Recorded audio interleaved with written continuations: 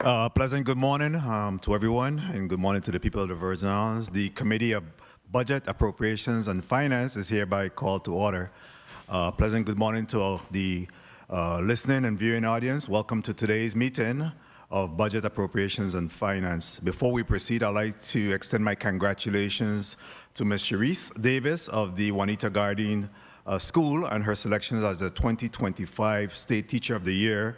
My congratulations also goes out to Virgin Islands track athlete Michelle Smith and her selection as the Freshman of the Year by the NACAA Southeast Conference.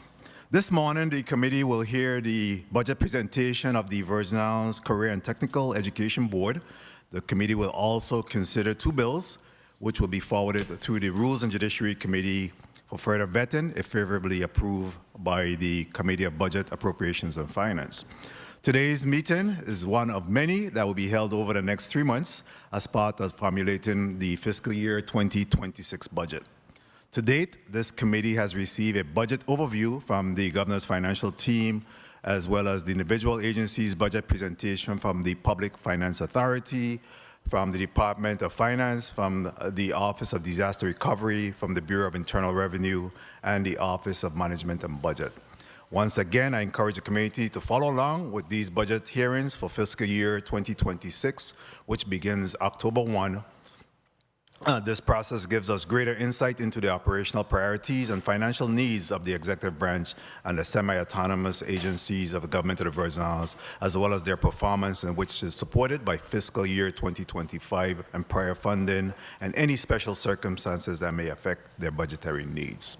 At this time, I'd like to encourage, or again, ask those in the audience to please turn your phone off or turn them on mute as not to interrupt today's proceedings, and ask the Madam Clerk to please read today's agenda into the record, and then we'll do the roll call.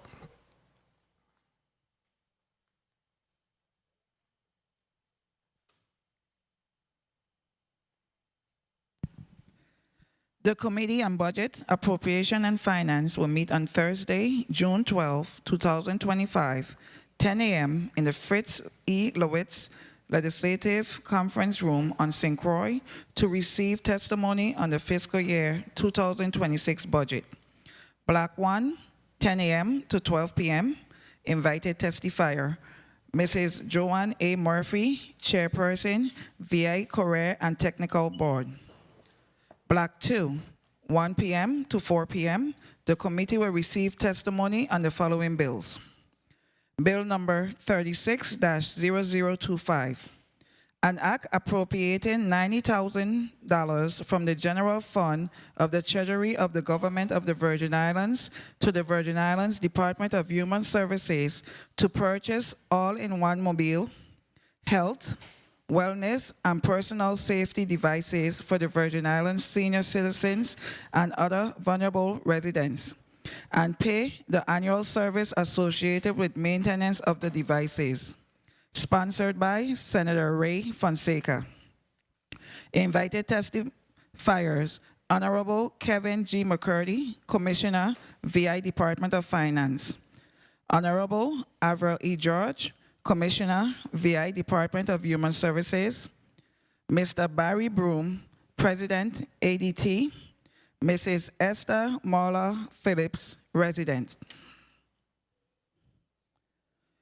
Bill number 36-0042, an act amending Title 33, Virgin Islands Code, Subtitle 3, Chapter 118, Section 3411, to increase the maximum judgment amount for the award of damages against the government of the Virgin Islands. Sponsored by Senator Alma Francis Heidegger. Invited testifier, Honorable Gordon C. Ray, Esquire, Attorney General, VI Department of Justice. This concludes the reading of today's agenda, Mr. Chair. Thank you very much, Madam Clerk. Can we have a roll call? Senator Marvin A. Blyden. Senator Blyden, present. Senator Dwayne M. DeGraff. Senator DeGraff, absent. Senator Ray Fonseca.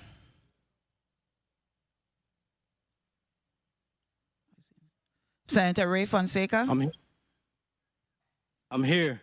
Senator Fonseca, present. Senator Noel E. Francis Jr. Senator Francis Jr., present.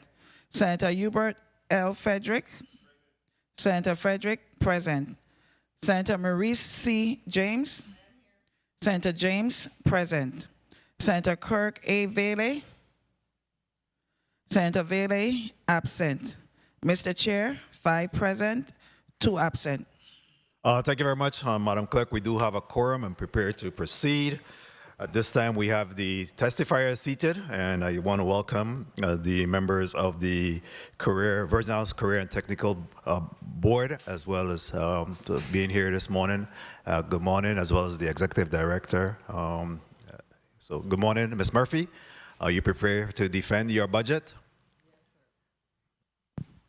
Please recognize the mic of the testifiers so that they could go ahead and introduce themselves.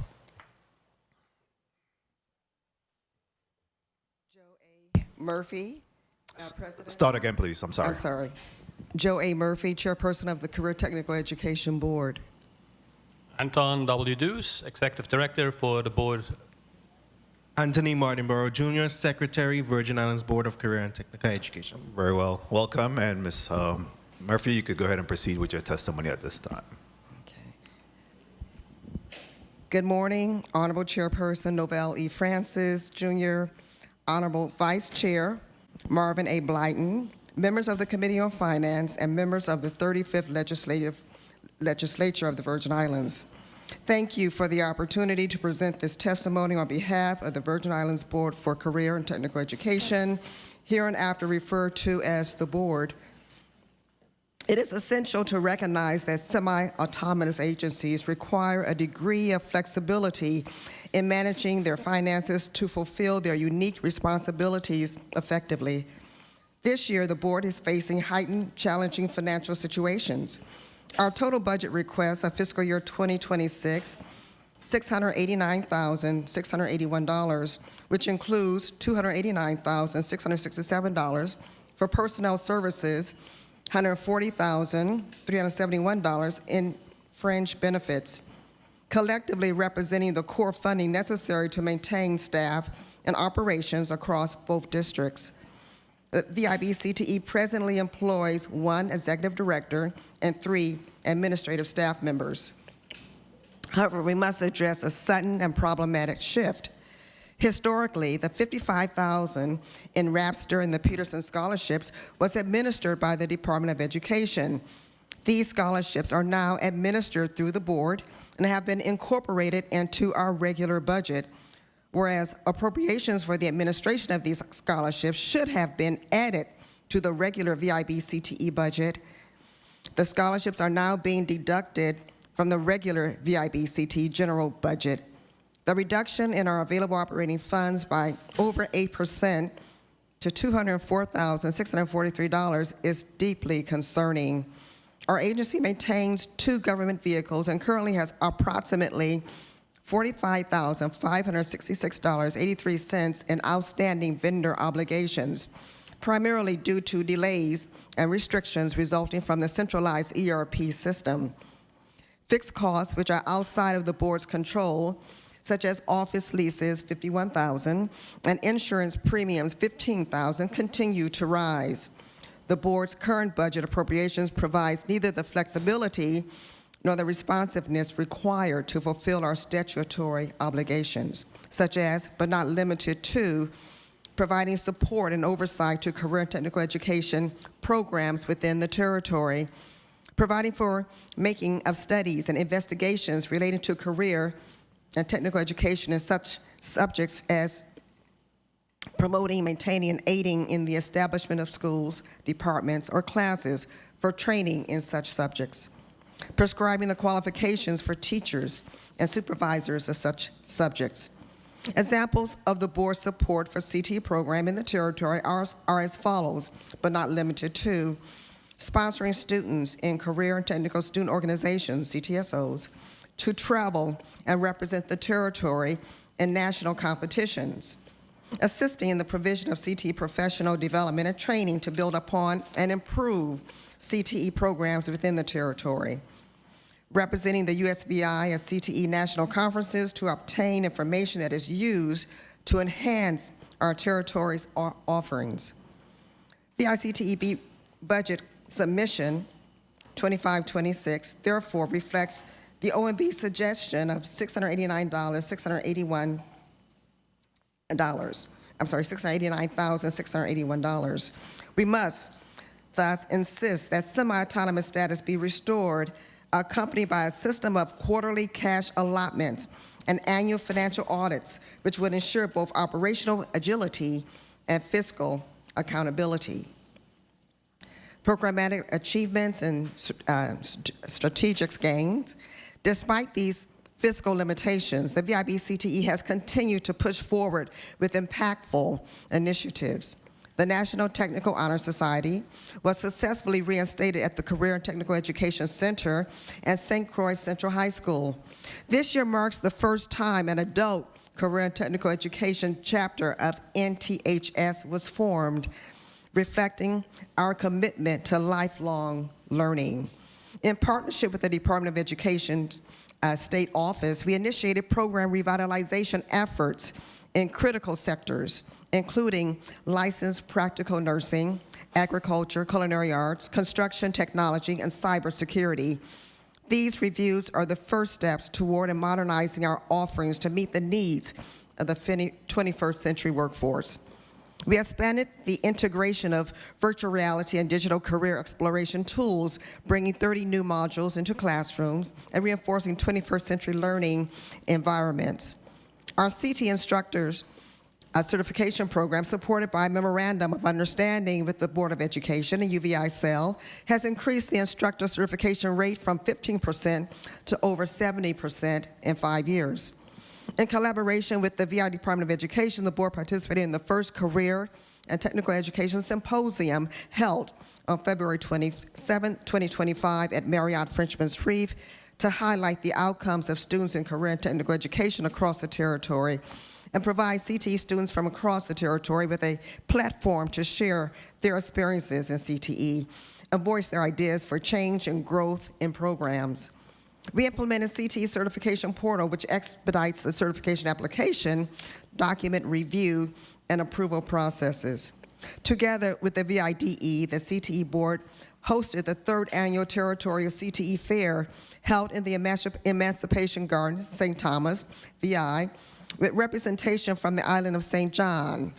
Exploratory students from public, private, and parochial elementary and middle schools, including students from public and private schools on St. John, explored the secondary and adult CTE program offerings and learned from their secondary peers at the St. Thomas, St. John, and St. Croix districts regarding CTE programs at the high school level. Exploratory students engaged in hands-on activities and trades, asked questions, and shared their learning experiences with mentors. Secondary students demonstrated their skill sets for various programs, including millwright, welding, HVAC, culinary arts, electrical work, carpentry, phlebotomy, EMT, nursing, plumbing, cosmetology, medical massage therapy, aesthetics, and others. Currently, there are 89 active CT instructors in the territory, of whom 45 are certified, 19 are pending recertification, and 25 employed but not certified. Additionally, 10 instructors are pursuing their credentials through study credits, online credentialing platforms, and professional licensing exams, with the goal of securing employment. Systematic challenges. A staggering majority of our career and technical education programs have gradually disappeared since 2000. Territorially, within some middle and high schools, there is a notable decline in CT instructors, and many of our current CT instructors are nearing retirement.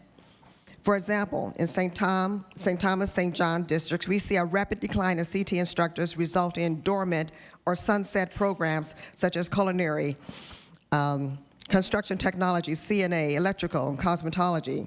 In the St. Croix districts, we have lost programs such as boat building, architectural drafting, diesel mechanics, and graphic design, and many others.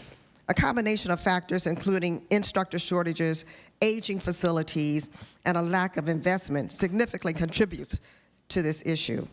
In many cases, programs are now just one instructor away from permanent closure.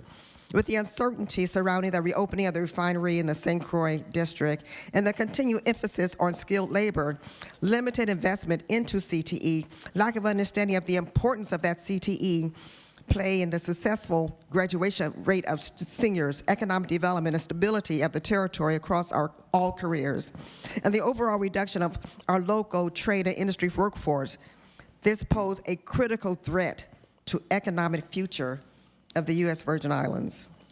According to the Association for Career and Technical Education, students who complete 2 to 3 CTE credits are 95% more likely to graduate on time and 90% more likely to enroll in higher education. This is because incorporating CTE makes learning more relevant and engaging. 79% of U.S. schools currently offer CTE programs, down slightly from 86% in 23-24 and 22-24. Over 152 state-level policies were passed across 40-plus states in support of CTE expansion, work-based learning, and public-private partnerships with a significant influx of state funding. There is a bipartisan consensus in Congress to protect or potentially increase Perkins funding for career and technical education programs, even amid broader budget pressures. These outcomes make it clear robust CTE programming is a pillar of student success. Legal framework, authority without tools. As outlined in Title 17, Chapter 23 of the Virgin Islands Code, the VIB CTE is the sole territorial entity authorized to administer, supervise, and develop career and technical education programs, including curriculum approval, credentialing, and instructor certification. Yet we face persistent structural limitations. To fulfill our statutory mandate, we must also be granted precise enforcement mechanisms to carry out the responsibilities assigned to us by law. The board does not have direct access to or oversight of the federal CTE funding, and the local financing appears to be non-existent. However, recent collaboration with the VI Department of Education State Office of Career and Technical Education, specifically Dr. Faulkner, has contributed to receiving some form of informational responses.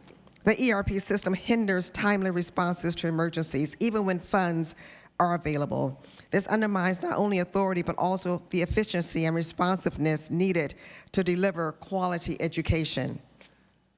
The path forward, the Ms. Lena Schulterbrand CTE Fund. In response to the limitations of current financial setup, we respectfully request legislative support for an appropriation of up to $600,000 to establish the Ms. Lena Schulterbrand CTE Fund. This fund would, number one, support hiring of part-time instructors, including journeymen or specialists, to bridge the skill gap in high-demand fields. Currently, we need to review our onboarding process for tradespeople. This is a working objective of the board. Support collaborative work with the VIDE and the VI Board of Education to integrate and align our academic and CTE curricula, thereby reducing redundancy in core academic credits. Supporting the development of programs in our secondary schools that align with the updated industry demands of the U.S. Virgin Islands. Our seniors can graduate with low-level certifications. Some of the current areas of focus include IT, cybersecurity, healthcare, carpentry, maritime, among others. Number 4, provide support to the VID CTE programs to aid in the maintenance of CTE classrooms, including assistance with obtaining necessary equipment and supplies that may be difficult for programs to acquire. Assist with more CTE teacher certification offerings at the national level, including CTE teacher appreciation scholarships, and increase exposure for CTE teachers. Number 6, implement shared instructional technology and pool financing resources with partners to contribute to the enhancement of a USVI shared longitudinal data system. This system will capture student data on career and technical education enrollment and outcomes, aligning existing systems of the VIDE, VIDOL, DHS, VIHA. The goal is to create a shared system that captures data on all students and residents. Specifically, since the reporting requirements of programs overlap and the valid data is currently complex for some agencies to capture. Number 7, provide paid internships for students in collaboration with the local businesses and create a memorandum of agreement with VIDOL to ensure that CTE students in each district are guaranteed participation in their paid internship and apprenticeship programs, cover emergency equipment needs, certification testing, and instructional support. Number 9, support CTSO participation with a proposed 80-20 cost-sharing model where families will pay 20%, the fund will pay 80%. The fund share costs to ensure accessibility.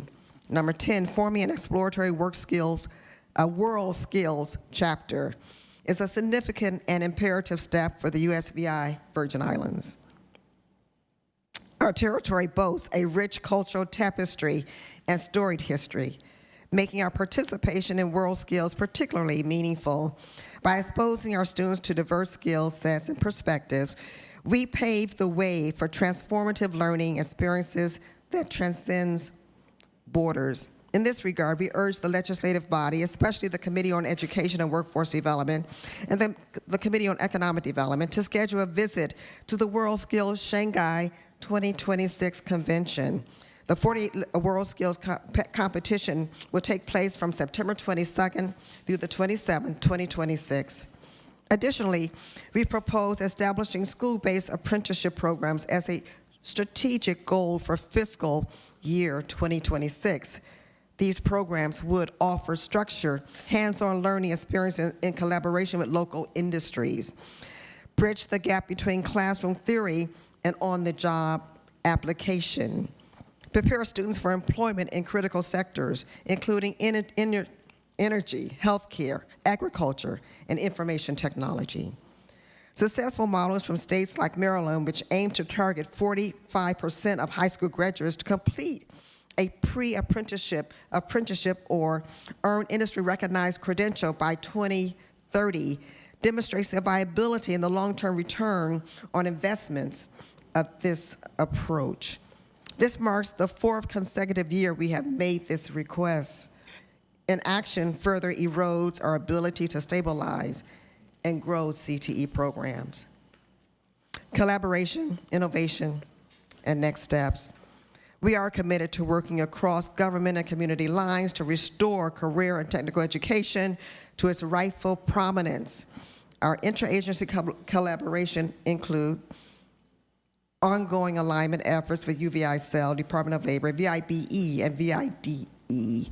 Continue to support the design of agriculture pathways from elementary through UVI degree programs, launching monthly town hall sessions and social media outreach to better inform parents, students, and employers of career readiness opportunities. Final remarks. In closing, I urge this legislative body to consider the long-term impact of underinvesting in career and technical education. VIB-CTE is mandated by law to establish, maintain, and supervise career and technical education programs and credentials within the territory.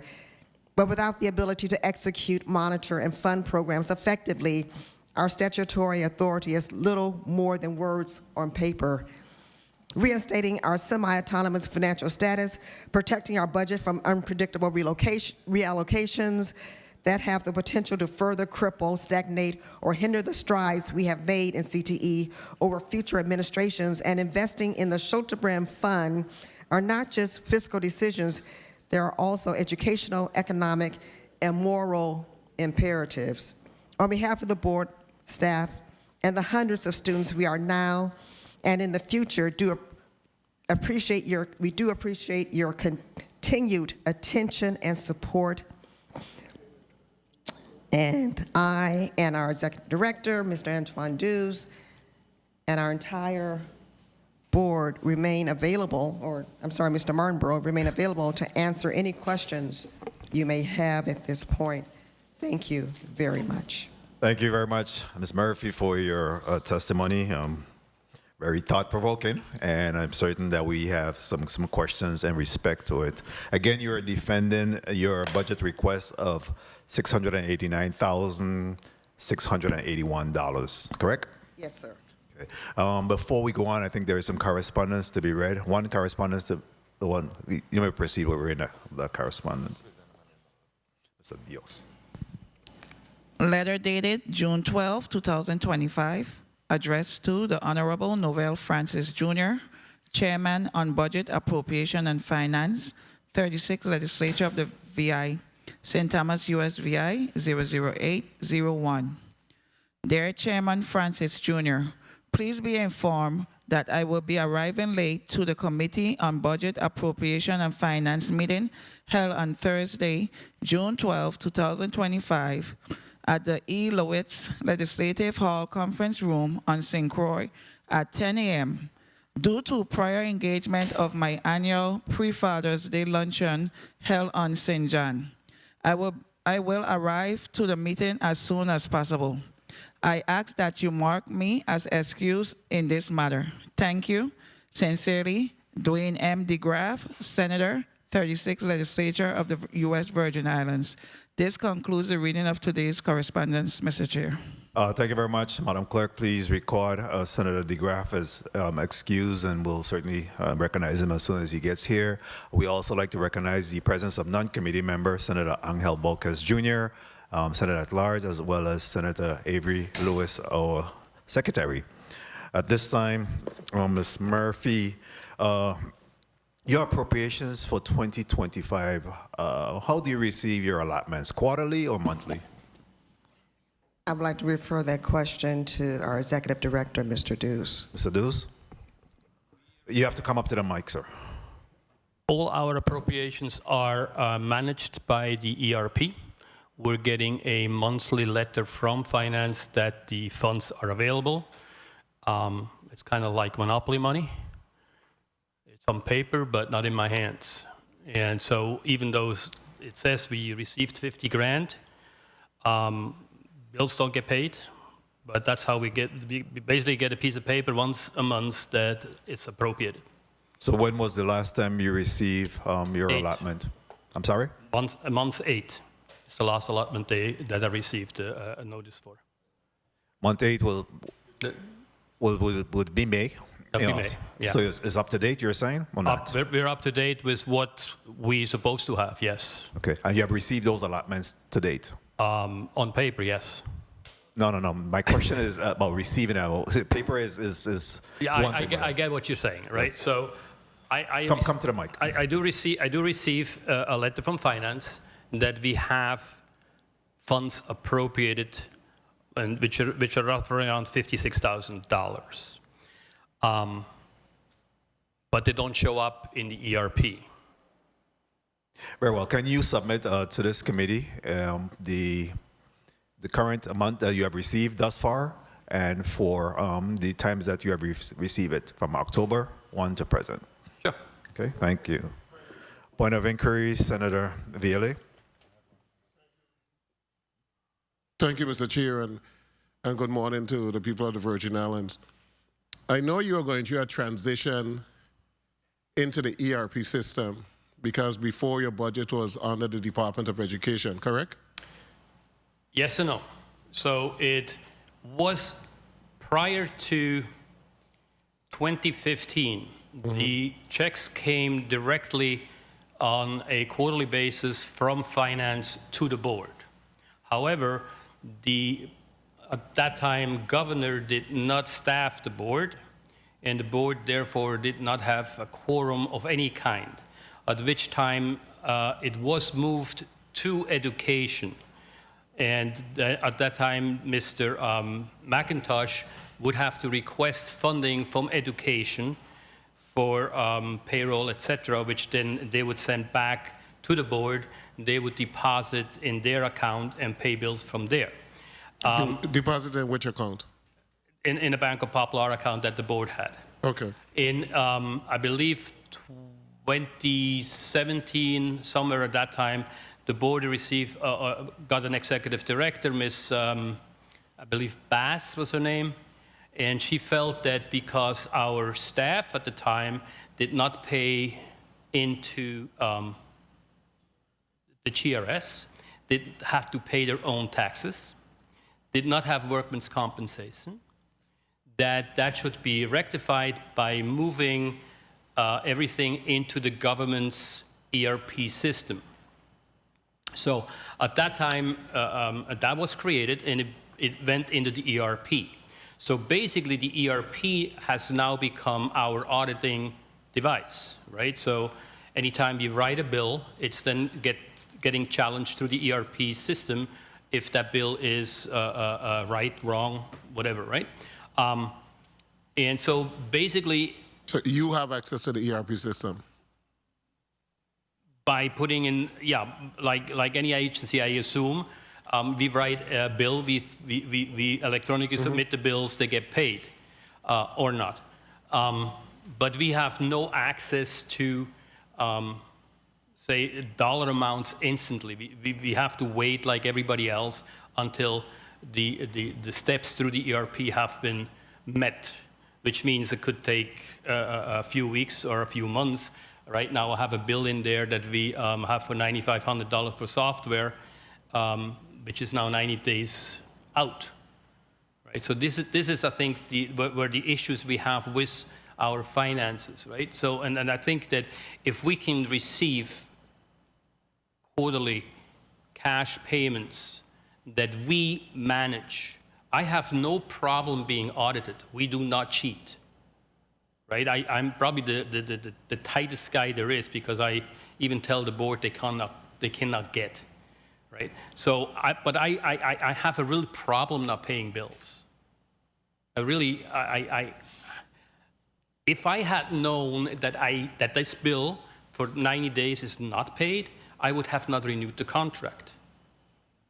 I moved the contract down from 30 grand down to 9.5. One second, because your problem is only the entire government. Yeah. Vendors waiting to get paid. Yeah, I don't want to fix it. But your staff is being paid through Department of Finance. The staff is paid through payroll, right? So all that is clean. That Okay. they all pay their taxes. They're in they pay into the GRS. They got their health insurance. All that was fixed. Okay. But in the same time, Thank you so everything much. else went in there as well. I just needed the clarity in reference to the ERP system, and in reading a testimony, I see that you're requesting an additional $600,000. That somehow you believe the board will be able to independently manage the $600,000 and become a quasi Department of Education over CTEC. How I read it. Which would be perfect. Okay, just want to make sure I have that understanding. Thank you. Thank you very much, Senator Viale and Mr. Deuce, for that response. Senator Blyden, you recognize your point of information. Thank you so much, Mr. Chair. Good morning to everyone. Morning, Mr. Deuce. Let me ask you in respect to what you stated, that you receive allotment on paper. How much cash basically received fiscal year 2024 to run operations? How many funds did you receive that you allowed to expend in 2024 fiscal year? So our payroll runs about half of our $600,000 allotment, and 55 of that is a scholarship. So we're looking about $230,000 total. That's all you expended for the fiscal year 24? That's our allotment, yes, and that's what we spent. So we're a tiny baby agency, right? Correct. With a very, very big responsibility. Of and course. I think this is where sometimes lump sum can help out. Look, I'll be honest, like anybody else, when we write budgets, it is sums that we think that we need, right? And if I don't go and think that I probably need a new computer that I don't need, I won't have money to go and help a student out when he wants to travel to a national competition. And I think that's where that Schulterbrand Fund comes in, because I think the board needs a cash vehicle. I'll give you an example. If you would bring your car to CTEC to get repaired and the lift breaks down, where does the money come from to fix that lift? Because education and my agency, we all go through ERP. That takes weeks. Get it. I get it. Thank you so much. And thank you, Mr. Chair, for... Thank you very much, Senator Blyden. Obviously, you need to apply for an impress fund that you'll be able to have access to with a limited amount, but you have to put in that request to the Department of Finance to facilitate an impress fund that would allow you to be able to expend money on an emergency basis, for those type of mundane responsibility. So you said that you have a vendor, you have outstanding vendors. Obligation for about $45,000. How many vendors is caught in that web for the 45,000, and how long or how aged is that the vendor's payment? So what I had my staff do is add every payment that went into the ERP that is not paid. So we have ABC services in St. Thomas for cleaning offices. I think they're out like 4 months that they haven't gotten paid. We're behind in lease payments. We have not received any scholarship money as of yet, which is not in here. That $55,000 is not in there. We're out $9,500 for the software for the goggles that we provide into career exploration. Altogether, I think some of the bills got paid this week, so it's probably down a little bit. These are all appropriated funds. It's just that I guess finance does have a little trouble paying them. Very well. So can you submit a clean version of what's owed in vendor's payment and to who? Also, the issue of the $55,000 that's now being levied against your allotments, have there been any communication with OMB in respect to that should be in addition to and not be assessed against your current appropriation? I certainly had that conversation. In writing? Well, by emails, but I did ask when I wrote the budget. I added the $55,000 above the $680,000 allotment, and I was told, no, the $55,000 you got to go and add that into your local grants, and that comes out, which now reduces my budget by $55,000. We did submit a letter to finance for the $600,000. I haven't heard anything back from them, and that was in March. But yeah, I did. To your question, yes, we did have that conversation. Oh, very well. Who's your budget analyst at OMB? Who do you communicate directly with? Miss, I got to look that name up. Okay. While you look that up, I'll have a point of information, Senator Viale. Thank you, Mr. Chair. I really want to clear some stuff up because you can't submit for the $600,000 unless this body authorized the $600,000 to finance. He said he submitted a $600,000 request to the Department of Finance. That would first need legislation in order to get the $600,000. That's first.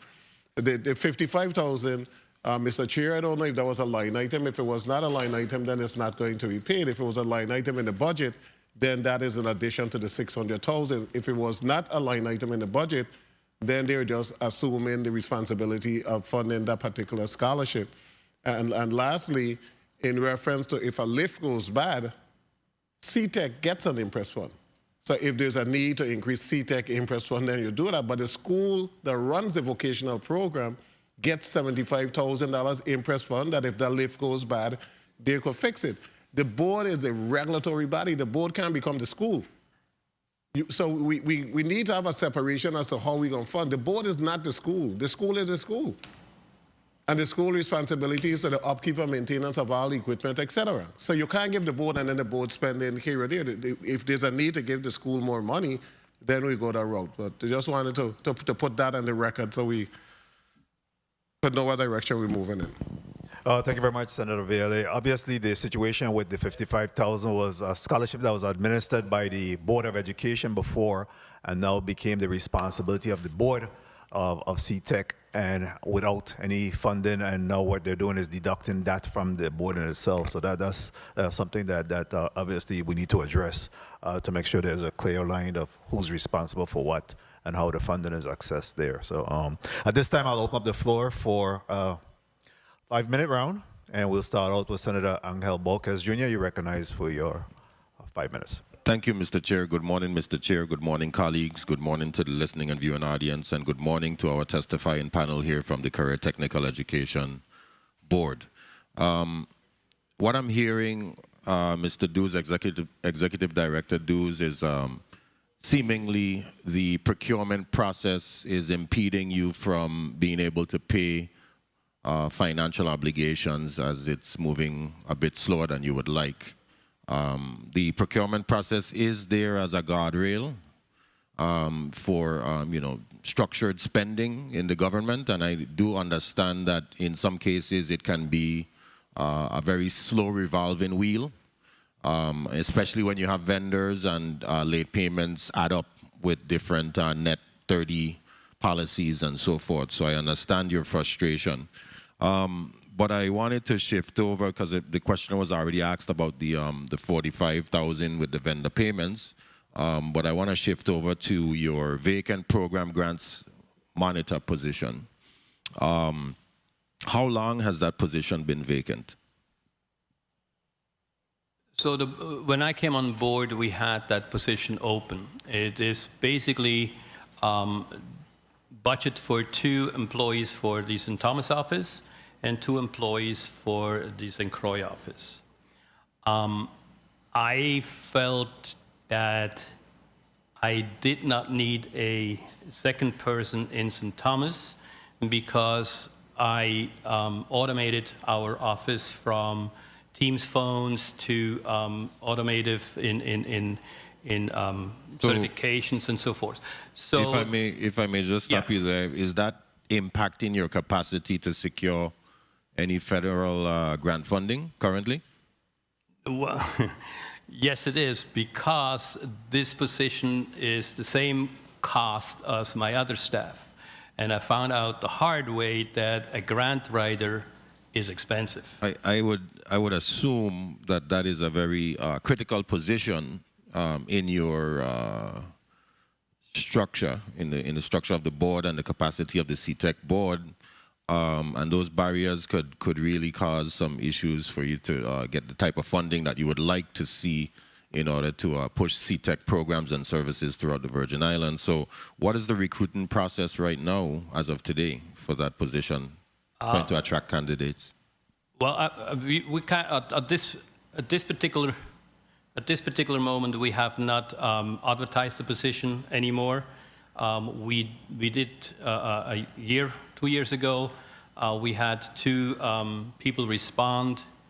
And I learned quite a bit about the grant writing issue on that part when it comes up to what those folks want.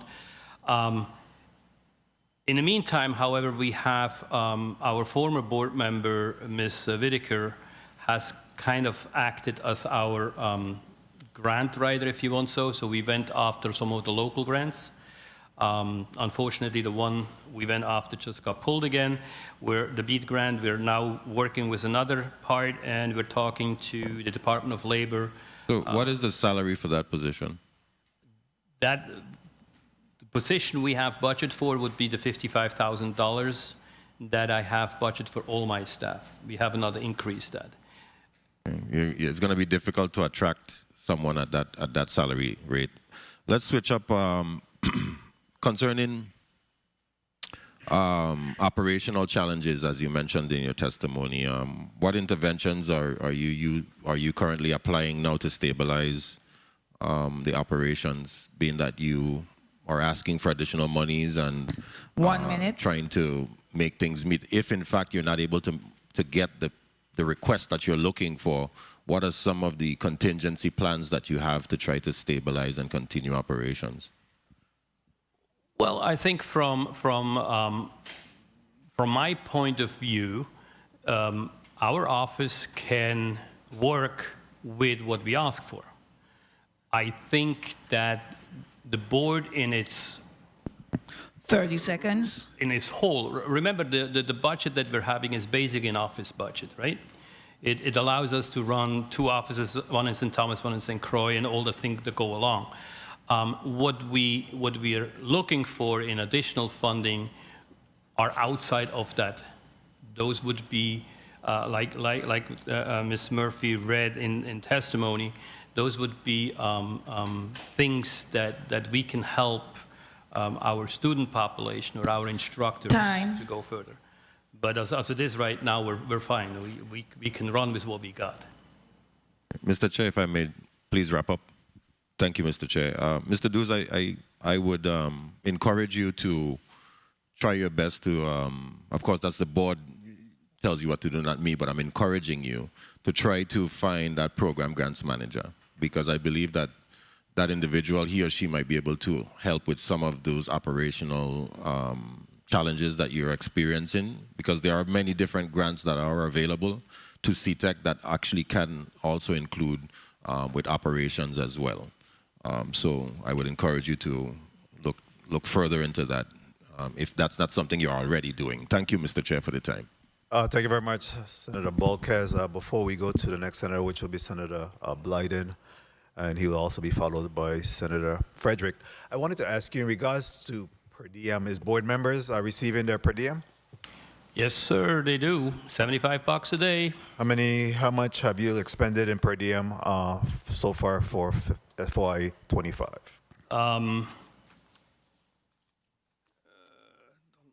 That's straight up, but it's somewhere in the $3,200, $3,300 range. Say again? $32 to $3,500 probably. 32 to 35. So remember, we have 5 board members. We meet once a month. I pay them $75, and the committees meet twice, 3 times maybe. So the average check that a board member gets per month is $75. All right. And that's up to date? That's up to date. Okay, very well. Thank you. The chair will now recognize Senator Blyden. You're recognized for your 5 minutes. Thank you so much, Mr. Chair. Good morning to my colleagues, listening, viewing audiences, staff, central staff. Good morning, Chairwoman, Mr. Moose Deuce, and Mr. Martin Barrow, and Chairwoman Murphy. Thank you so much for the testimony. Very, I must say, the statistics are important, and you hit the nail on the head with all of the different information you gave us, with different numbers, etc. Let me ask though, because as you stated in your testimony, it's a small amount, $600,000+, but the impact is tremendous in respect to training our young people and certification. The St. Thomas rent for the board properties, I know this is of April, it says pending. Are those rents still owed for both properties in the St. Thomas district? Yes, at this time they haven't been paid yet. Oh. When do we? Mr. Young is nice. He lets me slide.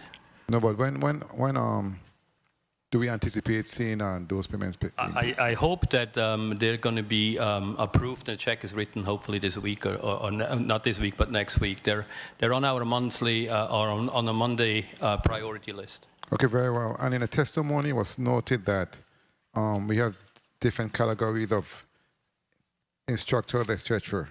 It spoke to 40 who are certified, but she says 45, but it says 40 in the testimony. 24 pending certification, and 25 employed but not certified.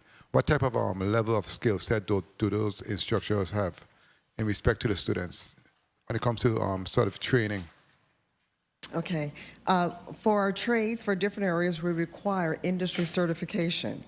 Now, as far as our certification is based on their ability to actually, once they have their industry certification, to instruct. Okay, because we do want our instructors to be capable of dealing with classrooms, our various students, the requirements of pedagogy. So, and most of our teachers, I put 45 because we have recently certified additional teachers, are certified at different levels. Some have full certifications, some have provisional certifications, some have temporary certifications. Okay, okay, very well. You spoke to school-based certification apprentice programs. What type of collaboration and or communication is going on with the Department of Education in that respect? Okay, our seniors, when they're able to, depending on their finances, they do provide certain internships, apprenticeships for, I should say internships, not necessarily apprenticeship, but internships for some of our seniors. But again, the majority of our students, they just don't have the finances to cover most of our students. I would like to cover all 11th graders, as well as all 12th graders who are in CT programs. Let me ask you, because with all of the recovery that's going on here in the territory, and the many projects, many projects, both public and private, that I'm seeing around this place, have we reached out to any of those contractors and subcontractors to assure that our students are being trained and have an opportunity to work with these individuals as we rebuild our territory? What's going on in that space? I think that's very important. As a matter of fact, at the Housing Authority, when I was there, what we did, we assured that any contractor come in must hire these individuals to work with them and learn, because they're the ones that have actually learned a lot. Many of them are still working and have improved in their skill set, and it makes a big difference. What's going on in that space? I think something like that needs to happen. It makes a tremendous difference. But the problem is who's going to pay these students. In other words, many of these companies, they can't afford to pay our students working during the summer, for example, for these different internships. That's a simple solution, you know. I disagree. Now, I have to say... Wait, we can't talk at the same time. Let's listen to me carefully. These companies are making billions and millions of dollars. They can't afford to pay wages in terms of internship. You're not paying them the full scale. At the same time, you can use that same student to help you as you move along with your company. So I disagree. We need to have them conversation. All of the time I spoke to them, they agreed, and they hired them. So I do not think it's being done, and it needs to be done. I don't want to hear that. That's not a good excuse, because I'm telling you, I'm not asking you, based on experience, 99% of the time, they don't have a problem with it. They really don't. But we need to have them conversations and put policies in place and see how we can get it done and make it happen. We got to be aggressive, honestly. We just 1 minute. Talk, we need to act. Sir, I agree with you, but for the most part, they prefer our adult CT students as opposed to high school. And we do want our secondary CT students to get that experience as well. But I agree with you. Again, there are different levels of training. There are different spaces in construction. They don't mind 30 having individuals seconds. being trained because they understand and they know exactly what's necessary to get the job done, and they can use these individual skill sets as they improving the skill set. So I'm telling you, there's ways it can be done. You just need to make it happen. You wanted to say something? Well, I wanted to go and agree with you to a certain extent. Okay. And it's not my place to correct you in any matter. However, there is a Department of Education, and there is the board. And the Department of Education, we're working very closely together with Dr. Faulkner from the State Department. Now, I told the governor once, when he says we don't have enough labor, says change education. I got labor for you. Because instead of putting kids in school at 7:30 in the morning to sleep on desk, put them on the workforce and get them to school at 12. But I'm not Department of Education. But that's just what you said. Because what we don't need is 7,000 engineers. We need 7,000 laborers. And I think the in-school apprenticeship, right? What we are really talking about is in-school apprenticeship means that they're starting with theory in school, but get their actual hands-on experience with the contractor. Correct. And in closing, you're correct. That's why I say we need to make it happen. There are different ways of doing it. And in closing also, as stated by Ms. Board Chair Murphy, students who complete 2 to 3 CTE credits are 95% more likely to graduate on time and 90% more likely to enroll in higher education. So it's a no-brainer. Thank you so much, Mr. Chair, for the time. Thank you very much, Senator Blyden. Senator Lewis, you recognized for your point of information. Thank you, Mr. Chairman. Good morning, colleagues. Good morning, testifiers. Good morning, people of the Virgin Islands. Mr. Deuce, I couldn't go no further with it. I have to correct you. Please don't just say we just need 7,000 laborers. We need skilled workers, right? We need engineers. We need, a diverse workforce group, right? So not just laborers. I ain't just sending them cheering them out there to pass the nail and, stand up behind somebody. I want them up front calling the shot. So your choice of word this morning kind of threw me I off. stay corrected. And then the next thing I wanted to correct you, if I'm not mistaken, because I wasn't on the system that long, the children do come in the morning and they do have their academics. And then at 12 o'clock they leave. So unless I incorrect, maybe former principal could help me, that from after lunch, 6, 7, 8 period, they're in the workforce. If there's supposed to be a change, let's, it's you're not in your head, but, you in charge. This is the board. Sit down with the Commissioner of Education, sit down with Ms. Faulkner and everybody else. Let's see how we could rearrange this thing. Thank you. Thank you very much. Do you have a response to that, Mr. Dews? Well, school basically ends at 2:30. Most construction companies shut down at 4 o'clock. That's my point. Senator Fonseca, you had a point of information? Yes, Mr. Chair. You recognize. Thank you. Mr. Deuce, on page 4 of your testimony, I wanted to ask you quickly, you spoke about the notable decline in CTE instructors, willing to continue the program. Have you ever done a study of what you're paying the instructors as opposed to what they can make in the private sector? Like, for example, an electrician, what are you paying an electrician? What were they making? Have you ever done such a comparative study? Yes, sir. Yes, sir. We did a comparative study not only here, but we compared the payment of CTE teachers throughout the United States. What were the results? The average salary of a CTE teacher in the United States is just around about $55,000. The average income of a plumber in the United States is about $250,000.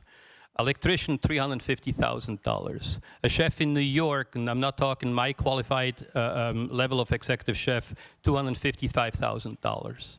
So attracting teachers in these positions, I think there are 2 things why folks would want, or 3 things why folks want to teach CTE. 1, and I think that's the most important, because they want to give back to our community and to our youth. 2, because they're getting into an age range where they feel that the security of insurance and pension is important. And the 3rd one are the folks which come straight out of school and make a career and continue to educate. The problem we are facing in the Virgin Islands is a decline of the total workforce, including the tradesmen who can teach. Look, I think the idea of journeymen, of bringing folks in for several hours a week. I talked to several construction companies who are willing to send their foremen or the supervisors to teach, and it's a great idea. How can you not do that? I give you 20 kids, you select 3, teach them while you get paid, and then take them to work with you. Who would say no to that? But we need to change the system. So that's a long way of answering the question. I wanted some numbers. So you're saying that, yes, locally you're offering a lot less than that they can make locally in the private sector working as a plumber or electrician. That's what you're saying? That's a yes or no? Yes, sir. Much less than they make in the private sector. Thank you, Senator Fonseca. Senator Viola, you recognize your point of information. Thank you so much, Mr. Chair. The school-to-work component have been around from the time I was in school. I think that the chair was in school, where individuals were assigned to Vialco and other entities and WAPA and went into those fields.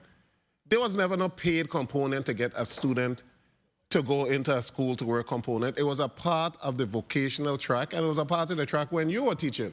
Your students went out on a regular basis. You didn't have to pay them as an 11 or 12 grader, because what they were receiving is training.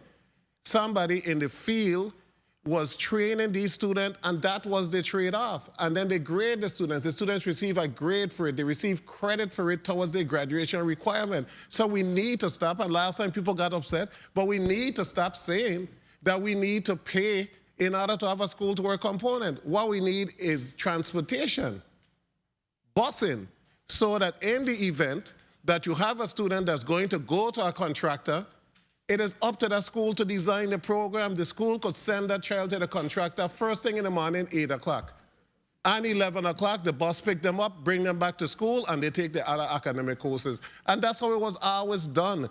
So it's the administrator of the school that has the authority through scheduling to say, take this class, we have 5 slots in culinary arts at this particular restaurant from 8 to 11. You send the bus to pick them up, they come back and they take the academic. That's the school. Stop saying we need funding, we can't do this. That is, you don't need $0. You want students to be intrinsically motivated to take these courses. Not you saying, I'm going to give you $10 to take this, so then the student... No, it was never that way. We have so many professionals now, fiber optics, I could call names, that went to a school to work component. The board need to make it mandatory that every track, every vocational track, has a school to work component that's administered by the administrator and the counselor for that grade level. The counselor is supposed to be going out and check. I had an academic school to work component for students who didn't take any vocational courses for the magnet program. You want to become a doctor? I send you to a doctor's office. You want to be a lawyer? I send you to a lawyer office. And it was free. The students took it. A lot of them are now professionals. Let's try to get our students moving in the right direction without that carrot in front of them saying, oh, we need money. No, it worked for years. Take that component out of your proposal. After the 12th grade year, then I can see the internship after the 12th grade, post-high school, that you try to get this apprenticeship internship with them where they paid a certain salary. But as high schoolers, the pay is what they're actually learning, the grade, the credits towards graduation. Just wanted to put that on the record. Thank you very much, Senator Viola. Ms. Murphy or Mr. Duz, you want to respond to that real quickly? Well, I do have something to say, and I certainly do appreciate Senator Viola's insight. But I can say 10 years ago when I served as the coordinator for CTE for St. Croix, we did receive $30,000 for each high school for their internship programs. And with that money, we paid for transportation. We gave a small stipend to students, and of course, if it was in the summer, we supported our instructors to work with our students in the summer. The programs were very successful. I'm not sure what the academic students did as far as their internships, but we made sure that our 11th and 12th graders, and even our 10th graders, were able to go to on-the-job training. But it was, again, with the help of this legislature, and I appreciate, the past support, but we do need additional support to make this happen. Please recognize the mic of Senator Viola. So absent the funding, you're telling me you're not going to have a school to work component because you can't give a small stipend, so you're not going to have it and you're just going to say, I need it? No, we're still trying to have it. No. But the program is much reduced. Are you going to have a school to work component whether or not you have funding? That's a part of the vocational block that they're in. So if you are able to give a small stipend, hooray, move on. That these students need to go out and get the experience. And there's nothing in the law, there's nothing written that says they have to have a stipend. I've seen programs throughout the mainland of school to work component where the trade-off is the education that they're getting from the skilled individual. Move on from the stipend. You should be getting money for transportation. We need money for equipment in the classrooms to teach them the latest methodology, etc.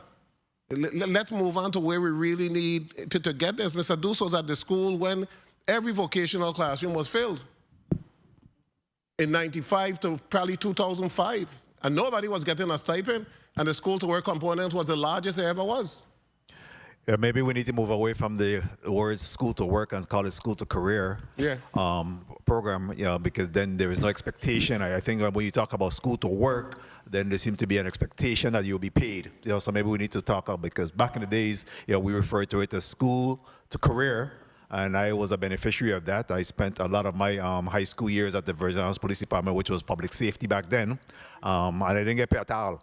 I still had a part-time job in order to be able to make ends meet, but certainly I welcome that. I spent 25 years after that, and were able to really exhaust all of the ranks as a result of that preliminary experience as a school to career experience. I'd like to recognize the presence of non-committee member, Carla J. Joseph. Thank you for joining us this morning, Senator. And at this time, we'll call Senator Hubert Frederick. Thank you for your patience, sir. I know you've been waiting, chopping at the bits for some of this, so you'll recognize for your 5 minutes. Thank you very much, Mr. Chair. A pleasant good morning. Testifiers, my colleagues, my office staff, central staff, and the listening and viewing audience of the U.S. Virgin Islands. Thank you guys so much, even those who are away. Thank you for joining us today. This is how we deliberate on budgets for agencies. Ms. Murphy, how you doing this morning? I'm doing well, sir. Thank you. Thank you for this information that you presented to us. I noticed that it sounded like you were a bit frustrated that you weren't getting what you needed to accomplish the objectives of CTE. That's what the presentation sounded like to me. Well, that's exactly it. I am frustrated. I realize that there are so many requirements of the legislature as far as finances. But I do believe that CTE is so important, not only for our students, but for the territory, for our future. And I think that more should be done to support our CTE programs. They are fledgling, they need support. And I totally agree. I attended the graduation recently, and I was so proud of the students. They did an awesome job. And I think there's an issue between the Board of Ed, your board, and I assume you're having some issues with OMB, with your allocation of resources, financial resources. Executive Director, Mr. Dews, I remembered you when I worked at First Bank. You were the head of the culinary program, correct? I always wondered what happened to you. Good to see you. So now you got promoted and you're not teaching anymore. Is that what happened? No. I keep on teaching. It's just not as a teacher. We never give up teaching. So you're not teaching culinary arts anymore? I teach culinary arts. I just don't do it locally in a school facility. But you can take my courses if you like. So, no, because I noticed in the testimony that was one of the programs that's no longer available. It's still available here locally, right? And I think, I agree with everything that was said by Mr. Vielle before. One thing Mr. Vielle though missed, Senator, sorry, forgive me, I'm right. I think one thing that Senator Vielle missed is that in the last 15 or 20 years, there has been a fundamental change in attitude of young people towards work, towards money, towards what's mine and what's yours. And I think that fundamental change is what we're trying to address. It is not that we think that we have to pay people. I think that in today's society, young folks are looking at a dollar more than they did in the past, certainly what we did.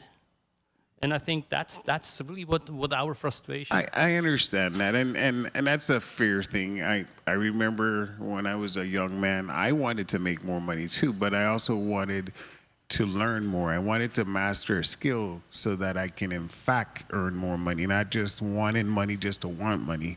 And so this particular program is a vessel to add to the earning power of young people. And I think if utilized correctly, they could do very well, because this doesn't have to be their primary work.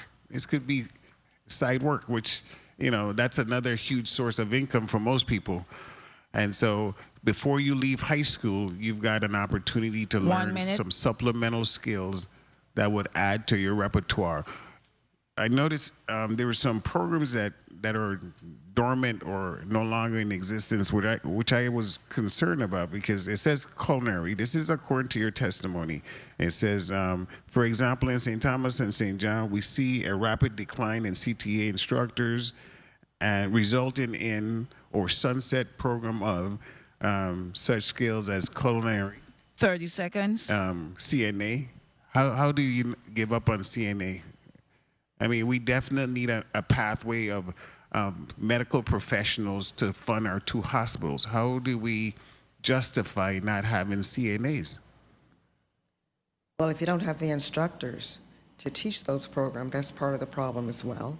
And it's not, when we say a decline, for example, when I started in the 1980s as an instructor at a junior high school, we had there was 7 fields in every junior high school for CT programs, okay?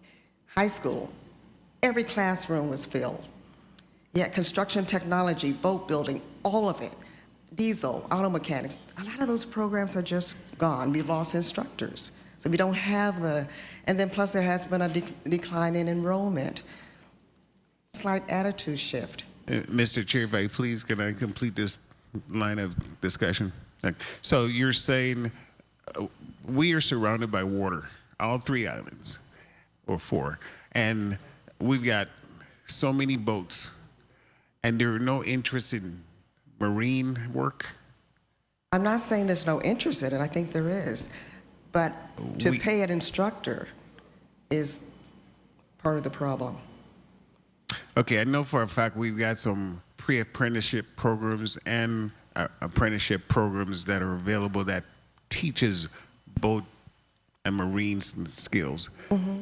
Why is it you guys aren't securing grants for that? If I may jump in here. Your question is very interesting, and you and I could go and talk about this for quite a while. Here is my fundamental problem with the United States system. You have workforce development, you have labor, you have education, you have CTE. These are all the same thing. Apprenticeships are not coming through the board, they're coming through the Department of Labor and Workforce Development and the Apprenticeship Council. So all these things, right, that you're addressing, we are aware of those and we have conversation with these folks, but we are not that particular board that handles those questions. Now, Dr. Faulkner from the state office and I have done some research with ACTE in having apprenticeship going into the classroom, right? So a pre-apprenticeship that leads then to the further one. I have, in my position in the gastronomy and hospitality, I ask several hoteliers, why don't you have an apprentice in your business? And they said, what is that? So I said, okay, look, you can have an ACF certified apprentice through the American Culinary Federation.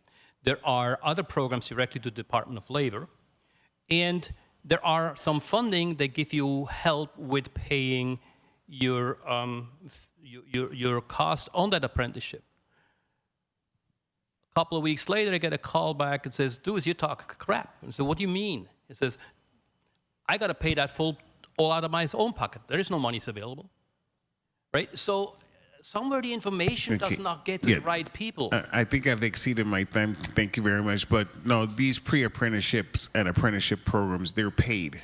So there's grant money available. So I think the board needs to really seriously consider a grant writer. Thank you very much, Mr. Chair, for the additional time. Thank you very much, Senator Frederick. Ms. Murphy, you had a response? Yes. As far as the workforce development and these apprenticeship programs, they're for adults. They're not for high school. We do work with the Department of Labor, and there's a limited funding that they have for our seniors as far as internships and what have you. But I think it's important to actually expand that in the high school. Thank you.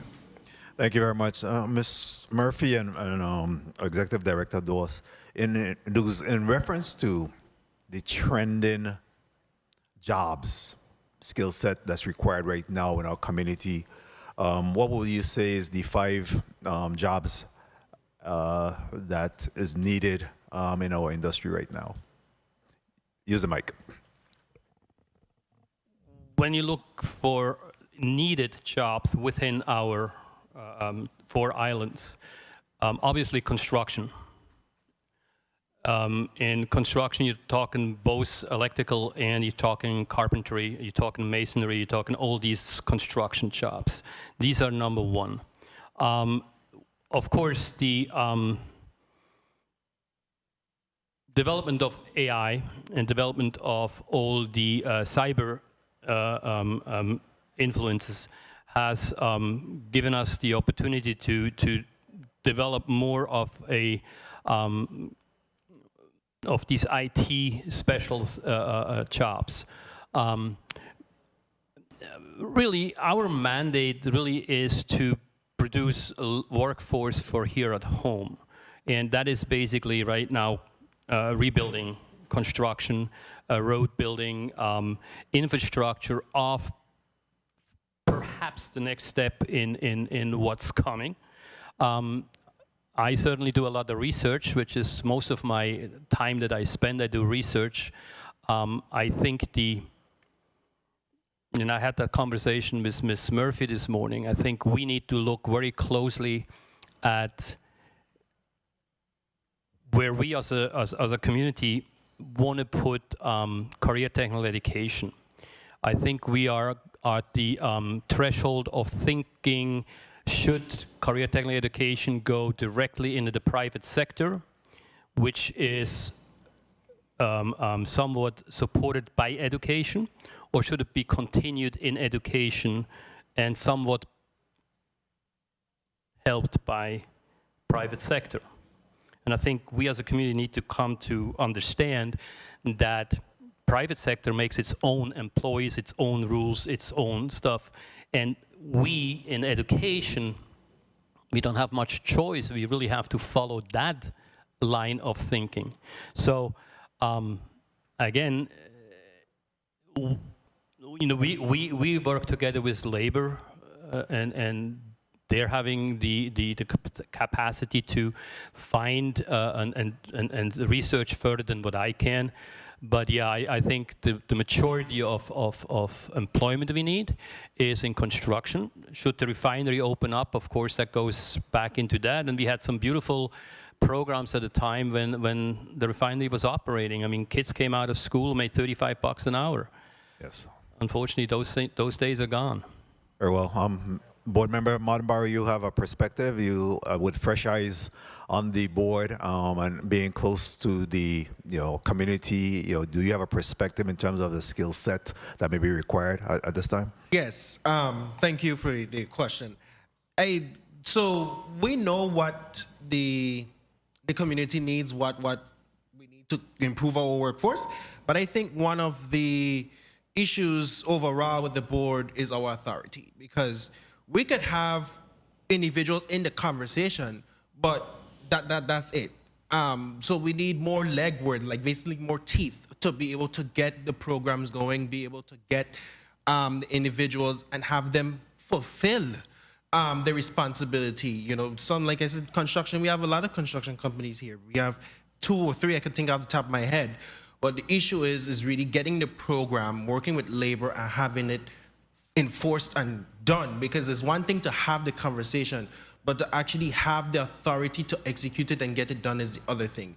And that's what the board is struggling so far. I've only been on it for almost 2 months on the board, and one of the issues that I keep highlighting is authority. But we can't do that. That would be legislatively. Okay, very well. So we look forward to recommendations on how we could address those concerns. I wanted to go to Senator Maurice James, but I also wanted to at some point come back because obviously we're seeing where certification is a challenge for instructors, and I want to have a conversation on how we as a body, could, I guess, lighten that burden in respect to allowing for individuals from the private sector to be dual role continue their private sector while still coming in and contribute to being able to provide some skill set. Quick point of information, Senator Blyden, and then let's go to Senator Maurice James.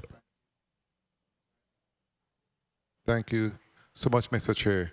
And while we're on that topic, I do agree, and we are going to have to see how we can assist, because I believe you know about the Youth Build program and the Housing Authority and Section 3 program. And what we did, I'm sure my colleague will speak to more about that when she begins to speak, but what we did as licensed individuals in all fields, we are the one that came in and assisted to assure that those individuals got certified, got training, got placed in job, and everything else that's included and inclusive of that space. And I think that's very important based on the challenges and the enforcement issues you're finding yourself with. I think we need to be creative and get it done, because at the end of the day, like I said, we have $23+ billion. We have a lot of work, but we don't have the workers. We don't have that certification. We don't have what we need. We don't need to be importing people. We have plenty bodies here in the territory. So I just wanted to put that on the record. Thank you so much, Mr. Chair, for the time. Thank you very much, Senator Blyden. Next, we'll recognize Senator Maurice James. So you're recognized for your 5 minutes. Thank you, Mr. Chair. Good morning, Virgin Islands. Good morning, colleagues. Good morning, testifiers. Morning. And everyone inside and outside the room. I want, first of all, to express my condolences to the family of Avelino Samuel of St. John. He is the cousin of former Senator Armando Laraki Liburd, but also is the brother of two of my dear college roommates, Carmen and Karen. So I offer my condolences to St. John. He's known as an artist. I think most of you know him.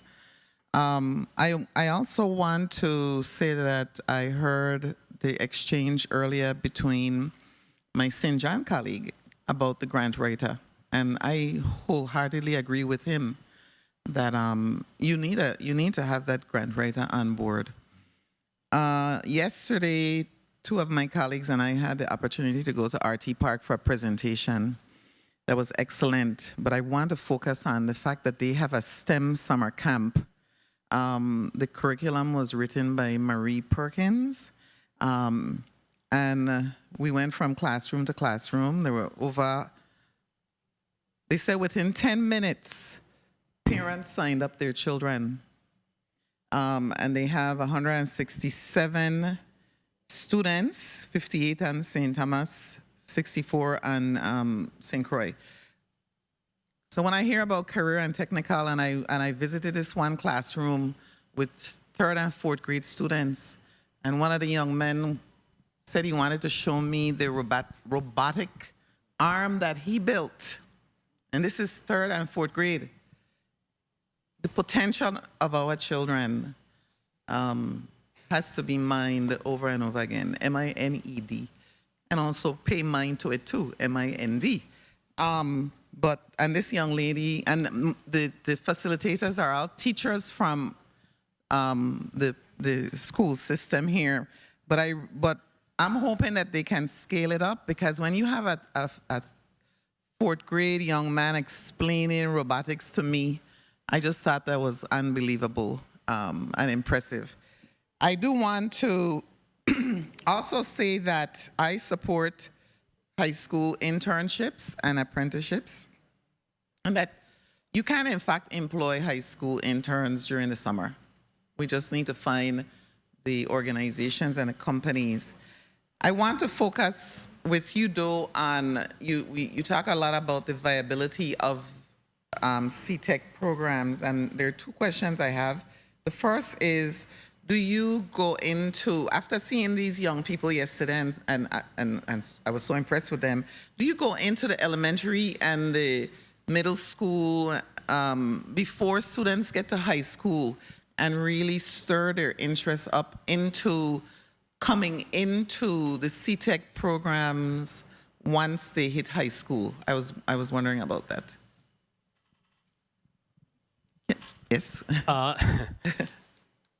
So the board has invested 2 years ago into goggles. We brought them for a demo. And we have these goggles in middle school as a career exploration tool. Okay. At this moment, I think we're up to 45 different jobs that these kids can go look through.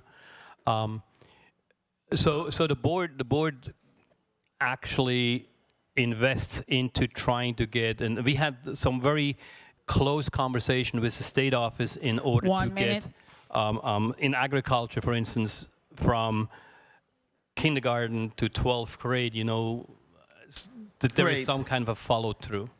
Right, so that we can feed the programs because we need to. But I'm a little concerned too. Have you been in discussion with, I guess maybe it's the office of the governor, or I believe it's coming out of the office of the governor, with respect to this technical college? Because how would that affect your viability, or does it enhance or diminish? What does it do to your programs? Okay. Yes, the discussion of the technical college has been ongoing for a couple of years. In fact, I should say that it started in the 1980s with Bobby Schuster and Roy Pemberton, but it's actually, I believe, coming into fruition. Right now, I know that it is in committee under Senator Lewis, I was told. So I think that I would like to refer questions about that to that committee. 30 seconds. I do want to say very quickly, though, I'm kind of going backwards. Other areas that we're very interested in is healthcare, childcare, agriculture. Those things need to be emphasized, especially healthcare. We're having an older population. Right. And it hurts me that I don't see our medical programs growing. And as far as recruitment, we do have programs where we have our teachers go into the junior high schools and talk about their different CTE programs to get them excited and sign up students. We do that. Okay. So that's exciting for me. Okay. That's good to hear. I was wondering about that because if we want the end product, the adults, to have all these skills, we have to start as early as possible to motivate them and find out where their passion lies. Because a lot of times, sometimes children just don't know what lights their spirit up until they see it. So yesterday with the robotic arm that I saw, this young man was so excited to show me. He offered to show me when I walked into the room. That in itself speaks, right, to the children we have. So, Mr. Chair, thank you for the extra time. I didn't ask you, but thank you. You're welcome, Senator. I saw you engage in that conversation, so I allowed it. At this time, we recognize Senator Fonseca. You're recognized for your 5 minutes. Yes, thank you, Mr. Chair, and a special good morning to all the colleagues. I saw the Honorable Carla Joseph was there. Welcome back, Senator. I know you have some good news for us, and good morning to all of you in the listening audience. Okay, I wanted to go real quickly to a question for either Ms. Murphy or Mr. Deuce. Are you familiar with the Work Opportunity Tax Credit Program, which is designed to give a general business credit? And if you are, have you been pursuing that as an incentive for some of the contractors to give employment to some of the apprentices? I can say that I am not familiar with it, but I'm going to investigate. Okay. Yes, it's a program with the United States, with the local Department of Labor. It's a federal tax credit designed to encourage employers to hire individuals who face significant barriers to employment. It includes veterans, ex-felon, long-term unemployed, and recipients of government assistance program. And you can go to the VI Department of Labor, and they'll give you all the details. They've recently presented the program, and that's a program that gives you the tax credit. In addition, they would submit IRS Form 8850 to the United States, to the Department of Labor. So that's a good program, and I encourage you to pursue that. It will be an incentive for the employers to get a direct deduction on their taxes. Okay, so currently there are 89 active CTE instructors.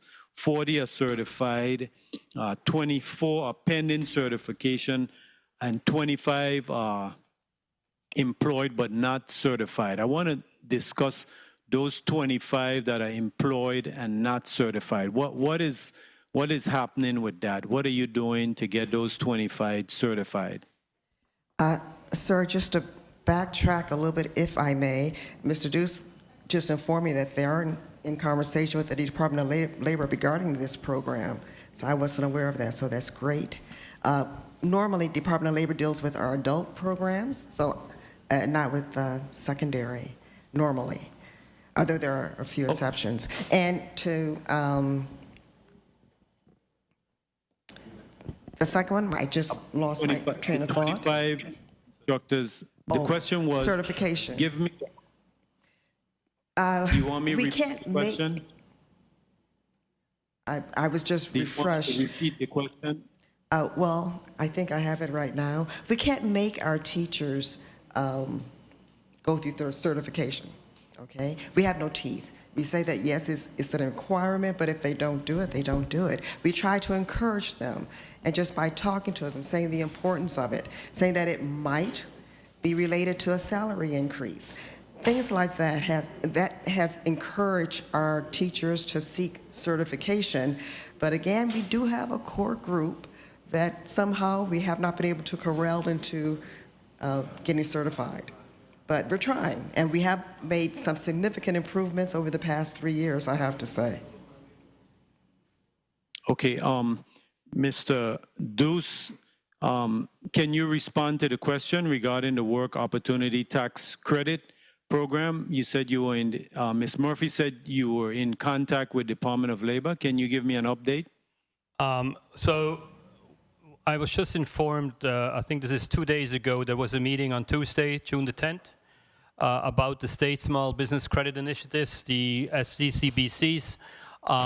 Mr. Malloy has pointed out that there are several vehicles are available, financial vehicles available through the Department of Labor. So I'm actually just about drafting a letter to the Commissioner to see how we can go and tap into those funds. Okay, awesome. Real quickly, I want to go to the Bureau of Corrections. They have that program where they're teaching inmates work skills. Are you involved with that on the instructional level as well? All right. So the program that the inmates receive at the prison, they come through UVI cell. A few years ago, we were approached about doing culinary training at the prison. The board is certainly supportive of any kind of program that goes into that specific area.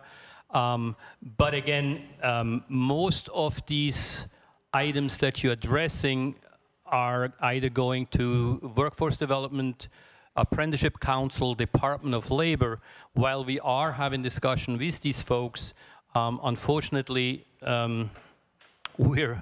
we're not authorized or have the leverage to go and get them anything to do. But yes, we were aware that the prison has several programs. Actually, I did visit the prison myself to inspect the facilities if it was appropriate to have an apprenticeship program there. UVI cell then went a different route because of the paperwork that I required through ACF. So, but that's all I know about that. Okay, so then you're going to enter into a MOA with the Department of Labor for that program. Is that the way how you're going to pursue that? That's certainly one of the avenues we can look at. Like I said, until I talk to Commissioner Malloy and see exactly what he has available, I can't give you a specific answer to that, sir. Okay, I heard my time was called, and so thank you, Mr. Chair, for the time. Thank you very much, Senator Fonseca, for your line of questions. Next, we'll recognize Senator Lewis. Avery Lewis, you're recognized for your 5 minutes. Thank you, Mr. Chairman. Good morning again, colleagues. Morning. Good morning, testifiers. Good morning, people of the Virgin Islands. Mr. Deuce, let's have a, do you have a copy of the post-auditor's report? No, you don't? Well, on page 7 of the Post Auditor's Report, in fiscal year 2024, you spent about $11,454 in communications. Could you expand on what is communications in the world of CTE? All right, so again, the communications that you're reading. Thank you. So when you read communication in my budget, that would be expensed for our new telephone that we put into both offices. We went on to Teams. We used to have not really dial phones, but very close to those old things. I felt that the cost of paying Vitelco these monies every month when you can make a free internet call was ridiculous. But we needed to have the infrastructure, so we had to buy new phones, we had to buy new stuff. Cool, I just wanted to know what communications look like in the realm of that line of question in there. Now, I want to change the conversation a little bit. When I was going to school, and certainly when a lot of us was going to school, we ended up in the current technical program because something attracted us. Or maybe we saw something, or it was a passion for something, or maybe we were something going on at the home where uncle or aunt or maybe a father or something was aligned already in current technical in that field. Now, with all what's going on in the world today, especially here in the Virgin Islands, where we're rebuilding to the tune of $23 billion, how does CTE see itself fitting into trying to recruit individuals, students, into some of the programs that you still have surviving? If I may, Senator Lewis, I remember when I testified earlier this year, one of the focuses that we're going to be honing into is going to the students earlier and working with the Board of Education to look at the curriculum for our middle school students and start exposing them to CTE from earlier. I really believe that we should not be waiting until high school for students to be exposed to career and technical education. So that's a focus that Chairwoman Murphy and I on the board are going to look into for this upcoming school year, how we could get CTE to the students earlier so that their interest is developed. So when they come to high school, they have more years to focus on the actual course rather than doing the prerequisites. So that is a conversation we're having, but we have to work with the Board of Education to look at what they're requiring and what they're prescribing and how what we want can fit into that conversation. So you're currently not doing it? As of the moment, no. There are some programs. No. There are some You're things. not doing it? Not doing what exactly? You're not recruiting, you're not out there, we are not advertising, we do fairs and stuff. No, wait for me. Sorry. Wait for me. So you're not doing any of that at this current time? Because I'm asking, how would the children in 6th grade, 7th grade know what's going on the junior high or the high school level as it pertains to current technical education? How are we recruiting? The military to make it to our schools. Everybody make it to our school, but they look like UVI and you all can't get in the school. So tell me what's going on. The 1 minute. So, it's a tricky question. And the tricky question is, again, that the Department of Education is promoting CTE through the State Director's Office. We are supportive of anything that the Department of Education does. We also run some ads. I actually had 30 seconds. About 6 hours of radio advertisement that I threw Ms. Murphy in to talk about CTE, to bring awareness of. I bought a TV show on I forgot what it's called. Okay, we're trying to recruit as much as we can, but the majority of recruitment for us is really the teachers. It's the teachers. It's really the instructors. That's where we're really concentrating on, because can't teach without the instructor. It's in your testimony that you're at the verge of losing some teachers, whether leaving or through retirement or whatever.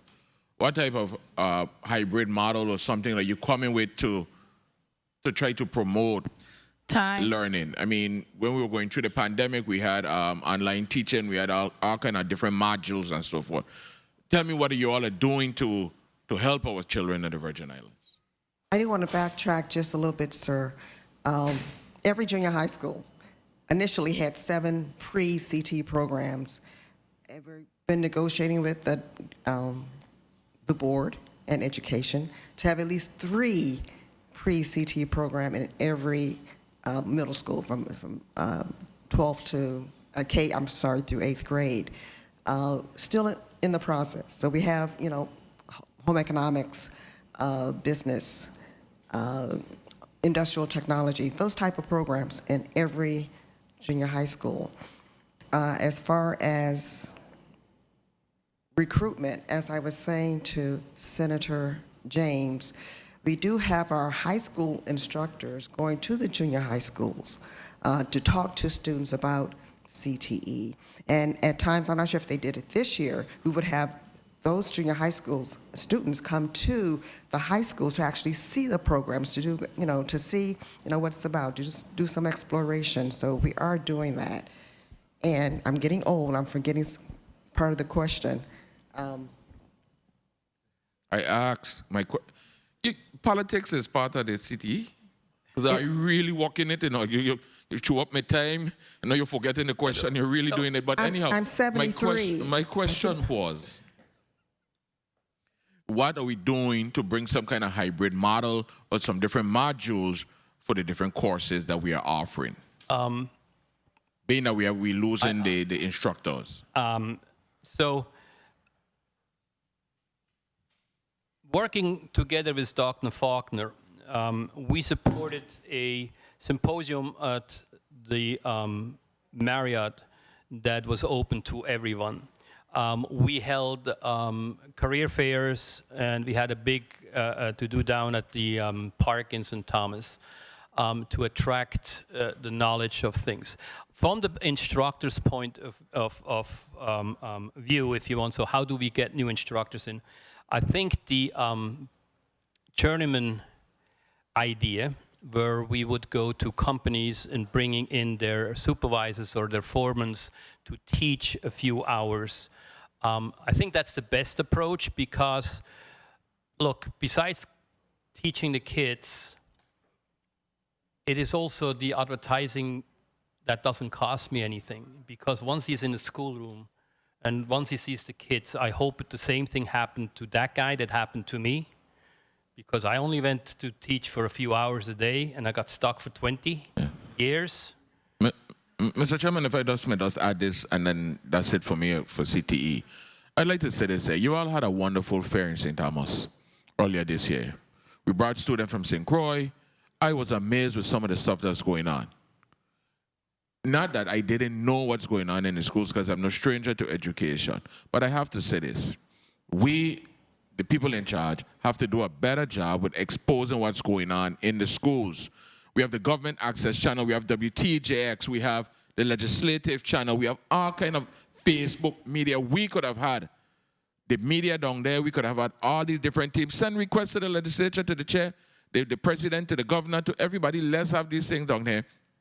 Let's do field trips. Let's invite the children who's coming from the 5th grade to the 6th grade, who's going, we don't have no more 6 to 7, right?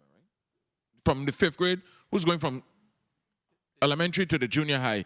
Let them be exposed. Let them see what's going on. Something will spark an interest. Every day we turn on the TV, there's some kind of senseless act of violence. People, let's start thinking outside the box. We cannot continue sitting in a corner and thinking that they're going to drop in our laps. Let's get the children out there exposed. A nice field trip that would have done so good. Reach out to the legislature. Maybe we could have sponsored lunch for them that they don't have to go back and forth. Come there, see what's going on. The cosmetology, the young girls love the cosmetology stuff. The guys that went into the construction, the engineering. I was so amazed that during our carnival time, I didn't know that the AutoCAD class who map out the whole food fair and everything. These are things we do. Our children, for free. Thank you, Mr. Chairman, for the flexibility and time. Thank you. Thank you. Thank you very much for that passion, Senator Lewis. And, you know, again, when you look back at and we talk about evolving as a community, back in the days, I mean, we had VICA at the schools, and I know a lot of those that I took electronics with Mr. Chester Benjamin when I was in high school back in the days, and the nursing program was there, and we saw where there are career individuals that's not retiring from those programs, you know, because it's been 40 years since I graduated from high school, you know, but aging myself, you know what I mean? But yeah, I celebrated 40 years last year. But you know, the truth is that you know, we have these individuals that are still capable and available to you know, to support. They still have some fight in them, and they're willing to come to the to our CTS. We had double session back then. Yeah, back in those days. But my question to you is, what are some of, besides the industry certification that's required, what is the other certification to allow for instructors to be able to teach at CTE? Well, first of all, the industry certification is most important. In other words, if someone is not qualified in their field, they can't teach it. And then what we do as far as certifying them to instruct and asking them to take certain courses, such as I think VI history is essential. They have to understand the history of our people, our students here. Certain pedagogy, methods of instruction, that type of thing, those things are important. So we encourage our teachers to take those pedagogy subjects so they can be able to teach their field. But in this time that we're in, where we're talking about ramping up into you know, certification in our fields, trade aspect of it, are we still requiring those type of certifications? Certain for instructors? Yes, certain certifications I think are essential. Yeah. For example, for NCCR, for the National Center for Construction Education and Research, they do have a teacher training program. So once our teachers go through that teacher training programs, that's satisfied, as far as we're concerned, most of the pedagogy requirements. But it is important. I know some excellent tradesmen, excellent in their field, but not very good teachers. So we have to make sure that our tradespeople are people who are certified in their industry, who are licensed, that they also have teaching skills. And so we look at their background, we look at things that they have done as far as their training, and then we add whatever courses we think are required to sharpen those skills. Very well. Senator Viela, you're recognized for your 5 minutes. Thank you so much, Mr. Chair, and good morning to the people of the Virgin Islands. Good morning, colleagues. Good morning to the people of St. Croix. Good morning, testifiers. I want to start off very positive. I love the idea of journeymen, part-time instructors. That's where we need to go. I've been saying that for the last 8 or 9 years and haven't seen any action. Are you coordinating that effort with Department of Education to be able to utilize a substitute teacher funding pool to fund these positions? Because we've been saying, how are we going to get vocational teachers? There's a substitute teacher fund established in the Department of Education that's supposed to pay part-time individuals. Have you had a meeting with DOE, and have you had a meeting with AFT, the union, to make sure that they don't oppose this idea? All right, so let's go with the... Okay, wait, hold on that question. Remember that question. That would come back towards the end, because when you said so, my 5 minutes gone. So let me continue with my questions, and then you answer that one at the end for me, please. You know me too much, do you? Yeah, I work with you a long time. So no, hold up. okay. I got to the next question. Write that down as your last response when I'm finished. There's a disconnect. You know, you're testifying, and I can feel the disconnect. I know there's a disconnect, and the disconnect exists between Department of Education, Board of Ed, CTEC, and Department of Labor. There's no coordination in any aspect of anything moving forward. Because such a wonderful idea should have gone to the Department of Education. They should be signing on. They should bring in the unions. But if we need to do it, we'll do it. In reference to the question that was asked by the administrator educator, when St. Croix especially moved to K-8, it severely decreased our pre-vocational programs, correct? Yes. Into the mic. Yes, sir. Additionally, when Pearl B. Lawson, Eulalie Rivera, and Juanita Gardine were turned into K-8 campuses, those campuses did not have technical or pre-vocational labs. So literally, they're using classrooms. So it wasn't configured, nor did the Department of Education say that since we move into these facilities and we want to continue to push vocational education, we're going to have to design some labs. So most of the school only have one vocational program. I think Grove School had agriculture. They only have one. They're not choices for students to take or for students to get exposure. So that was literally gone. On the high school level, there's nobody coming before the finance committee and advocating for the finances necessary to run vocational education in terms of updating equipment, supplies, labs. You could go to welding. The welding lab is the same from 1995.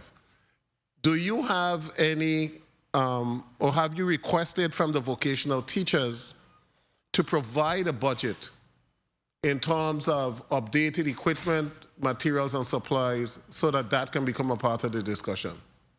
Have you done that? We from the board's directive, no, we have not. However, Okay. we have conversation with Ms. Mills and her counterpart in St. Thomas, who has that exact request on a yearly basis from the instructors. Okay, so That should be available because they're doing, on a yearly basis, they do an evaluation of each of the labs and then send it in to her, Yeah. right? And you have not, and in all honesty, you're really not supposed to, because that falls under the Department of Education and falls under the coordinator for vocational education. That's the responsibility of that particular person. You guys are the regulatory. You're supposed to do certification of teachers and that type of stuff. Programs, that type of stuff. But because of the lack of individuals putting CTEC at the forefront, this regulatory board is now becoming like the advocate and saying, well, they're not doing this, so we need to do it. But in all essence, it's the Department of Education colleagues that's supposed to be doing this. In reference to the Perkins Fund, how much are we receiving in Perkins dollars every year? It's just about $1.6 million, out of which about 400 are administrative fees, so it leaves probably about 500,000 to 600,000 per district. Yeah, if 1.6 and that 400 is administrative? I took a little bit extra there. So It's only about 600,000 per district. per district? Per district. So which is 1.2 million. Are you involved in any of the decision making in reference to the utilization of the Perkins funds? No. Have you requested Yes. to be in? Yes. So over the years, as you know, we had many discussions, and I'm not here to bash education. This particular board was created to manage all federal funds, which was the Perkins grants, which came in flourishing in the 50s. Again, because of past governors and not staffing the board, the Perkins was then moved into a new office, which is now called the State Office of Career Technical Education and Adult Education. That office manages the Perkins. We have a new director in there, Dr. Faulkner, who is very, very open in giving Involved in the board? Involved in the board, giving us a lot of information. We do much more than we ever did with that particular office. That's why I know where the numbers are. We have asked Ms. Faulkner for the reports. We received them. We are not in the in the decision-making process of how the funds are administered. That is basically Dr. Faulkner's responsibility at the moment. Although every time we do ask, she usually brings back the numbers or gives us the answers that we need, which is very, very healthy compared to what used to happen in the past. Okay, let me close out because I don't want to go too much. And thank you, Mr. Chair. There's a need for skilled labor. I keep on hearing all the conversations, and the Department of Education come and we try to all this bells and whistles. We want to do cyber security. We want a school of finance. We need skilled labor. We need masons, carpenters, electricians, plumbers. So I'm hoping that this is where these journeymen are going to fill that void. We have been in discussion in the legislature in reference to billions of dollars in disaster recovery and contractors that are going to be looking for individuals to work.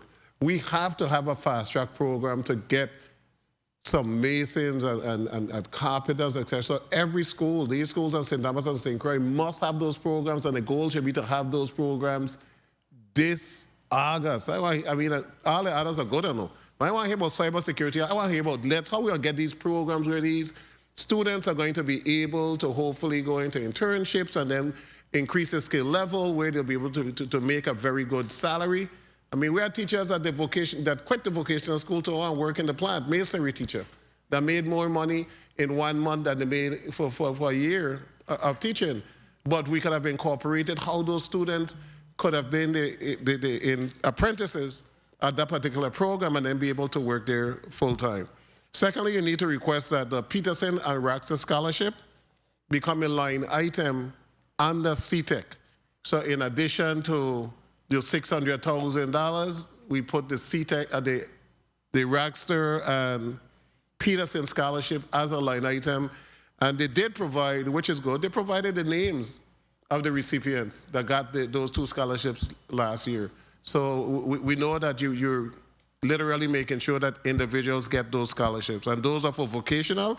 Students are going into vocational areas? Yes, they're going into either technical school, and we follow up on them. We give them calls. We want to know what they're doing, what their grade levels are. And one of the requirements is that they'll be coming back and give back to the community. Now, giving back to the community, we didn't... that requirement is written into the scholarship? Yes, they signed for that. And if they don't come back, then they have to pay back the scholarship? They should. Yes or no? No. So then you ain't got a requirement? It's kind of like our agency, yes, sir. Thank you, Mr. Chair. Thank you very much, Senator Vielle. And I think the reality is that we have had to go back and look at some of our retirees to fulfill that backlog of that void in our workforce. 60, 70, 80-year-olds has now come out of retirement to be able to support and assist, and we need to capitalize on that by pairing them with some of our young individuals so that they could gain that experience and be able to move forward. Because again, there'll be a fallout at some point where we'll see that these individuals are being forced back into retirement. So yeah, we have our work cut out for us. At this time, the chair will recognize Senator Carl J. Joseph. You're recognized for your 5 minutes. Thank you so kindly, Mr. Chairman. A pleasant good afternoon to my colleagues, the viewing and listening audience, and of course, the individuals here testifying to defend their budget for the career and technical education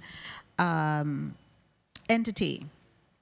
I want to first wish all of the fathers present and those in the listening or viewing area of my voice, happy Father's Day in advance. Fathers play a critical role in all of our development, and they're those of us who provide both mothering and fathering qualities.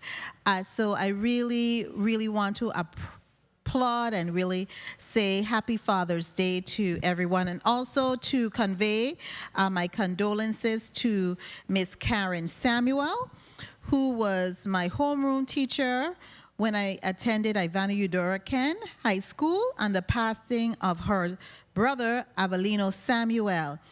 I pray that our good God comforts and grants them peace and strength during their time of bereavement. Now, I want to go down to your budget, because I see that there are some good points. You have received a little bit of a little bump in your budget based on what the governor has indicated. And I understand that you're still struggling to get a handle with the Perkins money, federal funds.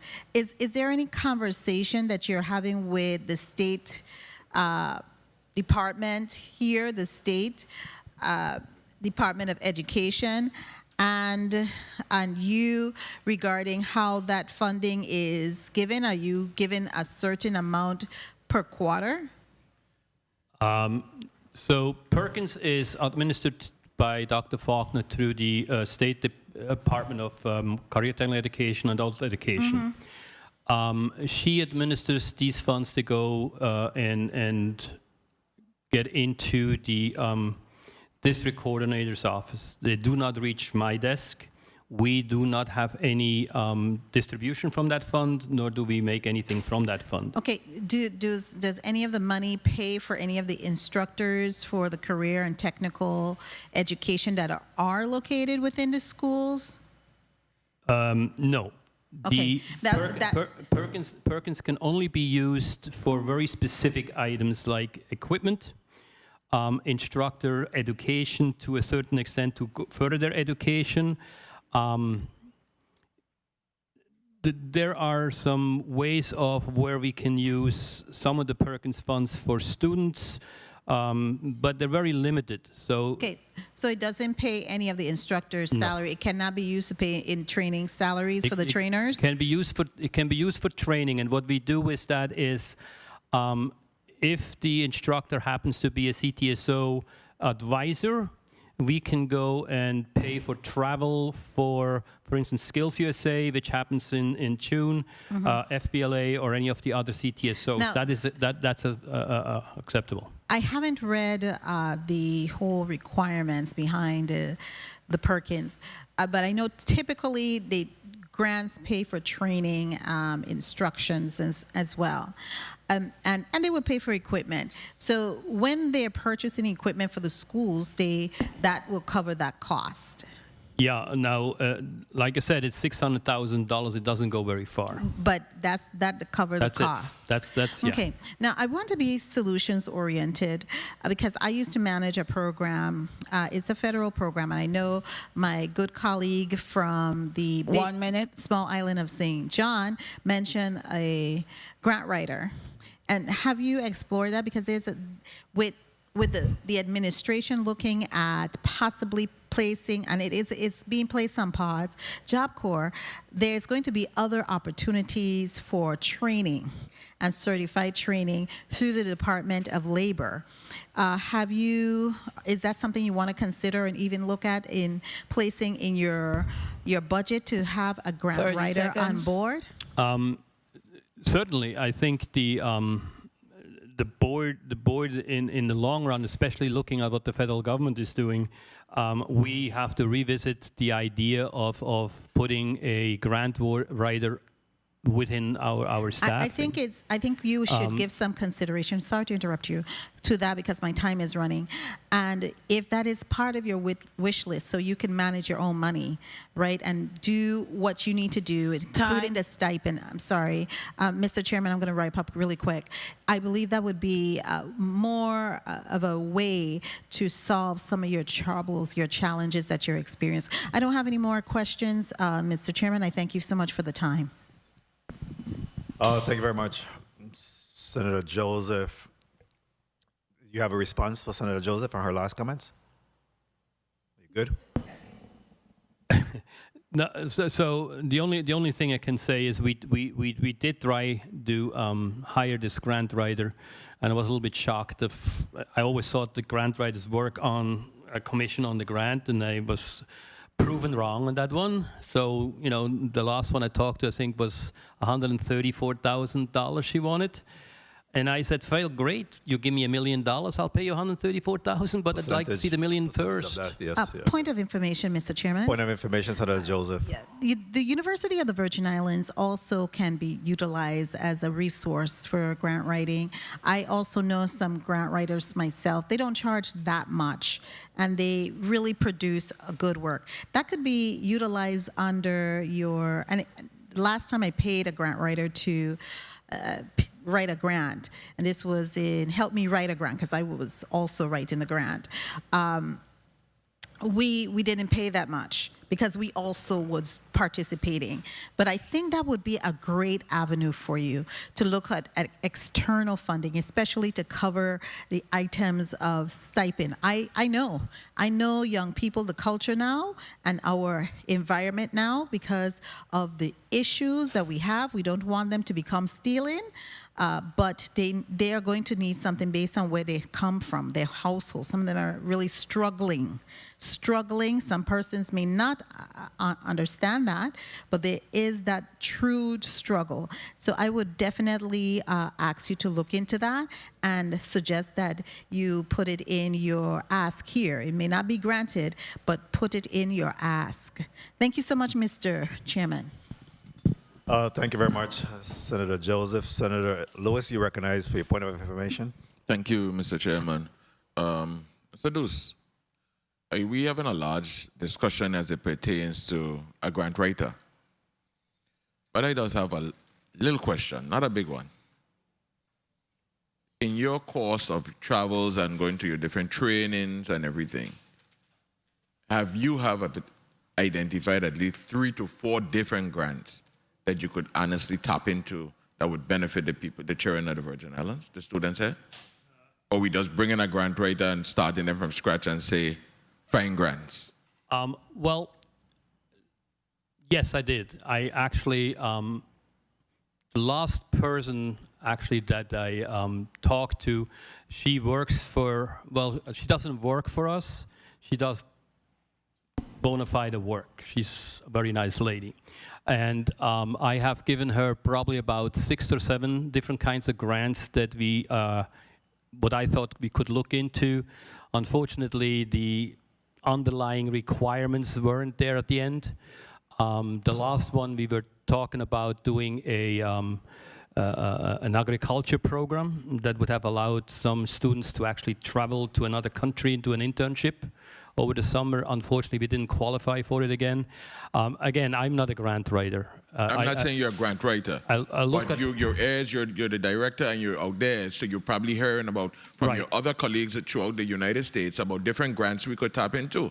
And you know, we always heard that the Virgin Islands is behind the 8 ball. We don't have this, we don't have that, and we never request this or try to obtain certain things. So I'm just asking, when this person is hired, are you ready for them to say, listen, here's grant A, grant B, yes, sir, this location, that location, and they could move forward? Absolutely, sir. I get emails on a daily basis with grants, and I usually shove them to that person, my good friend that's looking through them.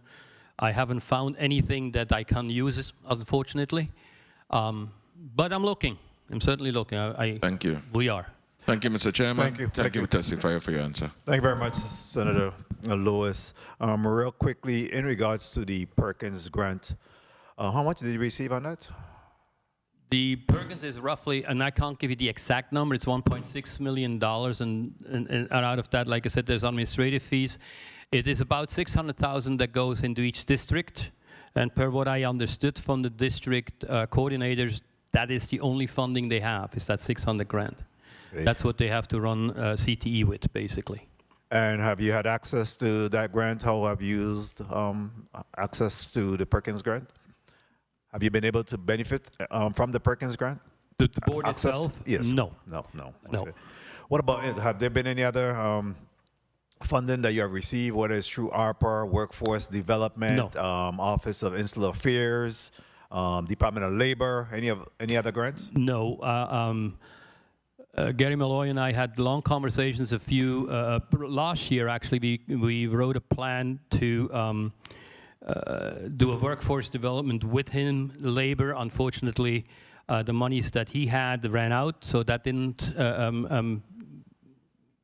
materialize. However, like I said, I was just approached that labor may have some funding, and we're going to see if we can tap into those additional funds and then help the schools or the programs with a secondary avenue. Do you have any pending litigations or judgments against the CTE? To the board? Yes. No, sir. What about, so what is the gauge or guide that you use to determine effectiveness? Any key performance indicators, anything that helps you to be able to evaluate, self-evaluate the board and you know, your oversight? You want to answer that? Want me to go? Go ahead. Well, we do have goals that we set every year. And so at the end of the year, we see, have we met these goals? Or have we, you know, done more than what the goals have specified? And much of these goals I've listed in the testimony.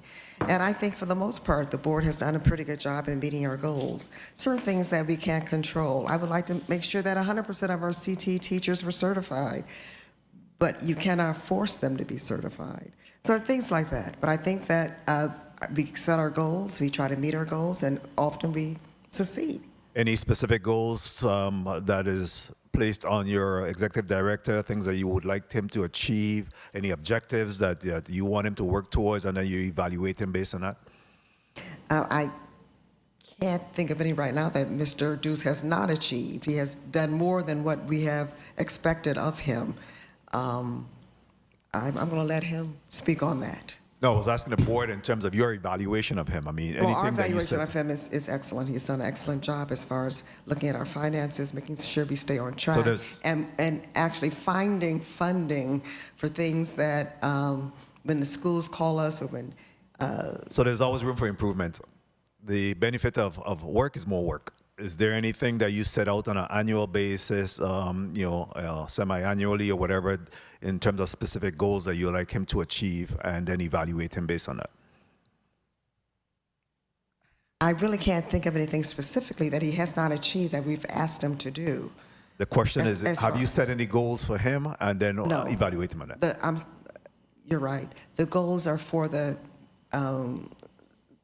goals are in general for all of us to achieve. And Mr. Deuce makes sure that our goals are achieved. But yes, the goals are set out for all board members. Very well. You know, the question is just really broad in terms of, you know, expectations of you know, being able to hold individuals accountable. He's the executive director, and you're the board, which has oversight responsibility. So, you know, what is it that you expect him to fulfill, you know, so that you can continue to be effective in your role and oversight? I think this rounds out the thing. I'm gonna take a quick break. These people have been sitting for quite some time. I'm gonna take a 2-minute recess, and then we'll come back. I'll allow for a rapid fire round. The Committee of Budget, Appropriations, and Finance stands in recess for 2 minutes.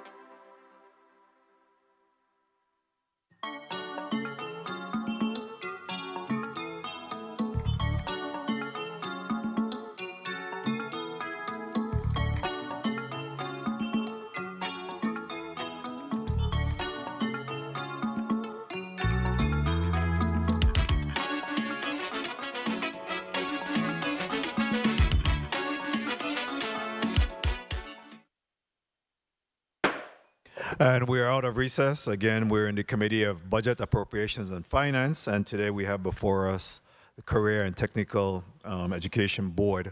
We just completed our first round, and we're going to a rapid fire round. Senator Blyden, you're recognized for your 2 minutes. Thank you, Mr. Chair. Good afternoon again to the listening and viewing public. Good afternoon, testifiers. Let me ask quickly, and please be succinct with your answers. I have 2 minutes. When did a CTE certification portal, when was it implemented? The CTE portal?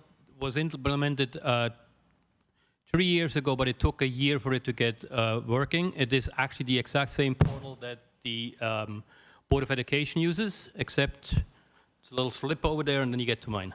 Okay, so there was not a cost to you, to the CTE, was there? So because we're kind of piggybacking on theirs, it's $3,000 a year. 3,000 a year? Yeah. Okay, very well. Let me ask you also, in respect to the CTE fair. That's an excellent idea. I go to the fair, I look at what the kids are doing, how they engage, how they communicate. It's a very good thing. They show off their skill set, their knowledge, what they have built, etc. Is there costs associated with the fair on an annual basis? Well, these fairs are done through education and through the schools. Sometimes we are getting requests for T-shirts. Sometimes you get requests, especially when they have summer programs, for programs or stuff of that nation. That's where we help them out. Okay, very well. And in respect to the statement in terms of some programs, in many cases, are one instructor away from permanent closure. I need to ask, what are those programs we're speaking of? And can you put out a SOS right now while you're here and you have the audience seconds. listening and watching as to who we need in terms of assisting us from having those programs fade away, because it's very important, as you stated, for the territory as a whole? Yeah, I can tell you that, for instance, childcare at CTEC in St. Croix, the teacher is actually doing double. She went over to UVI, and she's coming back in CTEC to finish her classes, but when that class is done, then she's probably going to be out. So if you want me to go and plug real quick, I think that every employer in the Virgin Islands should think what his next employee, where the next employee comes from. There are 2 ways to get a next employee. You hire him from the States, or you produce them locally. You can produce them locally by helping education, CTE, as instructors. You can go and volunteer in any of the schools as a speaker. And certainly you can go in any school, middle school, or even in the smaller schools now and then, and just make a present, because these kids will look up to the guy that comes in that makes the money. And so if every employer in the Virgin Islands, be it a construction fellow, be it a realtor, be it an electrician, takes 1 day out of a month and says, okay, I want to go visit a school and talk to some kids, then I think we make an impact. And then secondly, please call me at my office if you have an interest in teaching, even if it's just part-time, so we can have a conversation. Madam Chair, anything to add? No, just we have so many programs. That's one teacher away from closing. We just lost, a couple of years ago, we lost HVAC. Most of the schools are down 50% in many other CT programs than what we were years ago. And again, it's just finding the instructors to keep these programs going. And finally, Mr. Maltenbauer, I know you just got there, and you have a lot to say, and you're coming from a different perspective, from a young mind. What do you see in terms of assuring and assisting that, number one, that we get the interest from the students from a younger space, and what changes do you see that can assist in this endeavor? And thank you so much, Mr. Chair, for the time. You can send a chair. Thank you for the question, Senator Blyden. One, like I said, working with Board of Education to introduce and make requirements for students to have these programs offered earlier from middle school, like having the students, and when they reach 5th grade, start introducing them to CT, and then when they come to middle school, start doing the prerequisite courses. So when they reach the high school, they have a lot of time to get whatever technical training they need to get the certification. That's one. And then two, potentially begin offering contract licensure so that these instructors who have their certifications in welding, plumbing, they don't have to be tied down to an 8-hour work schedule, but they could come in for 4 hours and teach the core classes and then continue doing their businesses. So that's the two ways I'll go about doing that.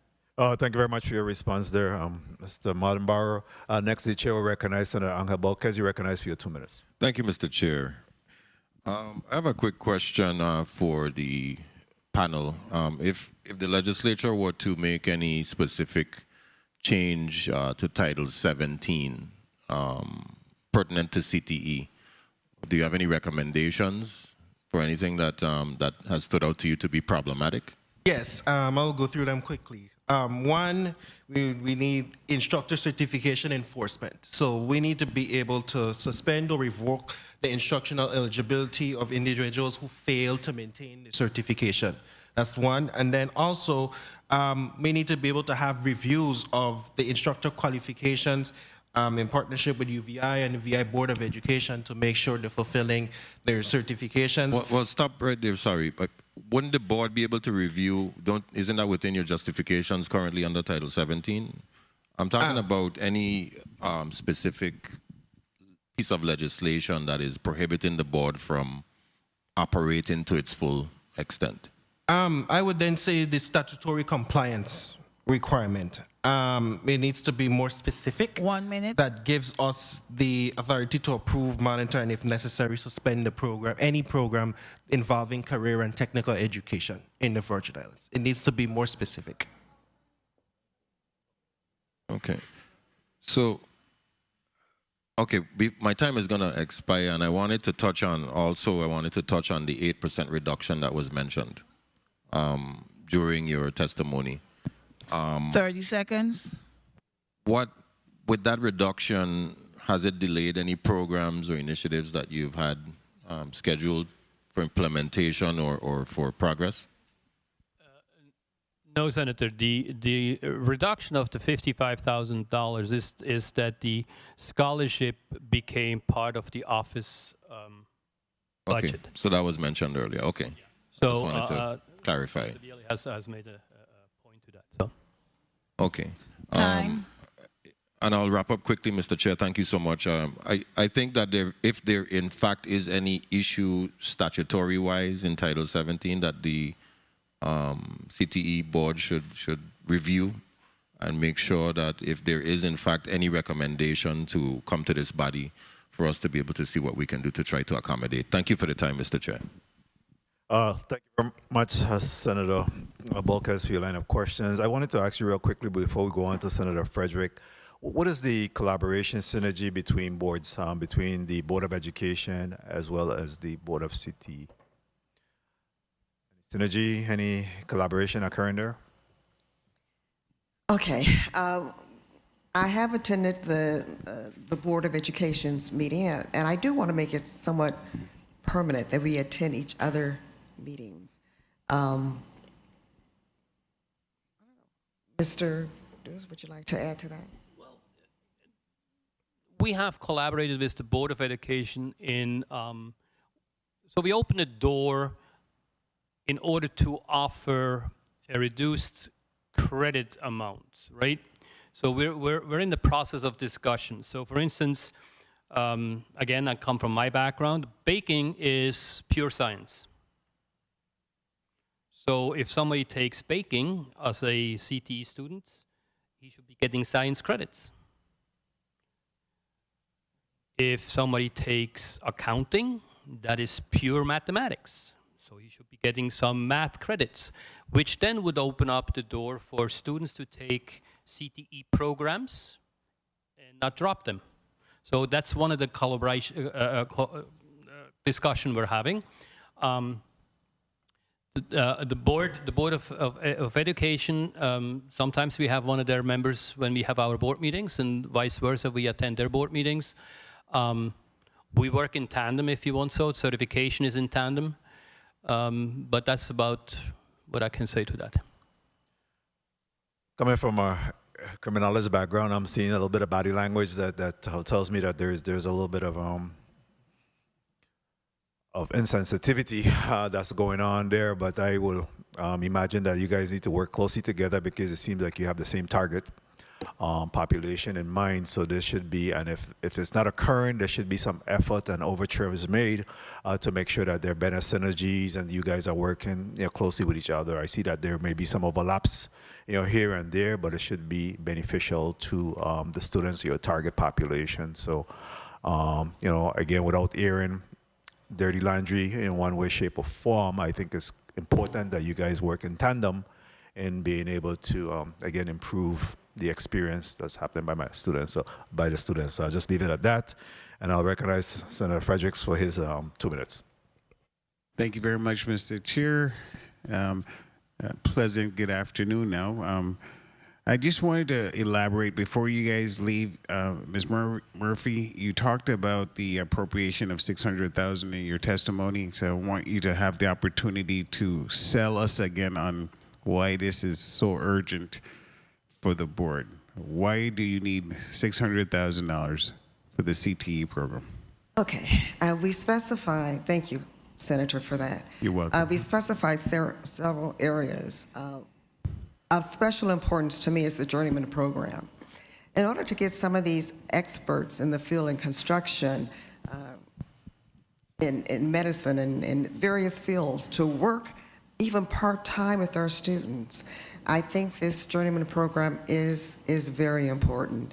If they will come in 2-3 hours a day, maybe 2-3 days a week, and if we can pay them, maybe not competitive wage, but something more than, $22 an hour, just to get our students that extra learning that they need. I was talking to the welding instructor, and he would love to be able to offer underwater welding, but again, we need to be able to pay an expert to come in and show our students and to actually, demonstrate underwater welding.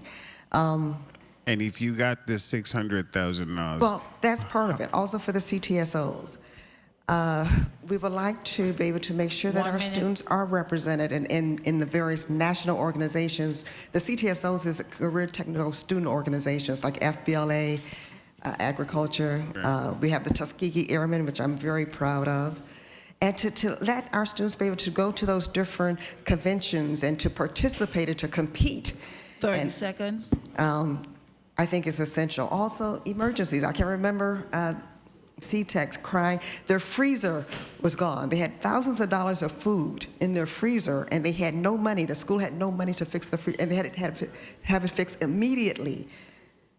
And for the board to be able to provide some funding so you can get somebody in there to fix that freezer, to save that food. Time. That's Mr. Chair, if you would, I think we addressed that with the establishment of an Impress fund, though, because it seemed like you just need some money, liquid money, so you could deal with emergencies. So that's already addressed. But the $600,000, that was more for opportunities for travel for the young people to compete abroad, right? Journeyman and for for our students to be able to participate. Okay.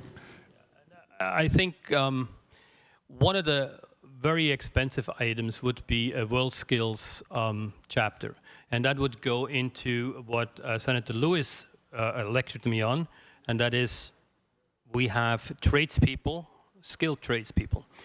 My point is this: we do have very, very, very, very excellent tradespeople in the Virgin Islands, right? We also have very, very, very, very good sports people in the Virgin Islands. You have a parade for those, not for my population, right? I'm going to have a couple of kids going to Atlanta to compete. They may not come in with first or second or third prize, but they competed. They don't come in last, and I would expect all of you to be at the airport and say hello to them when they come back. Right? Fair enough. But World Skills is the showcase of the most talented young kids up to 22 years of age, which will compete on a world global scale, seen by the larger corporations. If they can see that we have a welder that can get into the medal ranks, Or we have an auto mechanic that can get in the metal ranks. We have a painter that just can paint the wall, which I did not know there's a competition on that, but there is. Apparently, I've been doing it all wrong all my life. But if we can showcase these young kids and their talent, we can attract the companies to bring the $35, $40, $50 an hour labor into the islands. Thank you very much, Mr. Chair. Appreciate the additional time. Thank you very much, Senator Frederick. Have you met the new Bureau of School Construction and Maintenance, Mr. Craig Benjamin, the Executive Director? Yes, I have met him real quick during a symposium in St. Thomas. Any conversation with him in terms of, again, how you guys could work collectively and some of the undertaking that bureau, that Schools Construction Bureau, will have over the next summer and beyond? And not as of yet. We had a very short conversation, and he offered to make some time and have a conversation with me, but it hasn't really materialized as of yet. Again, I think it's important that you develop those type of relationships moving forward, because we're spinning wheels here, and I believe that we are short in terms of manpower, and I think our ability to collaborate and coordinate and compromise and communicate is critical as we move forward in this endeavor about rebuilding and disaster recovery efforts, as well as rebuilding the schools and the infrastructure here in the Virgin Islands. Senator Fonseca, you recognize your 2 minutes. Thank you, Mr. Chair. So, the Board of Career Technical Education is an important program. And, I looked at your report here. I like that proposal you have with the school-based apprenticeship program. And you mentioned that you're going to pursue the MOA with the Department of Labor. Also in your report on the last page, you mentioned the town hall and social media. I think that's good. A lot of folks are now connected on social media, and the town hall meetings are a good way to get, the stuff that you offer out, the Bureau of Corrections. And also, I got 2 questions for you. So with the Economic Development Authority, do you get any benefits out of those EDC participants? Is any legislation structured so that you would get benefits with your program? 1 minute. Great question, Senator. I have had a conversation with the director there, and the way the EDC is structured, they do have a mandate that monies go to education. The easy way for these companies is basically write a blank check to education. It goes into the education's fund, and per the law, whatever comes to education, they administer. I was actually 30 seconds. At the moment, I just drafted a letter to ask them simply, if you are a welding company, would you like to go have that money go to a welding program? Give me the money, and I'll make sure it goes there. Or give it to education where you don't know where it goes. So I have a letter on my desk that is kind of just that language, but I think I have no other choice. And when I talk to the director, he says, yeah, you have the right to do so. It's up to them where to put the money. So that's what I'm going to do. Okay, and Mr. Chair, if I can just finish up. And also another area that you can explore is with the Section 3 program. The U.S. Department of Housing and Urban Development has that Section 3 program that provides economic opportunities for low and very income individuals. Our Honorable Senator Joseph knows a lot about those programs. And, there's a lot of other areas that I think you should explore. Coming to the legislature, this is a very important item. But, we can only provide so much and perhaps not satisfy all your needs. And we do recognize that the programs that you offer in our community, especially in these times of massive infrastructure rebuilding, it's so vital and important. And, I'd like to continue to encourage you to pursue all these extra avenues so that you can get funding. And thank you, Mr. Chair, for the time. Thank you very much, Senator Fonseca. Next, we'll recognize Senator Lewis. You're recognized for your 2 minutes.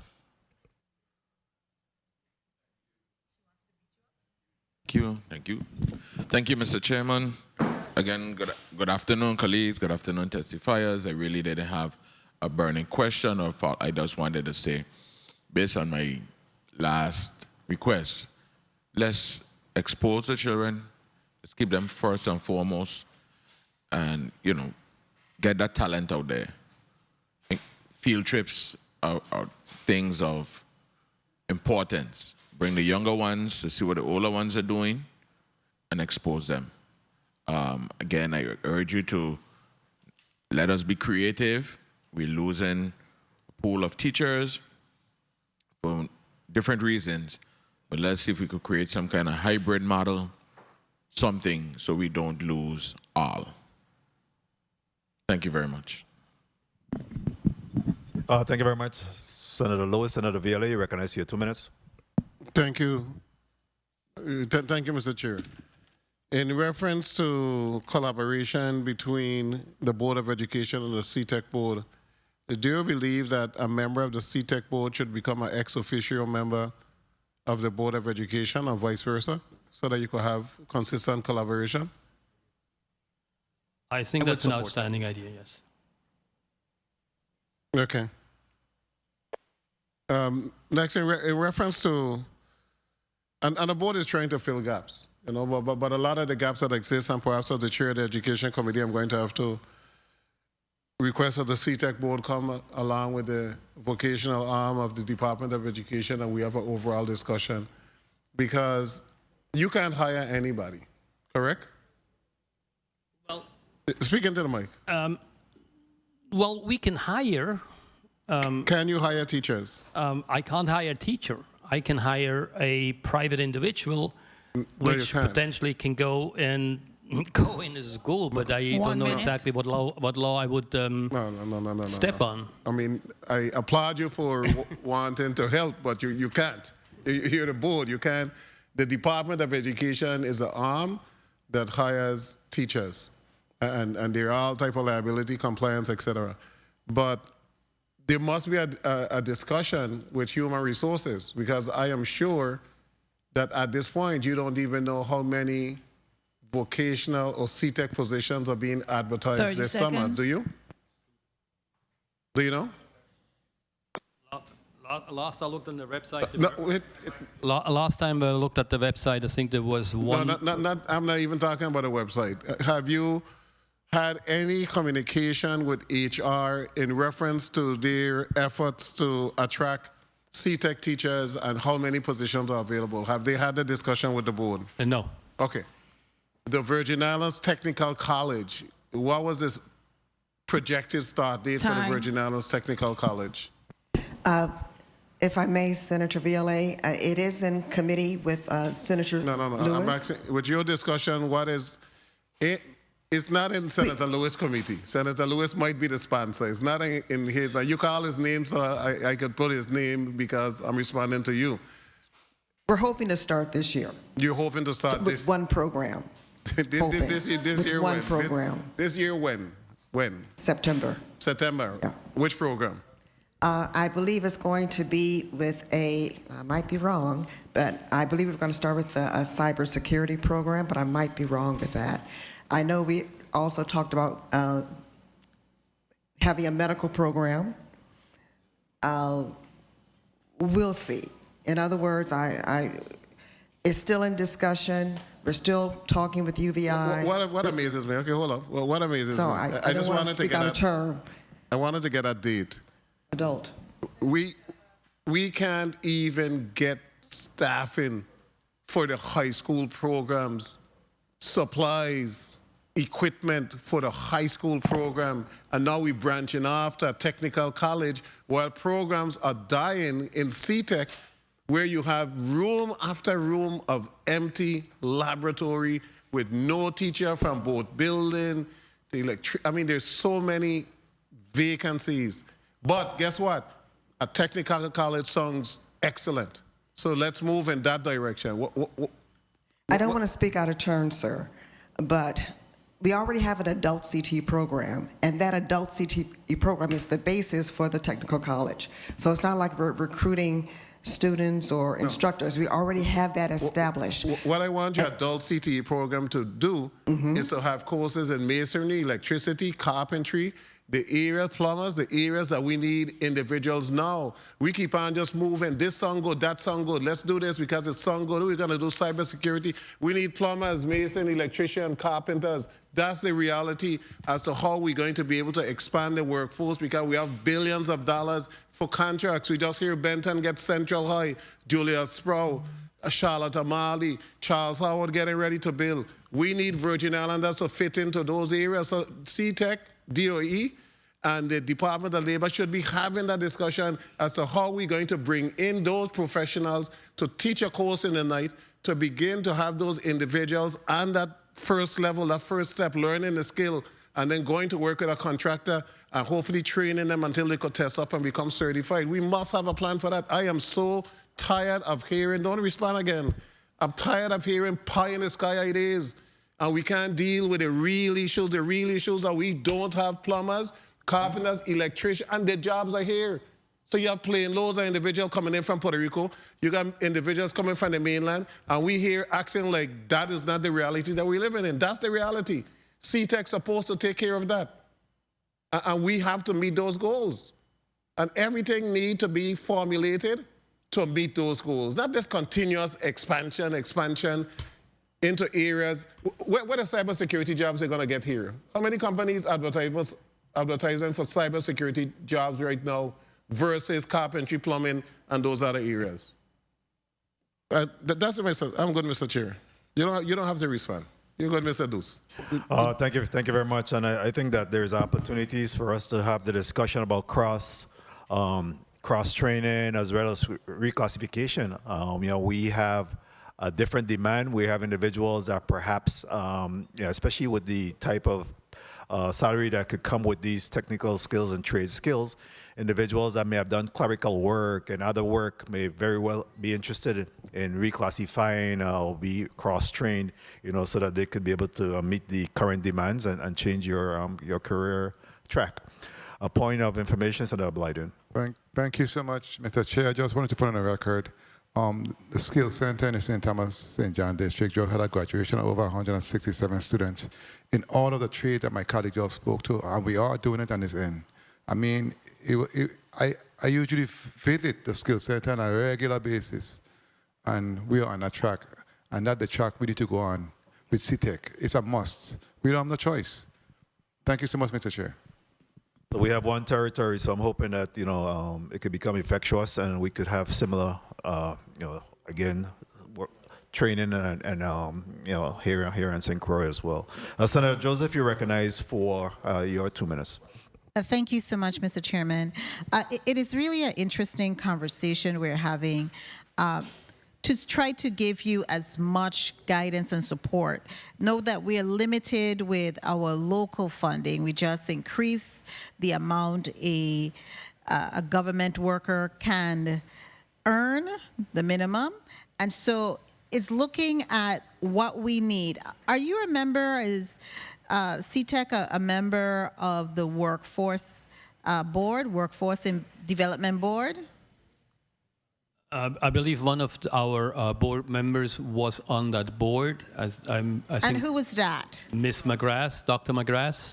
Okay, Dr. Susan McGrath. Yeah, I believe so. So you should have some relationship with that board. That board gets money from the U.S. Department of Labor. And how do I know that?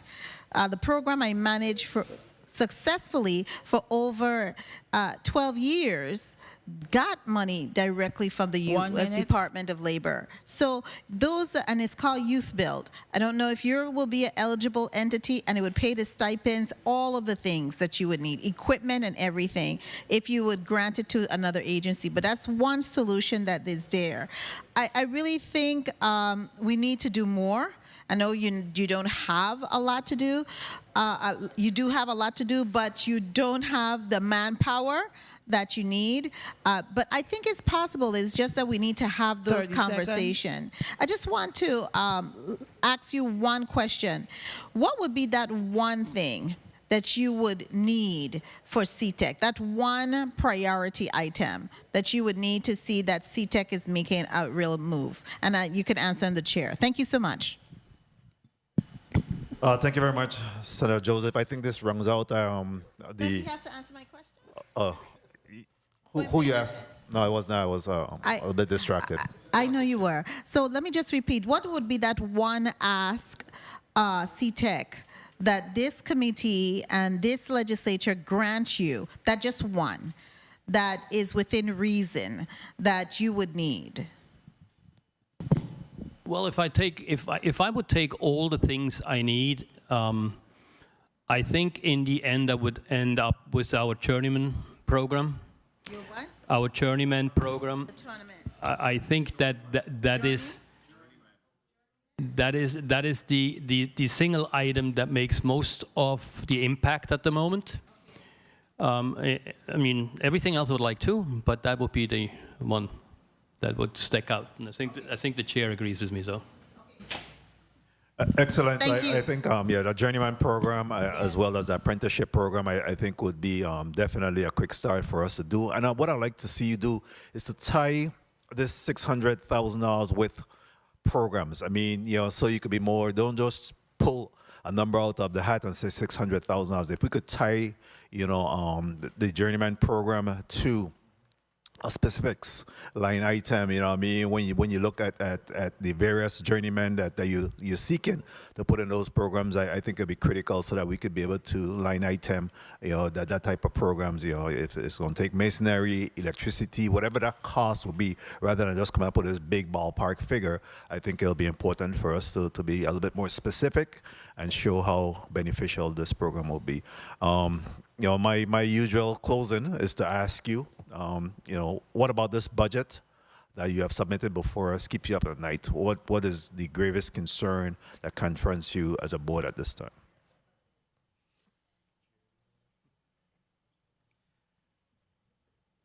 I try not to have sleepless nights, but I think the sleepless nights is I want to pay bills. I want to make sure that our students, when they ask for stipends to go on a trip, that I can go and say, yes, you can. That if a school needs a part-time person, that I have a pool of journeymen that I can go and, as Senator Vieli suggested, to HR and get that person in there. Those are the things that keep me up at night. I think, look, I made the Virgin Islands my home by choice. I've been here almost 40 years. I think we have outstanding craftsmen here.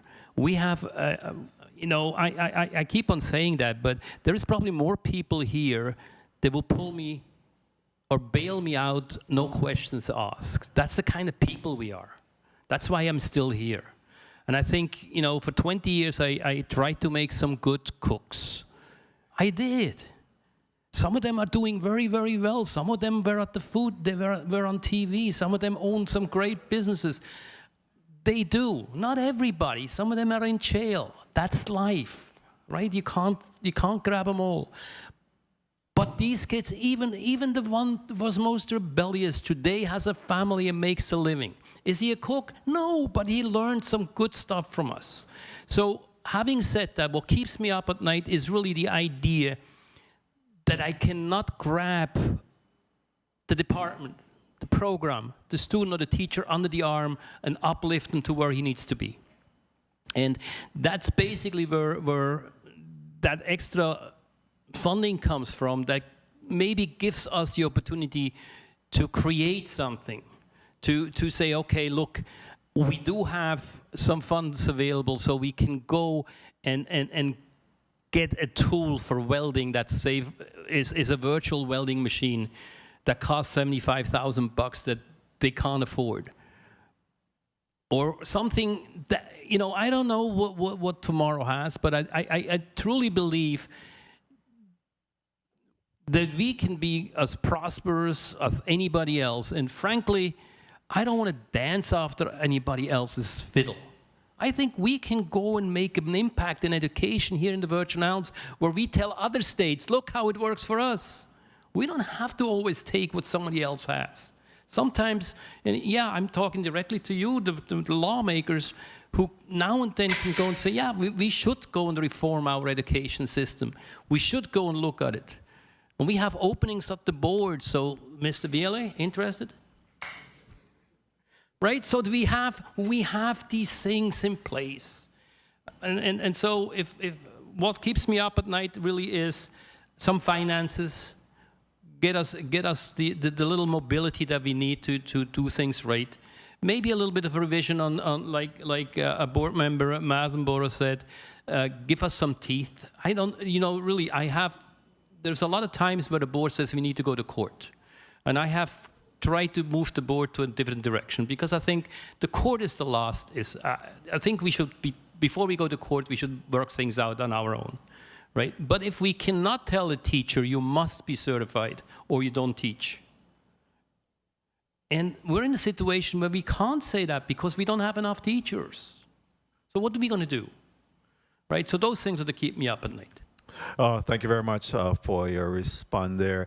One final question before we close out is there an opportunity for individuals that maybe even journeymen, is there some classification or categories, maybe a step below where those individuals can be licensed or certified by examination? Is there experience that's taken into consideration, or some other mechanism that will take into account those years of experience? We have individuals that have been doing this for 20, 30, 40 years, but they aren't able, to pass a test.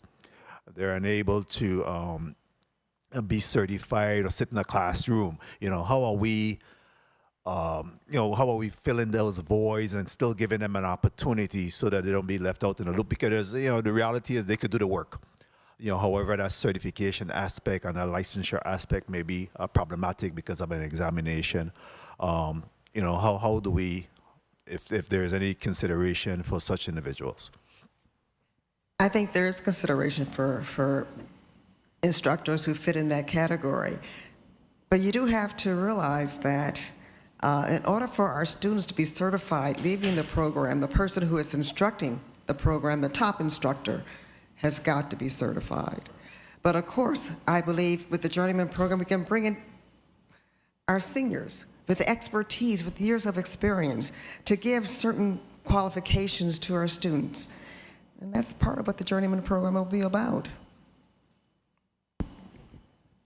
Again, I want to thank you for coming before us today, and certainly I think that we have had a thought-provoking discussion here, and defending your budget request of $689,000, $681, and the vendors, if you could send back, there's a couple of through the chair requests, and we'll send you our own official list.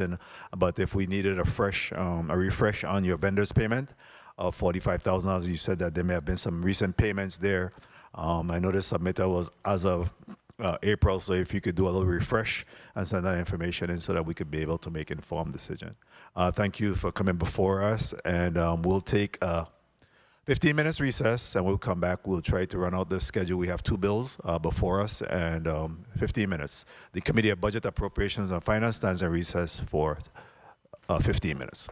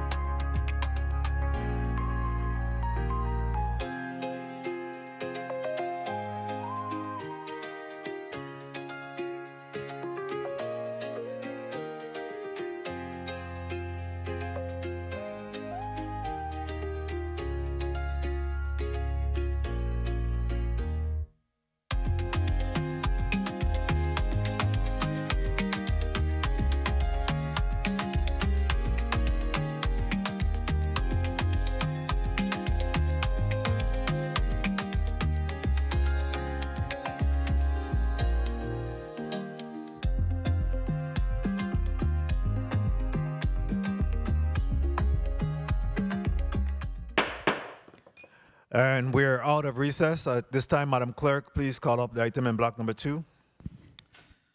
Block 2. The committee will receive testimony on the following bills. Bill number 36-0025, an act appropriating $90,000 from the general fund of the Treasury of the Government of the Virgin Islands to the Virgin Islands Department of Human Services to purchase all-in-one mobile health, wellness, and personal safety devices for the Virgin Islands senior citizens and other vulnerable residents and pay the annual service associated with the maintenance of the devices. Sponsored by Senator Ray Fonseca. Invited testifiers, Honorable Kevin G. McCurdy, Commissioner, VI Department of Finance. Honorable Avril E. George, Commissioner, VI Department of Human Services. Mr. Barry Broom, President, ADT. Ms. Esther Morla Phillips, Resident. Bill number 36-0042, an act amending Title 33, Virgin Islands Code, Subtitle 3, Chapter 118, Section 3411, to increase the maximum judgment amount for the award of damages against the government of the Virgin Islands. Sponsored by Senator Alma Francis Heidegger. Invited testifier, Mr. Honorable Gordon C. Ray, Esquire, Attorney General, VI Department of Justice. This concludes the reading of today's agenda, Mr. Chair. Thank you very much, Madam Clerk. Do I hear a motion?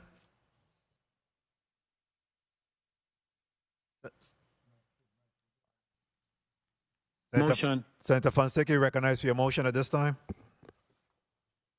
Thank you, Mr. Chair. I move bill number 36-0025, an act appropriating $90,000 from the general fund of the Treasury of the Government of the Virgin Islands to the Virgin Islands Department of Human Services to purchase all-in-one mobile health, wellness, and personal safety devices for Virgin Islands senior citizens and other vulnerable residents, and pay the annual service associated with the maintenance of the devices be removed from today's agenda. I so move.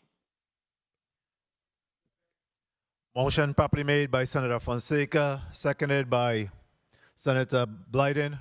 Hearing no objections, so ordered. All right, so we have the second bill that remains, bill number 36-0042, an act amending Title 33 Virgin Islands Code, Subtitle 3, Chapter 118, Section 3411, to increase the maximum judgment amount for the award of damages against the government of the Virgin Islands, sponsored by Senator Alma Francis Heidegger, and we also have the testifier here, Honorable Gordon Ray Esquire, Attorney General of the Virgin Islands. Let's go to the testifiers table to introduce the testifiers real quick, and then we'll have the bill sponsor make a presentation on the bill. Mr. AG, just introduce yourself at this time, and as well as your chief. Yes, sir. I'm Attorney General Gordon Ray, and with me is the chief of my civil division, Christopher Timmons. All right, thank you. Who speaks to bill number 36-0042? I do. You may proceed with presentation of your bill, Senator Alma Francis Heidegger. Thank you so much. Good day to my colleagues. Good day to the people of the territory. Good day to the testifier and staff. As you know, in a previous committee, we did have an opportunity to have a discussion on this piece of legislation in our attempt to increase the minimum from $25,000. In my current bill, I would like to have it increased to $150,000. After listening to the committee as well as having conversations with my colleagues, it was decided upon amongst the majority that many of them felt a little bit more comfortable with $100,000.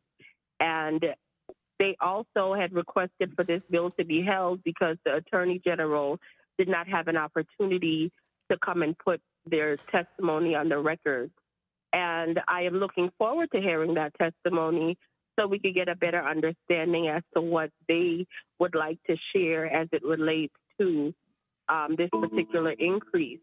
Ultimately, this was done because this piece of legislation and the number that's registered in the law has been there for several years since the early 70s at $25,000.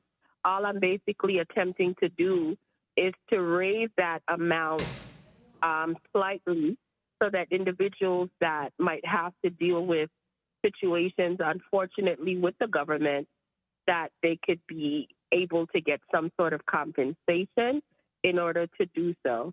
I am a firm believer that if we as a government do our people wrong, they should be able to be compensated as it relates to what the law states. But it's been a little bit difficult for some, as I have known many people over the years, because of this $25,000 cap, have never been able to get compensated, to include even my own family members. So I know about this very, very closely. So I look forward to hear what the AG has to say, so a firm decision could be made. I did go ahead and make a request to put in the amendment for $100,000, but to change it from $150,000 to $100,000, as I even noted, was a potential recommendation from the upcoming testimony from the AG as well. But one of my colleagues had already submitted it, and in discussing with them, they will be bringing it forward, whether today or during the next rules meeting. So I will close out with that right now and listen to the testimony. Thank you, Mr. Chair. Thank you. Thank you very much, Senator Alma Francis Heidegger, for presentation on bill number 36-0042. At this time, again, for the benefit of my colleagues, this matter was heard on April the 15th, 2025, and held in committee pending testimony from the Attorney General, who's here today. So, Attorney General, you're recognized for your testimony at this time. Thank you. And good afternoon, Chairman Novell Francis Jr., Committee on Budget, Appropriations, and Finance members, other senators, legislative staff, and the listening and viewing audience. I am Attorney General Gordon Ray. I'm here today with Christopher Timmons, who's Chief of the Department of Justice's Civil Division. It's an honor and privilege to appear before you this afternoon. The Department of Justice appreciates the opportunity to comment on Bill number 36-0042.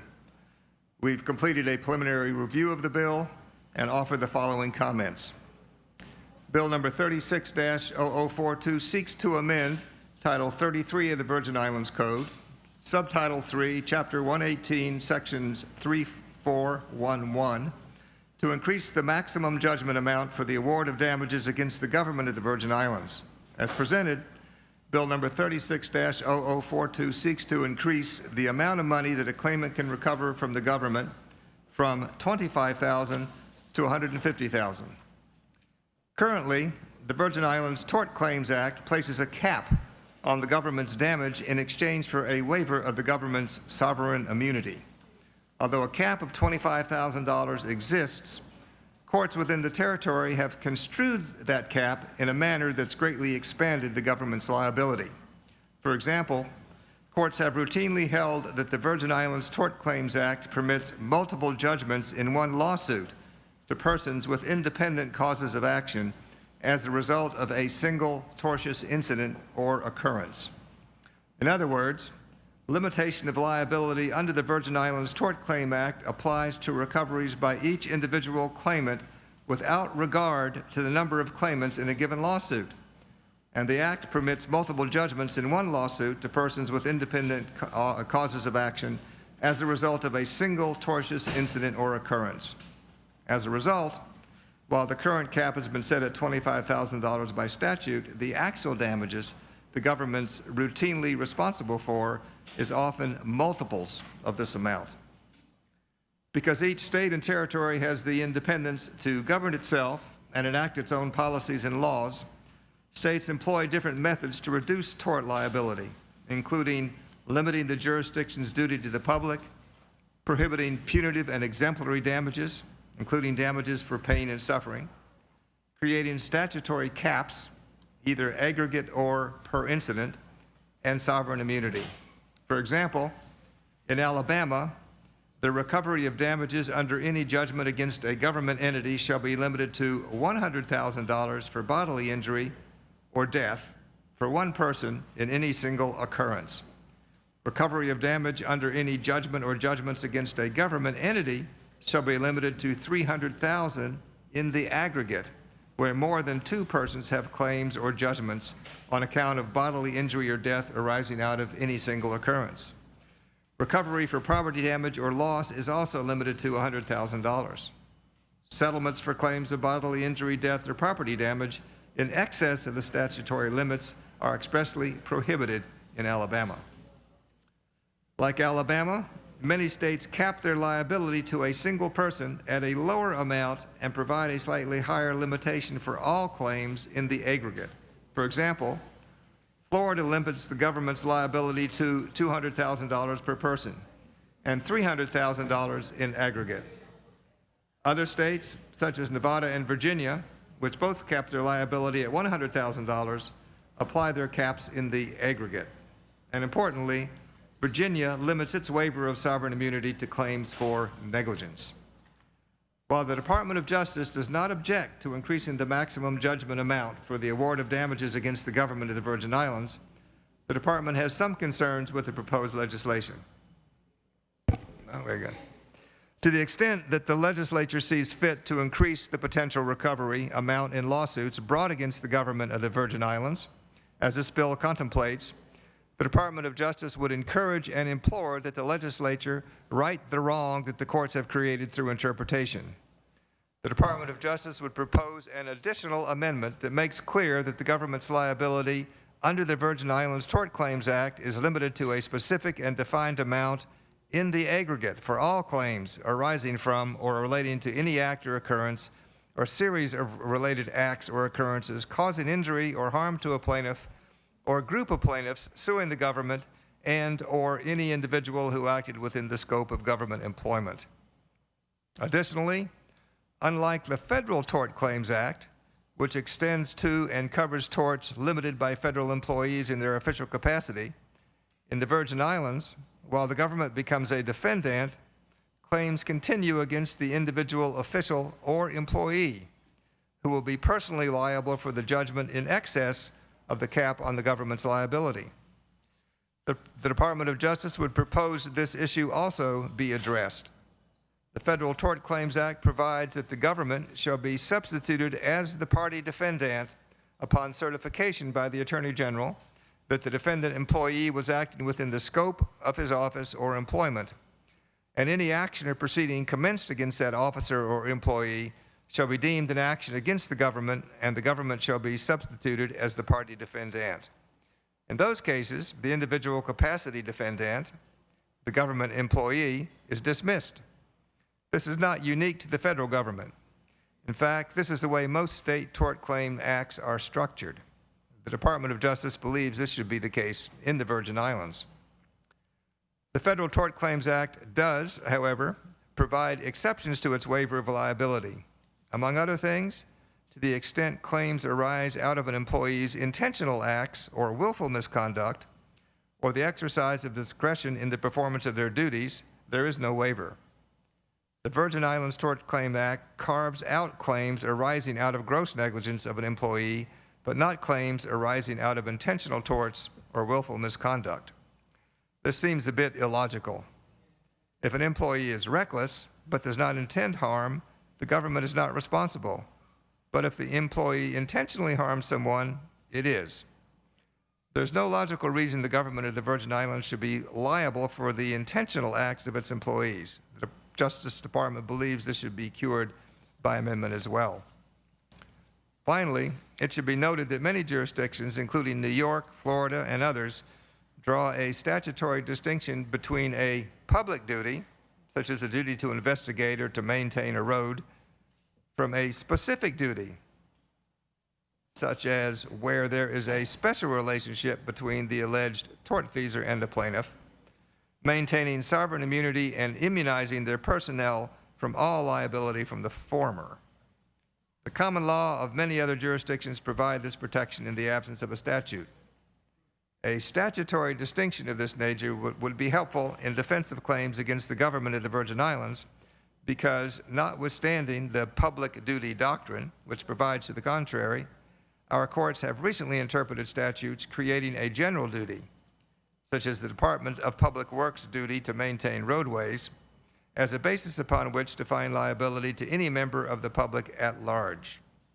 On this basis, it's extremely important to reinstate the public duty doctrine in the Virgin Islands by statute to protect the government's coffers from claims where in most jurisdictions no duty would be found. As to the proper adjustment, the Department of Justice firmly believes that if the legislature increases the liability cap to $150,000 as proposed, the government of the Virgin Islands will be hamstrung in its future efforts to settle claims and will be forced to try all claims brought against it, as the plaintiff's bar will have little incentive to settle cases on terms that the government can afford. The current cap enables the government to settle claims on a reasonable basis. A balance needs to be struck. As a result, the Department of Justice would propose limiting any increase in the cap to somewhere between $50,000 and $100,000, but only if the law is amended to make this an aggregate cap on all claims and causes of action to be apportioned among all plaintiffs harmed by a government employee or employees acting within the scope of their duties in a single occurrence. It may be appropriate to follow the lead of some other jurisdictions and increase the cap to $50,000 for plaintiff and $100,000 in the aggregate for all claims arising from the same act, occurrence, or series of events. I thank the committee for allowing the Department of Justice to testify on Bill number 36-0042. This concludes my formal remarks, and I respectfully welcome any questions this body may have. I could just add, I have brought with me my civil chief, Mr. Attorney Timmons. He deals with the issues that we talk about in this every day and can give you some a good idea of what it's like to deal with these tort claims and the amounts, et cetera, on the ground. So thank you very much. Thank you very much, Attorney General Ray. Mr. Timmons, Attorney Timmons, do you have anything to say at this time, or you just respond to questions at the appropriate time? Happy to respond to any questions you have. Okay. The chair would also like, thank you, sir. The chair would also like to recognize the presence of committee member, Senator Dwayne DeGraff. Welcome, Senator. I hope that everything went well with your thanks Father's Day luncheon today. Senator Francis Heidegger, did I hear a point of information from you? Yes, sir. You may proceed. Thank you. Before we proceed, I just wanted to put this on the record. I do appreciate the comments of the Attorney General, but I have noticed that whenever he testifies on a particular bill, there's always some level of confusion because usually the discussion of the bill, he starts to discuss several other parts of the law that he does recommend to be changed, but how he shares it, it would give the impression that it has something specifically to do with this bill per se. And while I appreciate your potential ideas to change other parts of the code, sometimes it concerns me because it gives the impression that this bill is doing something that it actually isn't. So I just wanted to put that on the record. Thank you. Thank you very much, Senator Francis Heidegger. I don't know, AG, do you have a rebuttal to that, or? Well, I would just say the... Come closer to the mic, please. Yes, yeah, and I appreciate the comment. And it just seemed to me that this bill, which is changing the amount, needs to be looked at in a larger context because it's not clear from the law or the way that it gets interpreted whether or not, for instance, a $100,000 cap or $150,000 cap is if there's just one person involved in the incident, or if there's 10 people who are involved because of a truck collision or whatever it might be, or in a pothole, suddenly there are 10 people that can make claims, and this is really a $1.5 million case. So it makes it, the context of it, in my mind, makes a big difference. But I appreciate the comment, and we'll try to keep it on point. Thank you very much. At this time, we'll open up the floor for a round of discussion. And for a 3-minute round, Senator Blyden, you're recognized for your 3 minutes. Thank you, Mr. Chair. Good afternoon again to the people of the Virgin Islands. Good afternoon to my colleagues, and good afternoon, Attorney General Ray, and thank you for your testimony. I appreciate your perspective in terms of looking at it holistically. I appreciate the suggested amendment that will make the bill even stronger, in my opinion. But you spoke to the liability under the Virgin Islands Tort Claim Act, and a limited amount as defined in aggregate for claims arising from relating to any act or occurrence or series of related acts or occurrences causing injury or harm to a plaintiff or group. So that's what you just explained to us, correct? If an accident is to happen and it harms many individuals, you want to be clarified in the bill whether the 100,000 or 1.5, correct? Yes, whether or not that amount is an aggregate cap that all claims have to fall under, or whether it's an amount that each injured person can claim. And as we said in the testimony, it might be that this body may decide that it's best to say any individual can get, let's say, 50,000, and the government's total exposure is limited to 150,000 or 200,000 or whatever it would be, so that if you had, that way injured people could get some more money, but the government's exposure is still has a cutoff point. And speak a little bit to the importance of restating a public duty doctrine in the Virgin Islands by statute. Speak to that right quick, please. Okay. May I ask Mr. Timmons to speak to that? He deals with this all the time. Very well. So in 33 jurisdictions, including the territory of Guam and the Commonwealth of the Northern Mariana Islands, the public duty doctrine is recognized as, I wouldn't say a defense, but as describing or limiting what a government official's duty might be to a potential plaintiff. So in the context of a negligence claim, one has to show that the defendant had a duty. That's like the first step. And under the public duty doctrine, if a statute creates a duty, let's say for the Department of Public Works to maintain sidewalks, under the public duty doctrine, that's not considered to be a duty to any individual. It's a duty to the public at large, and it doesn't create a basis to bring a negligence claim. Our Supreme Court recently, in the Simpkins case, having to do with a slip and fall in a manhole, found that the statutory duty requiring the Department of Public Works to maintain sidewalks could be the basis of a negligence claim, in essence abrogating the public duty doctrine, which the Third Circuit had said applies in the Virgin Islands some time ago. And so in order to protect the coffers and in order not to increase the number of lawsuits that come in on a daily basis, we would like to reinstate that doctrine by statute. Just today, I received a notice of intent to sue, a tort claim, asserting negligent investigation and failure to protect.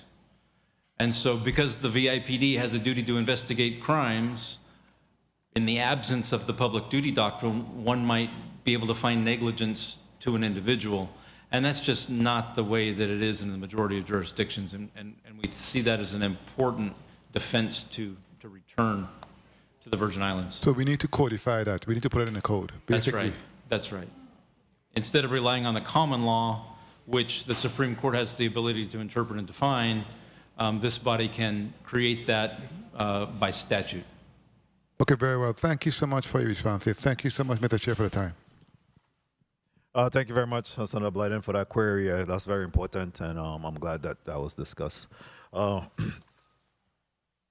At this time, Senator James, you recognized for your 3 minutes. Thank you, Mr. Chair.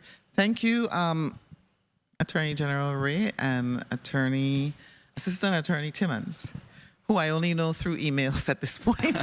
So it's good to see you. You know, I am going to stress this. Because I looked at some of the cases that dealt with this particular section of the code, and I saw where, you know, in one case, the court said if the legislature had wished to exclude attorney's fees or any other item of court costs, it could easily have done so, which to my colleagues means it comes back on us. And I think that's what your testimony is saying, that we in this body need to be clear in terms of what we're going to do in law so that the court doesn't interpret it in different ways. And I want to point out that specifically the Lloyd case, where even though it was capped, there's a 25,000. And I think maybe you need to expound on that a little bit, because the mother was also able to get 25,000 out of the same underlying cause of action, correct? So can you explain that so that people understand that 25,000 can be multiple from the same underlying cause of action? Right, and that's the distinction we're trying to draw with making clear that a cap should be applied in the aggregate for all claims. The court has ruled that the cap would apply to multiple claims within the same suit. And so in that case, the minor was injured and received the $25,000 cap.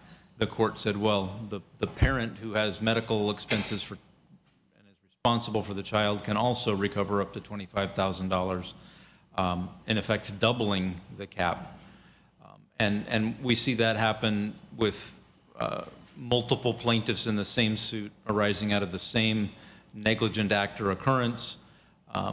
We see them being creative with multiple causes of action in their lawsuit and wanting to extend this notion further and say, well, I have an emotional distress claim, and I have an assault claim, and I have a negligence claim, and there are 5 plaintiffs, so this should be 5 times 3 is 15 times 25,000, and there you see our concern with raising this cap significantly without ring fencing it by making it an aggregate cap.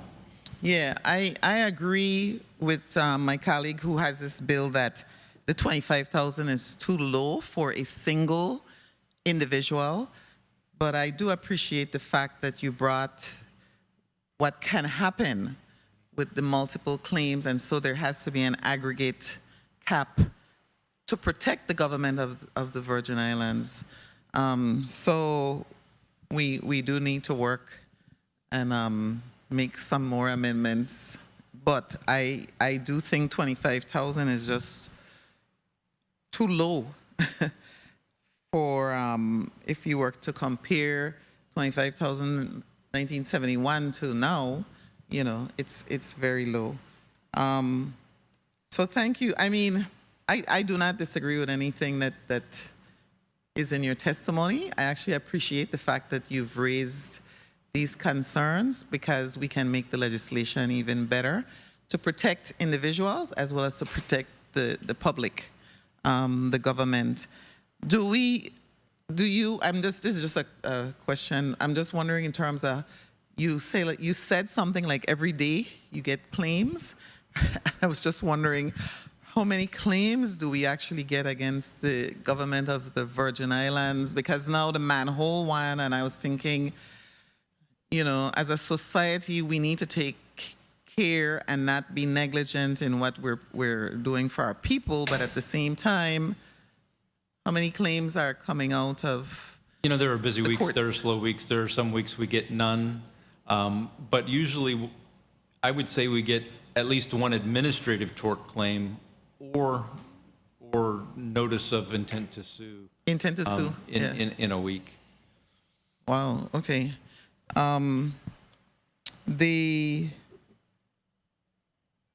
There was okay, and the public duty doctrine. I'm glad that my colleague asked you to explain that so people understand what we're up against here. So thank you. I'm convinced by your testimony that we do need to really consider the impact and the consequences of not capping the aggregate cap specifically. So thank you very much, Mr. Chair. Attorney General Gordon Ray, may I just add to this a little bit? Thank you for those comments as well, and I agree. First, I definitely agree that 25,000 is too low. I mean, that's from the 1970s. Things have changed a lot since then, and it's not fair to injured people, and we have to be fair to injured people. I personally have no objection to the $100,000 request that's been thrown out.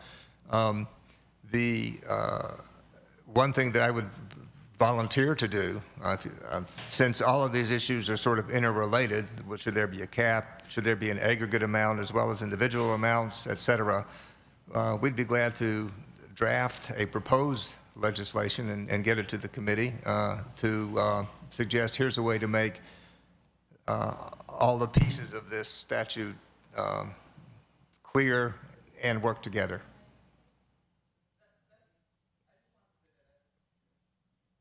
Please recognize the mic of Senator James.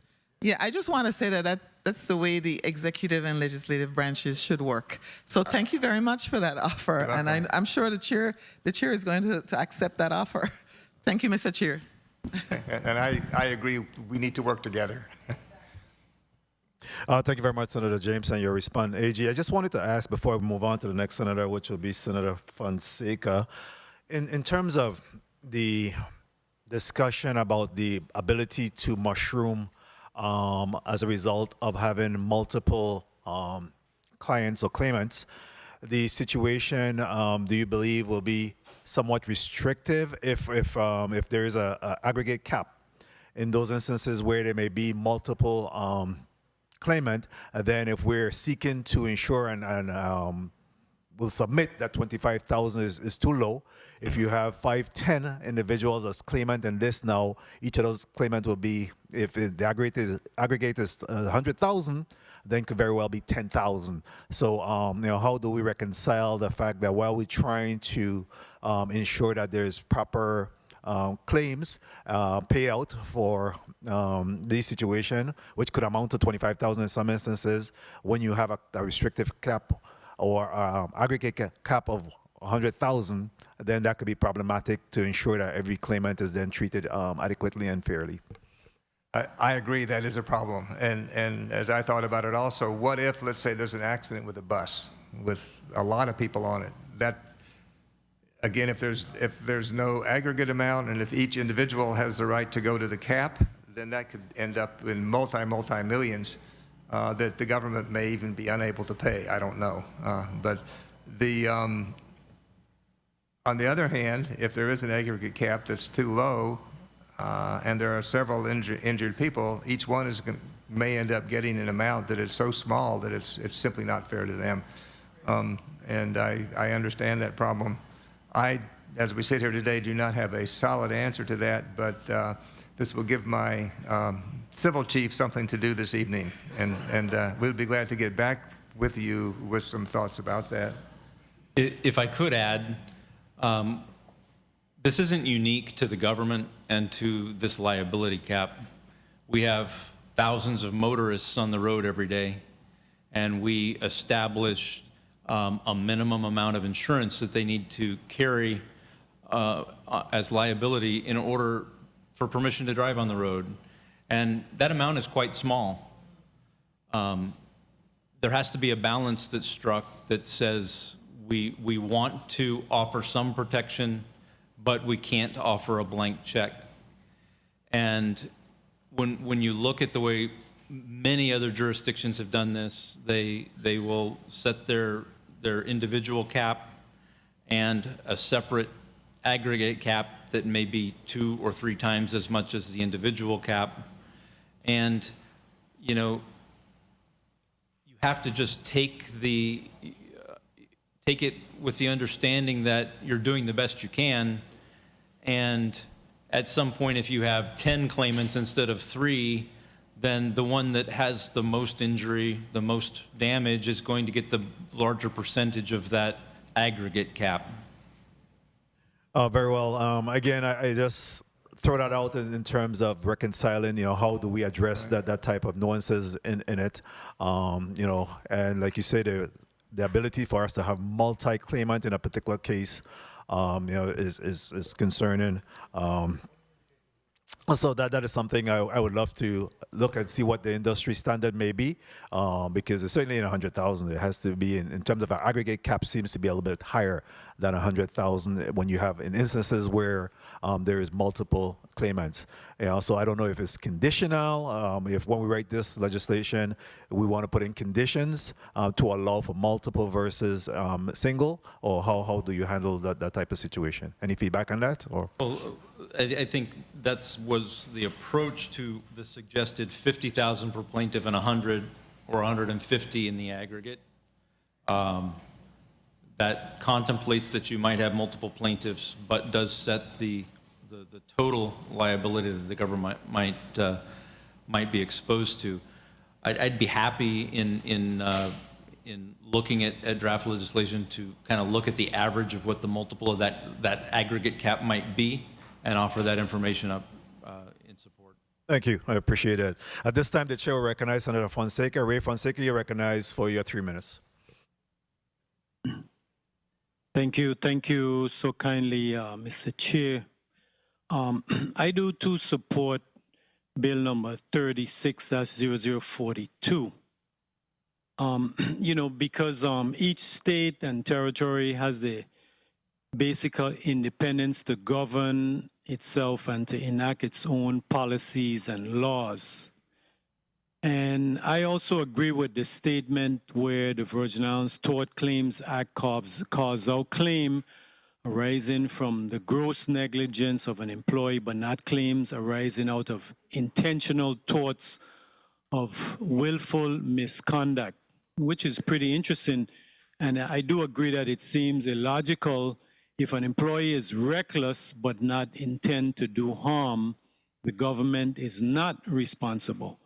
But if the employee intentionally harms someone, it is not so. I agree with that reasoning, Mr. Ray, the AG, and you offered to clean up the bill or to make some amendments. Specifically, in addition to that and the gross tort, what other amendments would you come with in your draft? Is just those 2 areas, or there are some more areas that you wanted to clean up or clarify? We've been discussing this. Attorney Timmons? There are a few additional areas that are discussed in the testimony, and obviously we didn't want to inundate this body with a whole host of additional revisions. The biggest that hasn't been mentioned is the substitution of the government for the individual capacity defendant. So when the employee is sued, under the Tort Claims Act as it's written now, the government becomes a defendant, but we're a co-defendant with that employee. And this cap doesn't speak to that employee's liability. And so we can be faced with a situation where the government's liability is capped and the judgment is greater, and the individual employee is required to foot the bill. That's hard to explain to an employee that I'm defending, because it almost creates an inherent conflict of interest. And I think the majority of jurisdictions say, look, when the employee is acting within the scope of their employment, the government is going to take responsibility up to the cap unless they committed an intentional act or willful misconduct, or they were acting within performing a discretionary duty. In those instances, there won't be any liability to the government, and to the extent you can bring an individual claim against them, you may. So that's an important revision that we think needs to be made, so that employees, to the extent they are acting reasonably within the scope of their employment, aren't faced with private liability, and the government can step in and take that on. Okay, so with those three areas, the aggregate cap, the liability, and also the willful misconduct, see, I want to get to a point where you can agree to support the bill, because, you know, no bill is perfect, and that's the reason why we have a deliberative process. We try to improve it. But I agree with the bill, and I congratulate the bill sponsor, but I'd like to see it implemented and not be held and held and held and never come back. So if you do those three, more or less, could you get back to us by, tell me, I don't want to tell you, you tell me when you can get back to the bill sponsor. Before we speak to how long it would take for those three, there's also the public duty exception that we spent some time discussing. We would want to include that, address that as well. But I think, I don't want to speak for the Attorney General, because obviously he needs to review anything that my division prepares, but I think we would probably be able to have something to him in the next 2 to 3 weeks. And I think my time was called, Mr. Chair. I didn't hear the St. Croix end is not coming over too clear. Yeah, the timekeeper is there in St. Thomas, so you'll hear when she calls time. She's there. Oh, she did. Oh, that's right. She's right here behind me. Yes. Okay. So, well, thank you very much, Mr. Chair. I would have one other question if we would have another round of burning questions. You may proceed with the other questions, Senator. This will be a good time to go ahead with your question. Okay, yes. So you mentioned about if it was to go up to 150, it would inadvertently increase, or you think it would increase the amount of claimants. But if it go up to 100,000, I think it would be the same reasoning. Won't you agree? Or are you saying that 150 would be so much different from 100,000 or 125? What's your reasoning on that? If I said it that way, I'm sorry, I misspoke. I wasn't meaning to say that if the number was that high, it would cause more people to come forward and get involved in a lawsuit. I was talking about if it went up that high, that when you get to that level, that should be an aggregate amount. Okay. I got you now. I got you, because that's what I thought you meant. But I just wanted to make sure that it was clear. Right. Okay, thank you, Mr. Chair, for the time. Point of information. Thank you very much, Senator Fonseca. Point of information, Senator Francis Heidegger. Thank you very much, Mr. Chair. I just wanted to put on the record, I am very much concerned as to how this conversation is going, because all of these additional things that the AG is concerned with, there's absolutely nothing stopping any one of my colleagues from submitting a request if they want to spend the next 6 months working with the AG's office to deal with the doctrine, to deal with all of these other things, whether it deals with potential liability. I don't have a problem with that. But when it's the two things that I distinctly focused on had to do with changing the amount, and I do not agree that $150,000 should be the aggregate. I'm trying to go from $25,000 based on our discussion. It's now potentially going to go to $100,000 individually. For you to now say $150,000, if 10 people got hurt in an accident, and you get to negotiate each one of them, potentially some of them might walk away with $7,000 because they got a leg cut off. I mean, we doing too much. But I will calm down and wait. But I do agree with the aggregate part, where we maybe should put a cap, which I've already submitted to legal counsel. Thank you. Thank you very much, Senator Francis Heidegger. Next, the chair will recognize Senator Lewis. You're recognized for your 3 minutes. I could spend the next 6 months.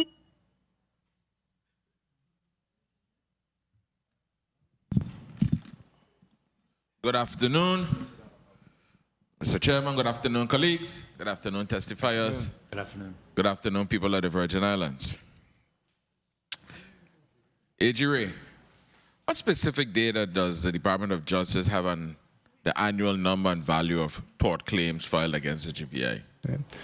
I would refer that to my civil chief. He's much closer to those specific breakdowns than I am. Thank you. I don't have that data with me. I can provide that to you rather quickly. That'll be something I'd like to get my hands on. If you could, through the chair, please. The question is, what specific data does the Department of Justice have on the annual number and the value of tort claims filed against the government of the Virgin Islands? Right.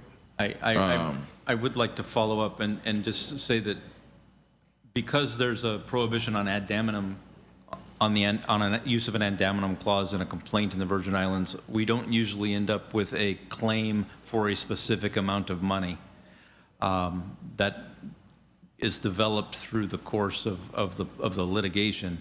And so what we would have to do is estimate what we think the value of a claim is in order to provide that to you. Okay, I'll look forward for that. Could you elaborate on how does the lack of a government substitution clause expose individual employees to personal liability, and how can we fix that? Well, right now, the individual employee is already exposed to individual liability. They will be sued for their actions, and the government will be a co-defendant.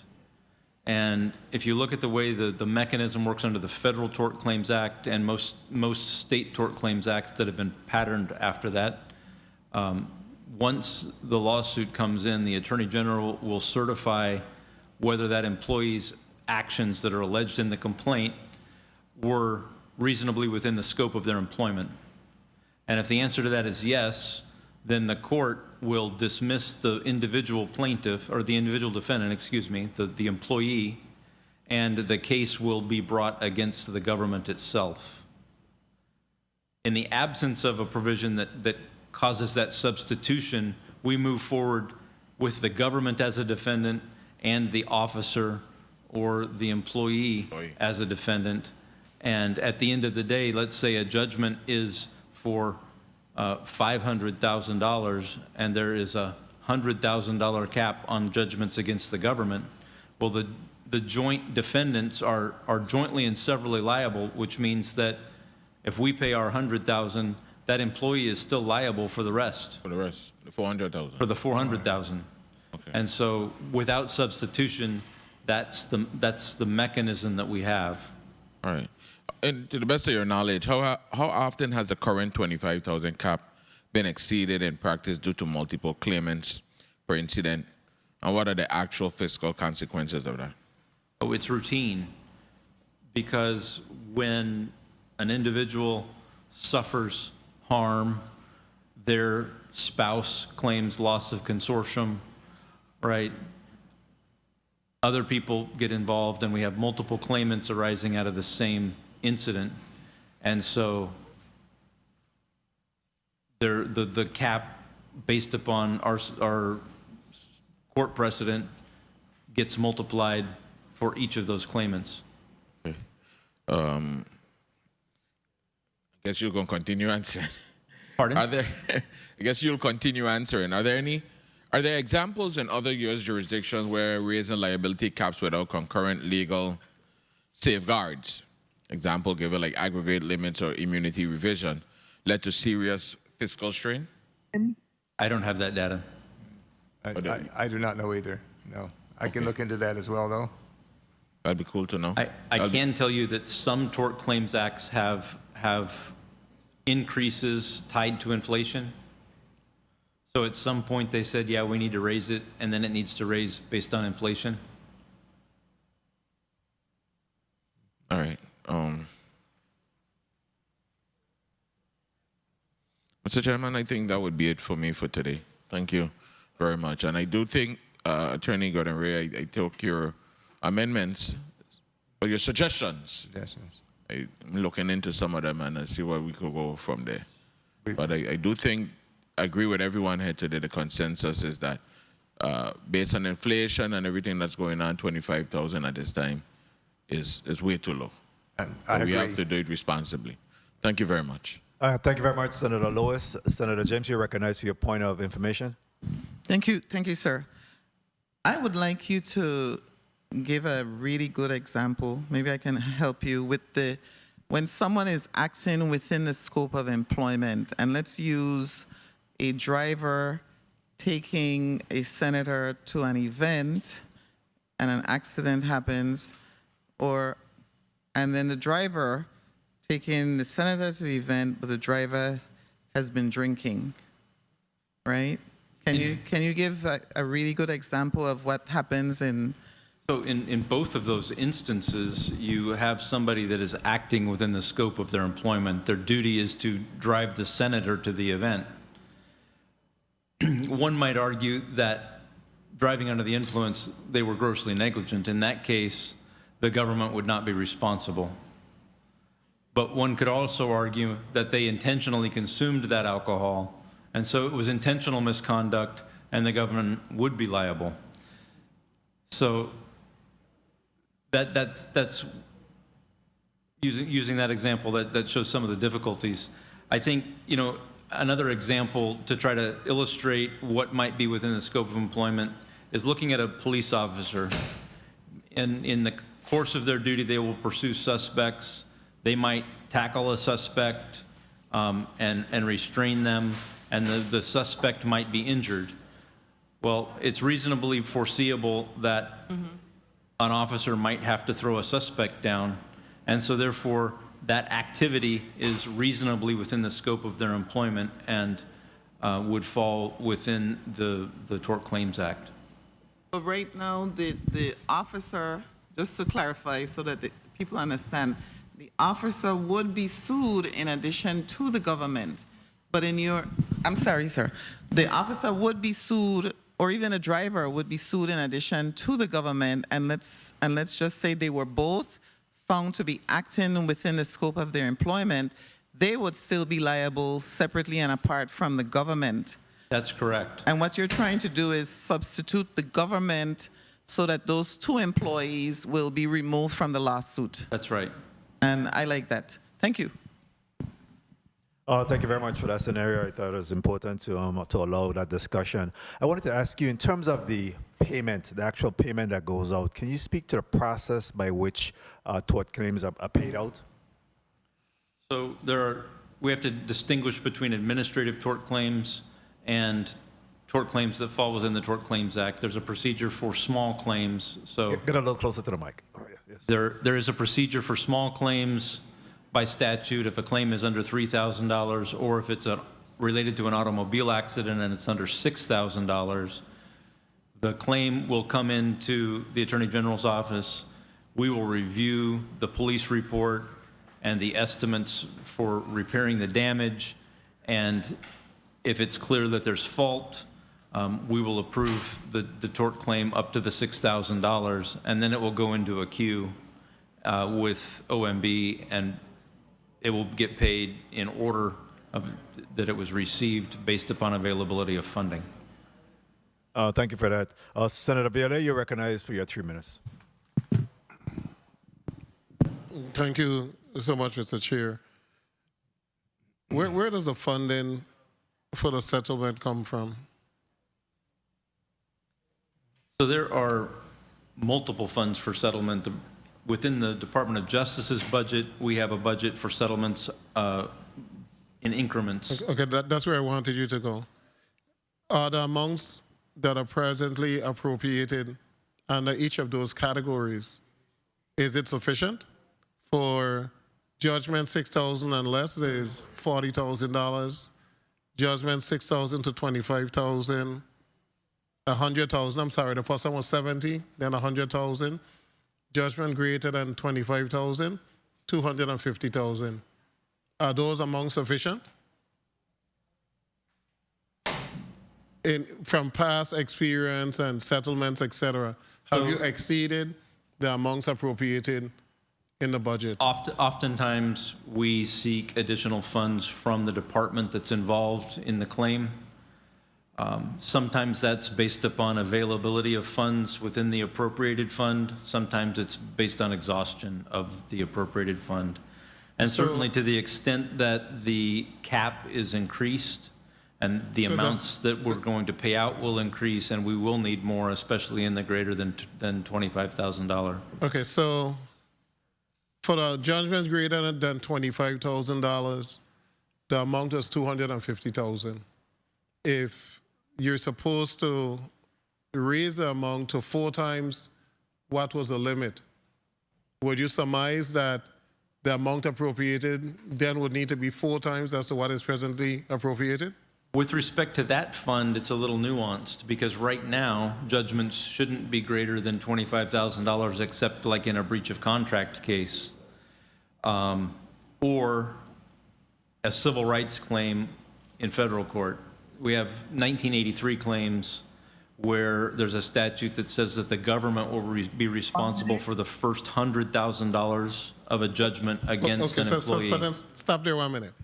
The judgment from 6,000 to 25,000, that is where most of the 25,000 cap would fall, correct? Right. Okay, so that amount is $100,000. So if you're supposed to increase it 4 or 6 times the allowable amount, that is also stating that the amount appropriated would need to be 4 to 6 times greater. That's right. Okay.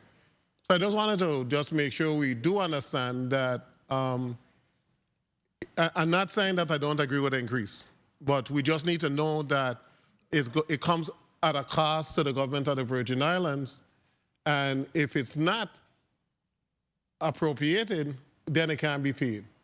So you could put whatever amount, but if it's not adequately appropriated, then you won't have sufficient funds to make payment. Now, Time. Yeah, appropriated and we got it. Let's hope that we have it. You had a number of recommendations in terms of aggregate and number of claimants, et cetera, and you utilize various state models to come up with a suggestion, correct? Yes, sir. Have you reduced your recommendations to amendment form in which it can be amended? We have not put it into a full amendment form, but as we said earlier, would be glad to do that and would be glad to do that quickly because the issues are pretty clear. I know the bill as proposed only deals with an amount, but that exactly what that amount really is depends on all these other issues as well. And so it's a web. It's just not that simple in terms of just increasing the amount. There are a lot of other factors that's going to impact everything else, correct? Yes, sir. And just to even see what that amount is it aggregate? Is it for, or is it whatever? As we've been talking for about. example, you could appropriate $1 million and you raise a cap to 100,000. And from that one tort claim, because you don't have an aggregate amount, 10 individuals file another one tort claim, they're awarded, and the whole fund is depleted with one case. So I just want us to have some further discussion on this. Thank you so much, Mr. AG. Thank you. Thank you very much, Senator Violet. Senator Joseph, you're recognized for your 3 minutes at this time. Thank you so much, Mr. Chairman. A pleasant good day to you, Attorney General Ray, yes, as well as Attorney Timmons. I really want to thank you both for coming today and providing your perspective. I know when we heard this bill initially last month, I was a bit curious why you were not invited, knowing that you play such a critical role in defending the government of the Virgin Islands as well as our employees when we have issues regarding judgments for whatever reason, and persons are suing the government. So I'm glad you're here today, and more importantly, I'm glad that you have provided some written information and you're prepared to amend. I really want to commend the bill sponsor. I really think this is the thought that went into it is valuable. And we really need to do some work, further work on the measure. And I'm happy that you agreed, both of you agreed to help strengthen the bill. I wanted to ask one really pressing question, is that how often do we receive claims, and how quickly is the system working as far as giving judgments from the judicial branch for these claims? I would defer that again to Mr. Attorney Timmons. He deals with this every day, and I don't. I understand it, Sir Attorney Timmons, and it's good of you to bring him. Good. So we receive claims every week. And as I explained before, there are different processes depending on the type of claim and the value of the claim. To the extent the claim we receive makes clear that it's not going to be settled under one of those processes, then it goes into the queue to be defended as litigation when it comes in. And that process, as you know, can take years, if not decades. How long is, what is the most dated litigation that you have going through that you could recall? What is? I believe I have a case from 2004. Okay, 2004. So that's, I would say that is pending from 2004? I believe so, yes. I believe we have at least one. One from 2004. So it takes us a while to really get these judgments and these cases addressed. And that's why most of the cases are settled through negotiation and or mediation. Okay, all right. And how many cases do you know right now that you have before you? Just I'm not going to hold you to the number, but just give us a ballpark figure because you deal with this every day. I believe we have around 200 civil cases pending. 200 civil cases. Okay, and 200 civil cases, and that is territorial, and this is just for the executive branch. You're not dealing with anything and its agencies. You're not dealing with anything for our branch, of course. That's correct. Okay. And how often do you clear cases? Because we want to make sure that when we're looking at this law, it's going to be something that is going to be feasible and people are actually going to see their judgment or the mediation, and they're going to get their money. I believe since the beginning of this calendar year, our division has settled, I believe, 6 cases. And I believe we had one go to trial last week. So that will be resolved as soon as the judge makes his decision. And the 6 cases you've settled, they have been paid in what category based on our budget? I would understand if you don't have that before you because you may not have been prepared to talk about that. But I would like to know, what are we looking at as far as judgments that are paid out annually based on those cases that you have settled? So 2 of the cases were settled with funds provided by the executive department that was party to the action from funds that they had available in their budget. Okay.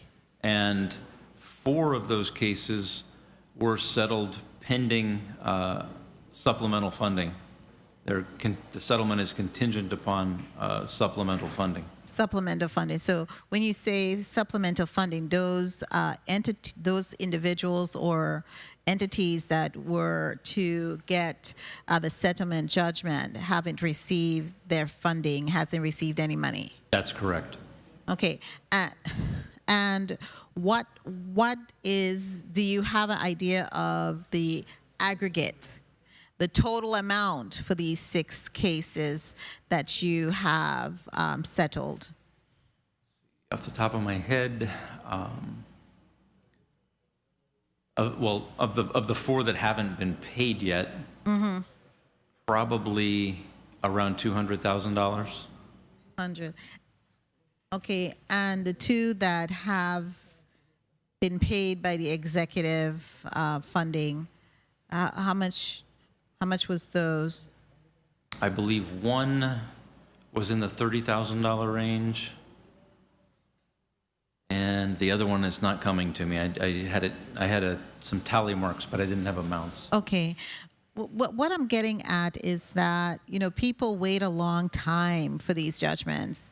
And I know you guys are phenomenal at the work you do. And I really want to applaud the Attorney General's office. I think you great guys as prosecutors and the governments, the government's prosecutor to make sure that justice is upheld is great.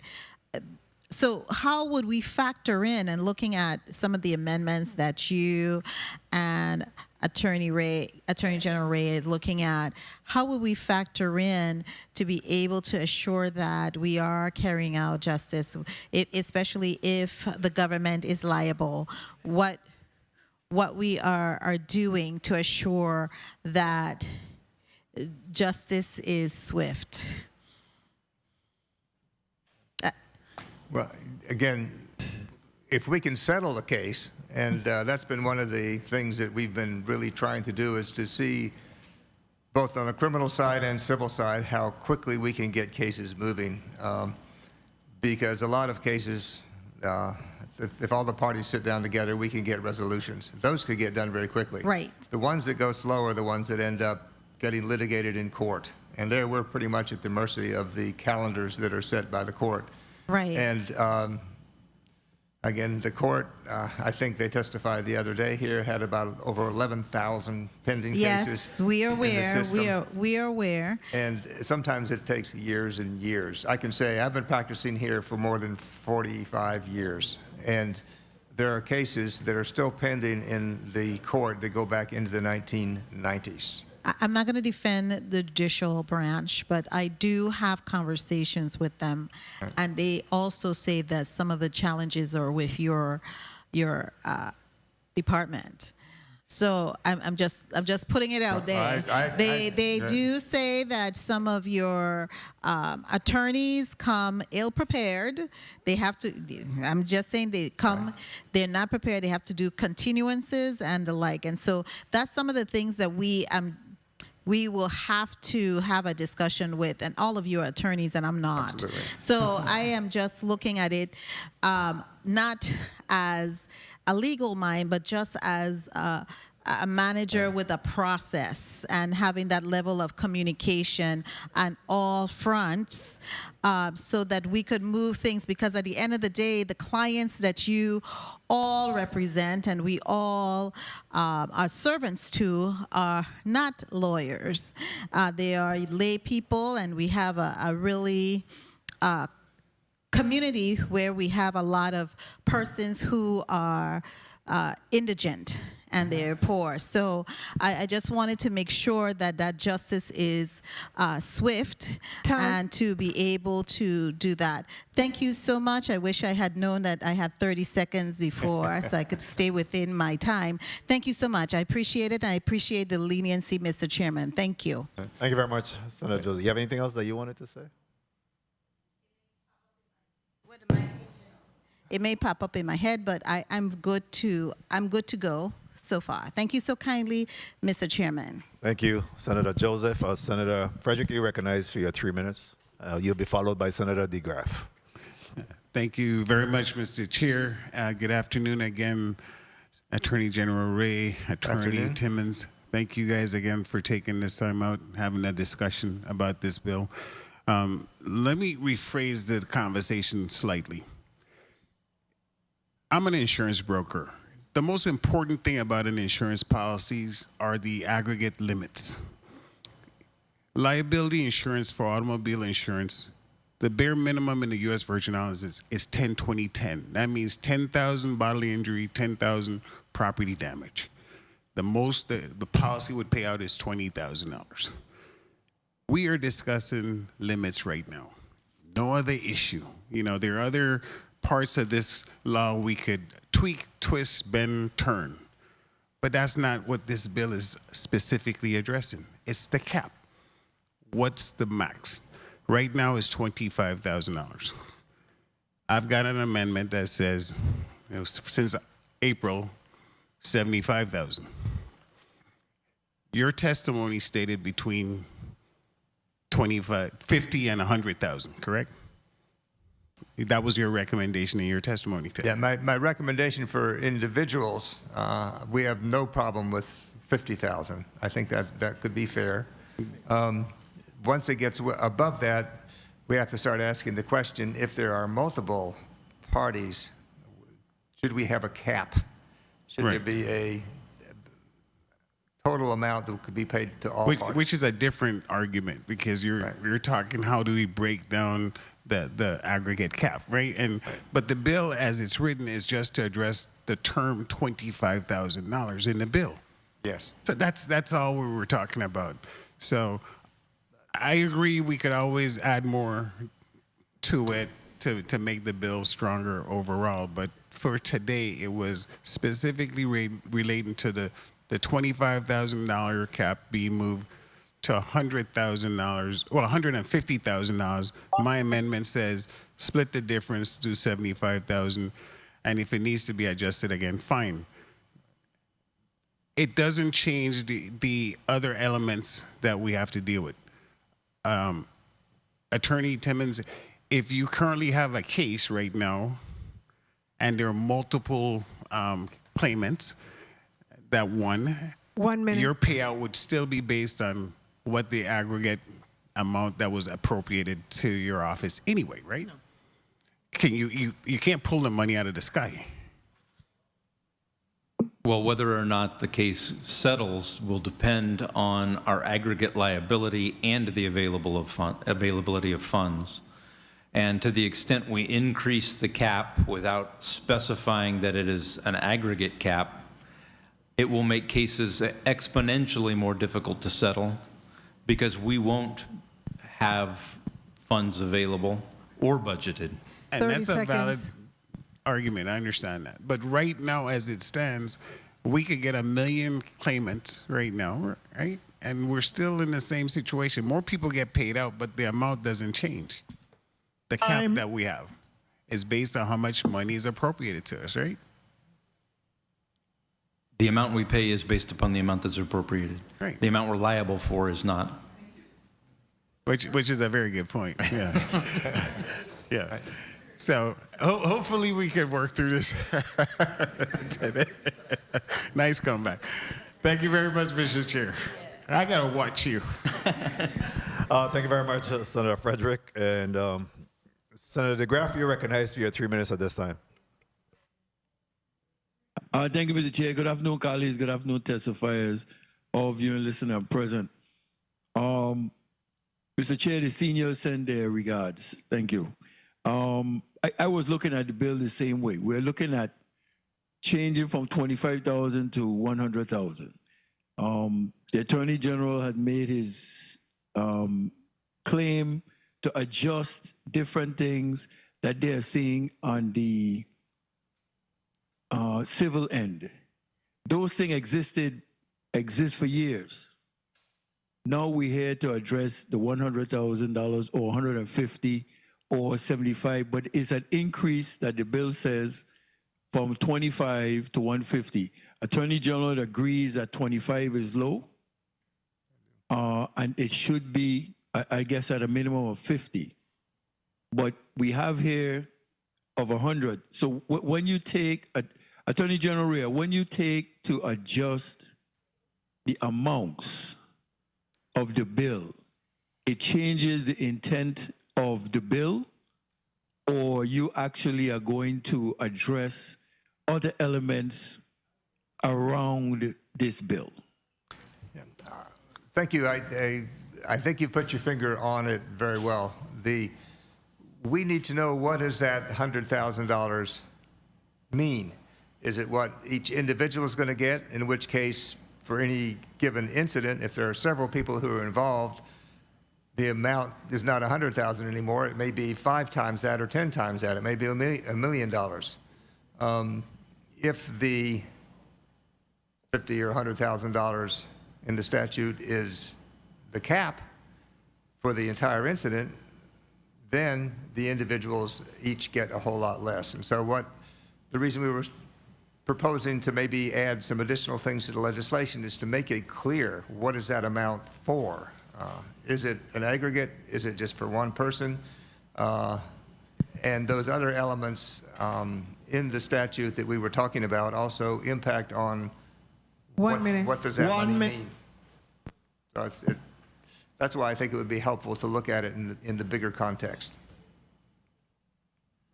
Okay, so basically, if we were to pass this bill at 100,000, you still would have to bring an amendment to adjust it based on what you are saying, so we can be clear.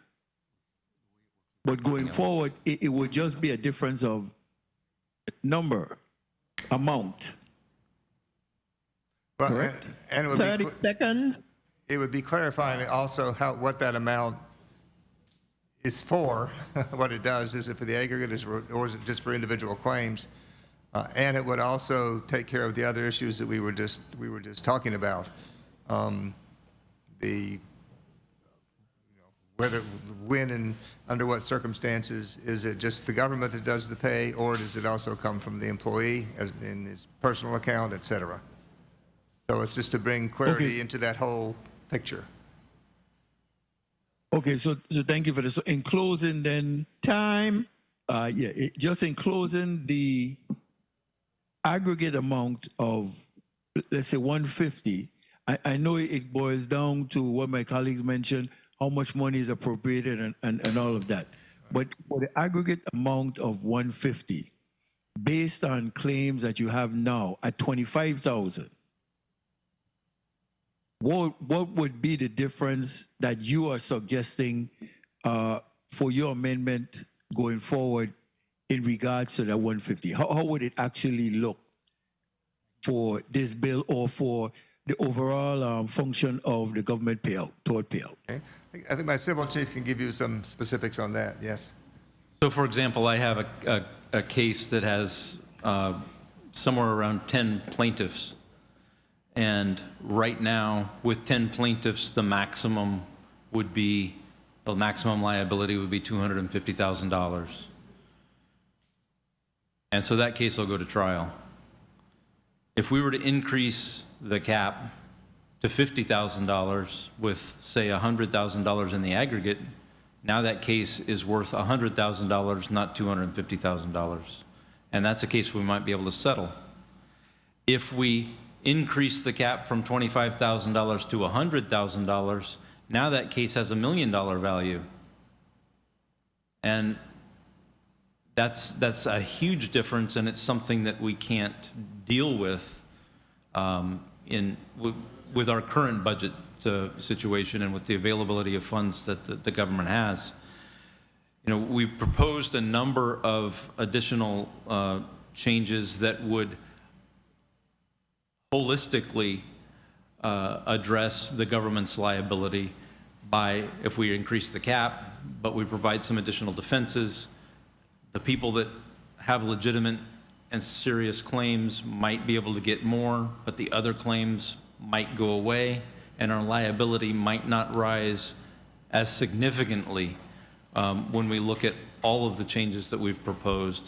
I think we have to remember that Section 3411, which has the $25,000 cap, is but one section of 16 sections that comprise the Virgin Islands Tort Claims Act. And they all work together, and all of these issues have to function together in order to protect both the public and the government. Thank you. Thank you for the time, Mr. Chair. Thank you very much, Senator DeGraff. Senator Frederick, you recognize your point of information. Thank you very much, Mr. Chair. Attorney Timmons, in the Virgin Islands, what is the medical malpractice cap? I believe it's 200,000 or 225. I think 250, if I'm not mistaken. Pardon? 250. That's possible. So that's my point. If we could cap out 250 in the event some physician does something egregious, and we know that usually those claims are much, much higher. Why is it we can't increase $25,000 to a minimal amount no matter what. It's still not that much money. We're more protecting the government's position and not the public's position for liability. That's all I'm saying. I understand your position is to protect the government's position, but our job is we represent the people, and we have to make sure that they're treated fairly as well in a situation like this. We can't let them go to court and keep coming out of there with $25,000 going, whoop-de-doo, I lost all my fingers, but I got $25,000. So and that's what makes this very important. To answer your question, absent the statutes in section 3401 to 3417, there would be no waiver of sovereign immunity and the public would get zero. And so this is an instance where we balance the government's needs and the general public's needs. And in most jurisdictions, the liability that the government consents to have imposed upon it is less than the liability that might be imposed upon the general public. And I don't handle our medical malpractice cases, but I believe there is a difference in the cap between government employed physicians and the rest of the physicians in the territory under the medical malpractice statute. And I believe that that cap is $100,000 for government employed physicians or healthcare professionals. So that would be consistent to set the aggregate cap at $100,000 for tort claims as well. And thank you very much, Mr. Chair. Appreciate the time. Thank you very much, Senator Frederick. Again, I think that the discussion today has certainly been necessary, and I truly believe that we will love to see the amendments that's being recommended here for us to be able to make an informed decision. I think truly that this can be handled piecemeal. It's clear that there need to be some concerted effort to make sure that we're addressing all of the areas that is impacted by 3411. The various sections, as you indicated, almost 16 sections that need to be taken care of so that we don't have unintended consequences by believing that we're moving to address a particular situation that worsens the situation. So, I welcome the amendments that you're suggesting. I welcome that, you should have a discussion with the bill sponsor as well, so that she could have a seat to the table and there could be a complete workout of this situation. I'd like to recognize the bill sponsor at this time for closing off. Senator Alma Francis Heidegger, you're recognized for your 3 minutes. Thank you. Good afternoon once again to my colleagues. Good afternoon to the testifiers. Good afternoon to the staff and the people of this territory. Attorney Reyes or your assistant AG, can you tell me what state has an individual cap of $50,000? Just name any one of them. I don't know of any state that has a cap of $50,000. Doesn't have any. It doesn't have any. But I do know of states with an aggregate cap of 100. Hold on. It doesn't have any. So my concern, why would you recommend $50,000 if the people of the Virgin Islands get hurt, but no other state, if they hurt their residents, would pay them out a maximum of $50,000? So do you consider the people of the Virgin Islands less than? Because no other state has that. The lowest I have seen in doing all my research is $100,000. That's the lowest. But apparently we deserve $50,000, half of that. Okay. I want to share with you some numbers, and I want to talk about the aggregate.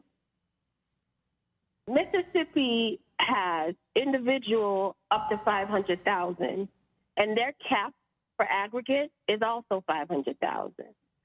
So Montana, they have $750,000 per claim, $1.5 million per the occurrence, which is the aggregate you're talking about.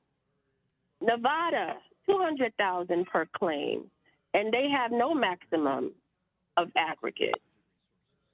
New Mexico, 750,000 cap individual, and also 750,000 per individual. Oklahoma, 125,000 per cap per individual, 1 million per claim. Rhode Island, they have 100,000 and 100,000. So there's differences throughout the states, but nobody has 50,000. And I don't have a problem with us amending this piece of legislation to do an aggregate, because my ultimate goal is to, I listened to what my colleagues wanted, and the majority of them said they're willing to do 100,000, because from 1971, if I recall, we were at 25,000. If we were to do that based on inflation, it would be almost 250,000 we would be amending this to. But I'm still trying to stay within the confines of not only working with my colleagues, but not only defending the government, but also looking out for the very people. And I want to ask a question. You spoke about amending the section in the code that deals with the employee and their liability. Because that entire section has a cap of $100,000, which is completely different, their definitions are totally different. If this bill were to pass today at $100,000, would that affect that section of the code? Or that could be changed independently on its own? Because they're completely different. So I'm asking you, would it matter if that is done separately on its own versus us dealing with the cap for this section of the code versus dealing with the employees that already have their own cap and already have their own definition? So you might have misunderstood. matter? You might have misunderstood the discussion regarding the employee's liability. There are two different provisions. The $100,000 cap is what the government will pay on a claim arising out of a statute or a statutory claim against an employee. So that would be a civil rights claim under 1983 or liability of that nature. The government's liability for tort claims, which is what we're talking about with this cap, is the 25 or the 100 or whatever it ends up being, but there is no cap on the employee's liability. Sir, I'm running out of time. I appreciate, and I did not misunderstand. Absolutely did not misunderstand. I am attempting to move that 25,000 at least to 100,000. That is what I'm attempting to do. I don't have any other thought process. And a lot of what you guys discuss can be done individually. I know this, my colleagues know this, but what you guys are attempting to do is turn one section into a code and turn this bill to encompass everything that you guys have been looking at and seeing that you thought was wrong, never said anything, but now want to change everything in one bill. And say, you know what? I know she's only dealing with this section, but let's grab this other section of the code and fix it. Let's grab this other section of the code and fix it. I support some of what you say. I just don't agree that it can't be done independently of this one. And in addition, I do agree with the aggregate part, because in my research, I did notice that many of the states did have the individual cap, and they also had a cap per occurrence, which you're referring to as the aggregate collectively of an entire incident.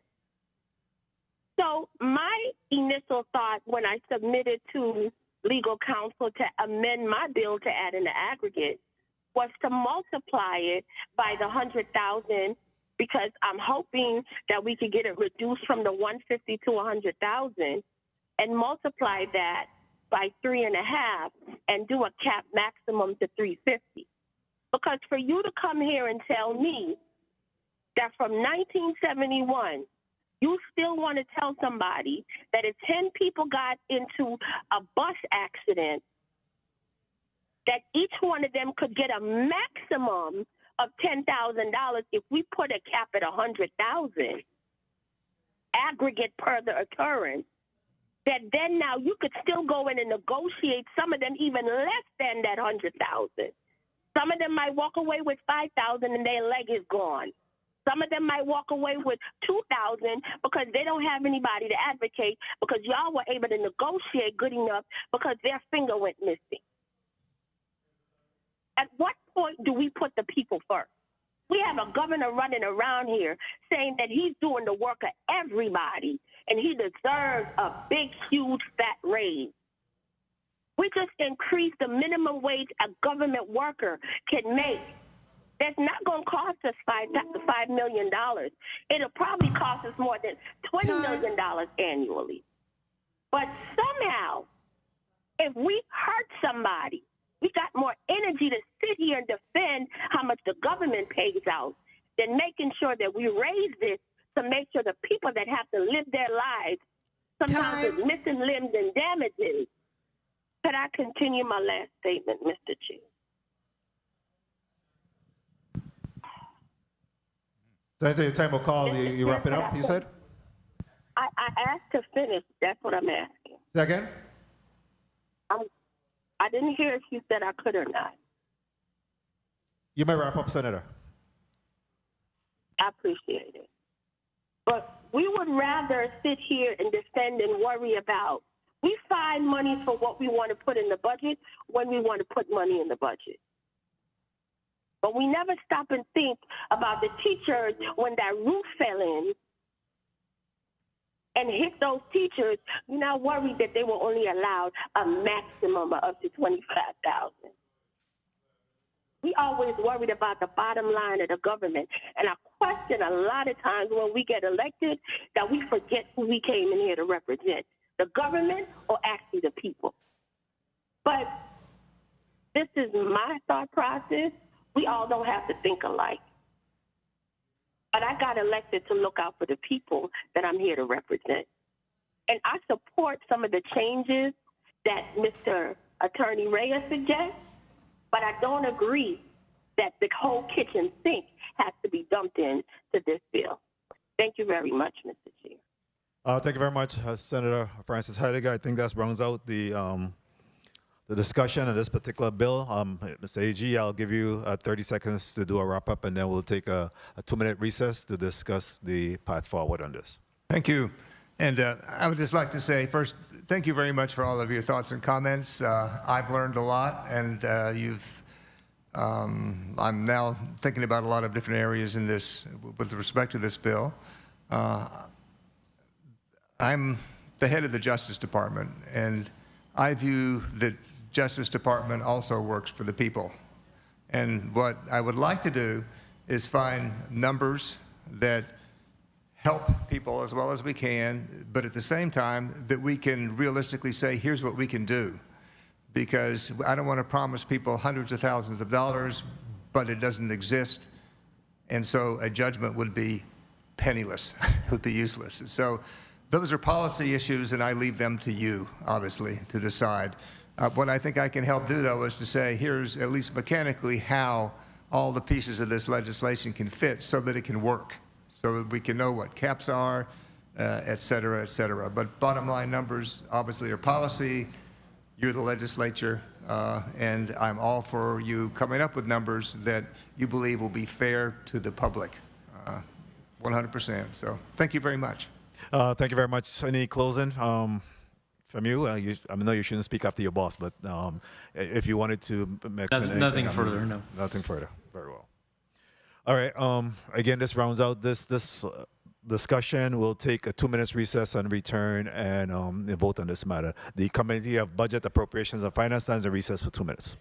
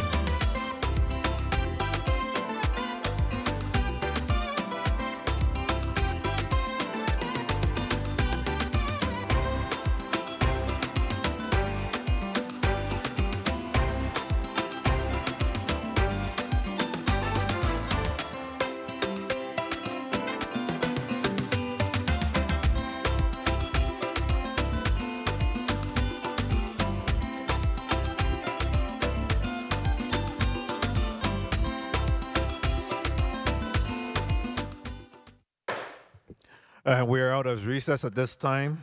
Do I hear a motion? Motion, Senator Fredericks, you recognize your motion. Mr. Chair, thank you very much. I move that Bill number 36-0042, a bill amending Title 33, Virgin Islands Code, Subtitle 3, Chapter 118, Section 3411, Subchapter C, to increase the amount of money that a claimant can recover from the government of the Virgin Islands, be held in committee at the behest of the chair. I so move. Motion properly made by Senator Frederick, seconded by Senator James. Roll call.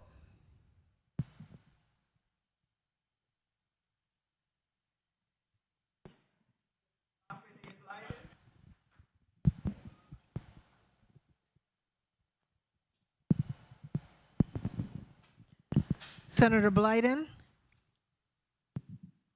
Senator Blyden? Absent. Senator Dwayne M. DeGraff? Yes. Senator DeGraff?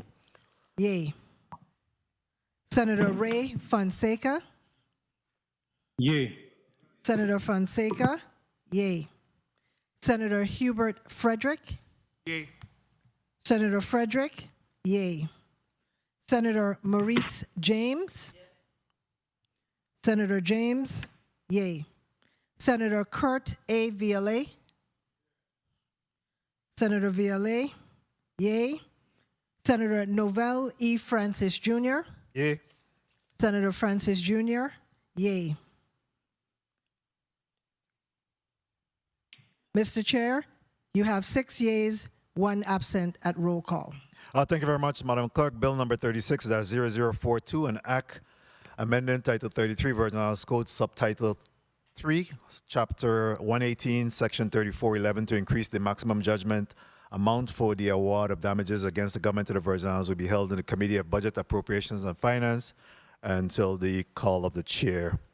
I also want to add that, in fact, we have heard from the Attorney General, and he have indicated that he'll be working on several amendments in this particular area, get it to us, and then we'll do the additional work that's required. There is a concurrence and agreement that, in fact, that this there'll be an increase, and we just need to determine the other areas that will be impacted as well. Point of information, Senator Francis Heidegger, you recognize.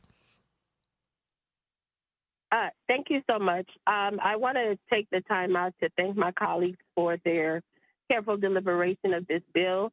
I would like to thank my colleague for the amendment that will be coming forward to change the amount as to what the cap will be.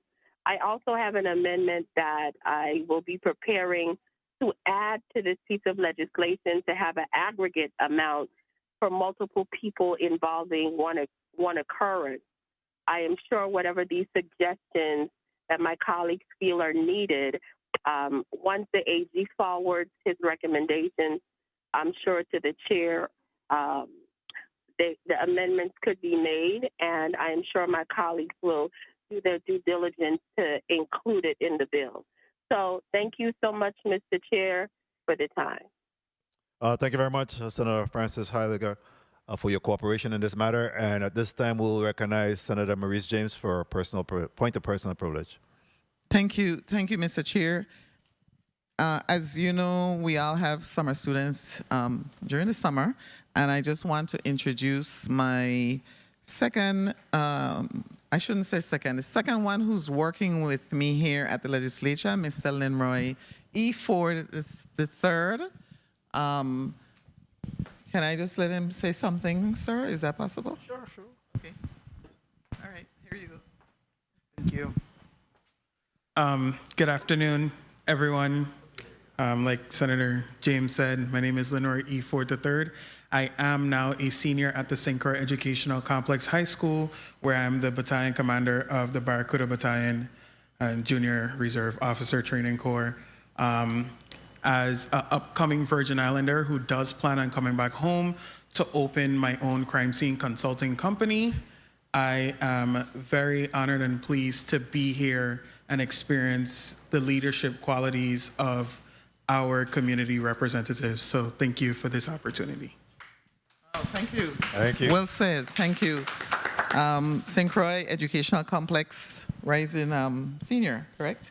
And thank you, Mr. Chair. And my other student, Ace Poya, will be back. And he's also actually at the St. Croix Educational Complex. He'll be back next week. But I appreciate the fact that we're able to bring students on. And in this case today, he was able to hear the Attorney General speak to a bill. Thank you. Thank you. I appreciate it. I'll tell you that he speaks well, and he's doing a good job over there at the education complex. I saw him during the graduation, leading the troops and stuff like that. So, we have high hopes for Mr. Ford, and we look forward to him spending the summer here at the legislature and the good things that he'll bring as he enters the senior year. And we're looking forward to attending your graduation and being there to cheer you on. Thank you for being here. Point of information, Senator Fonseca, you recognize. Yes, thank you, Mr. Chair. And I too would like to thank my colleagues. The reason why I withdrew Bill number 36-0025 was ultimately the Department of Finance in their statement said that these small appropriations, even small appropriations, risk over-obligating the general fund and undermining the ability to maintain financial stability moving forward. So my job then is going to be able to look for this funding source, and I am so glad that Finance took this position because, as you're aware, they dipped into the general fund for $9 million in emergency to fund WAPA. They dipped into ARPA $6 million to fund WAPA, and they dipped into the Budget Stabilization Fund $17.4 million to fund WAPA, a total of $32 million. But the $90,000 would affect the budget. So I can respect that in the spirit of accountability. So I'd like to thank my colleagues. I will be looking for a funding source, and I'll be back so that we can provide this assistance. The monitoring bracelet, you can see I have one on here. It tracks the patients in the Virgin Islands. It's GPS. It will track them anywhere in the United States, and it would automatically call the ambulance, and the ambulance will get the location based on the tracking device. So I thank my colleagues again. It was a fruitful discussion, and thank you, Mr. Chair, for the time. Thank you very much, Senator Fonseca. I want to thank all of the committee members for today. We certainly had the Virgin Islands Career and Technical Board before us today, where they did the presentation of their budget, defending a budget of $689,681, as well as, again, we just heard of the bill before us in bill number 36-0042. I want to thank the central staff and all that contributed to today's successful hearing. I also want to thank my personal staff and my colleagues as well. The Committee of Budget, Appropriations, and Finance is hereby adjourned. God bless.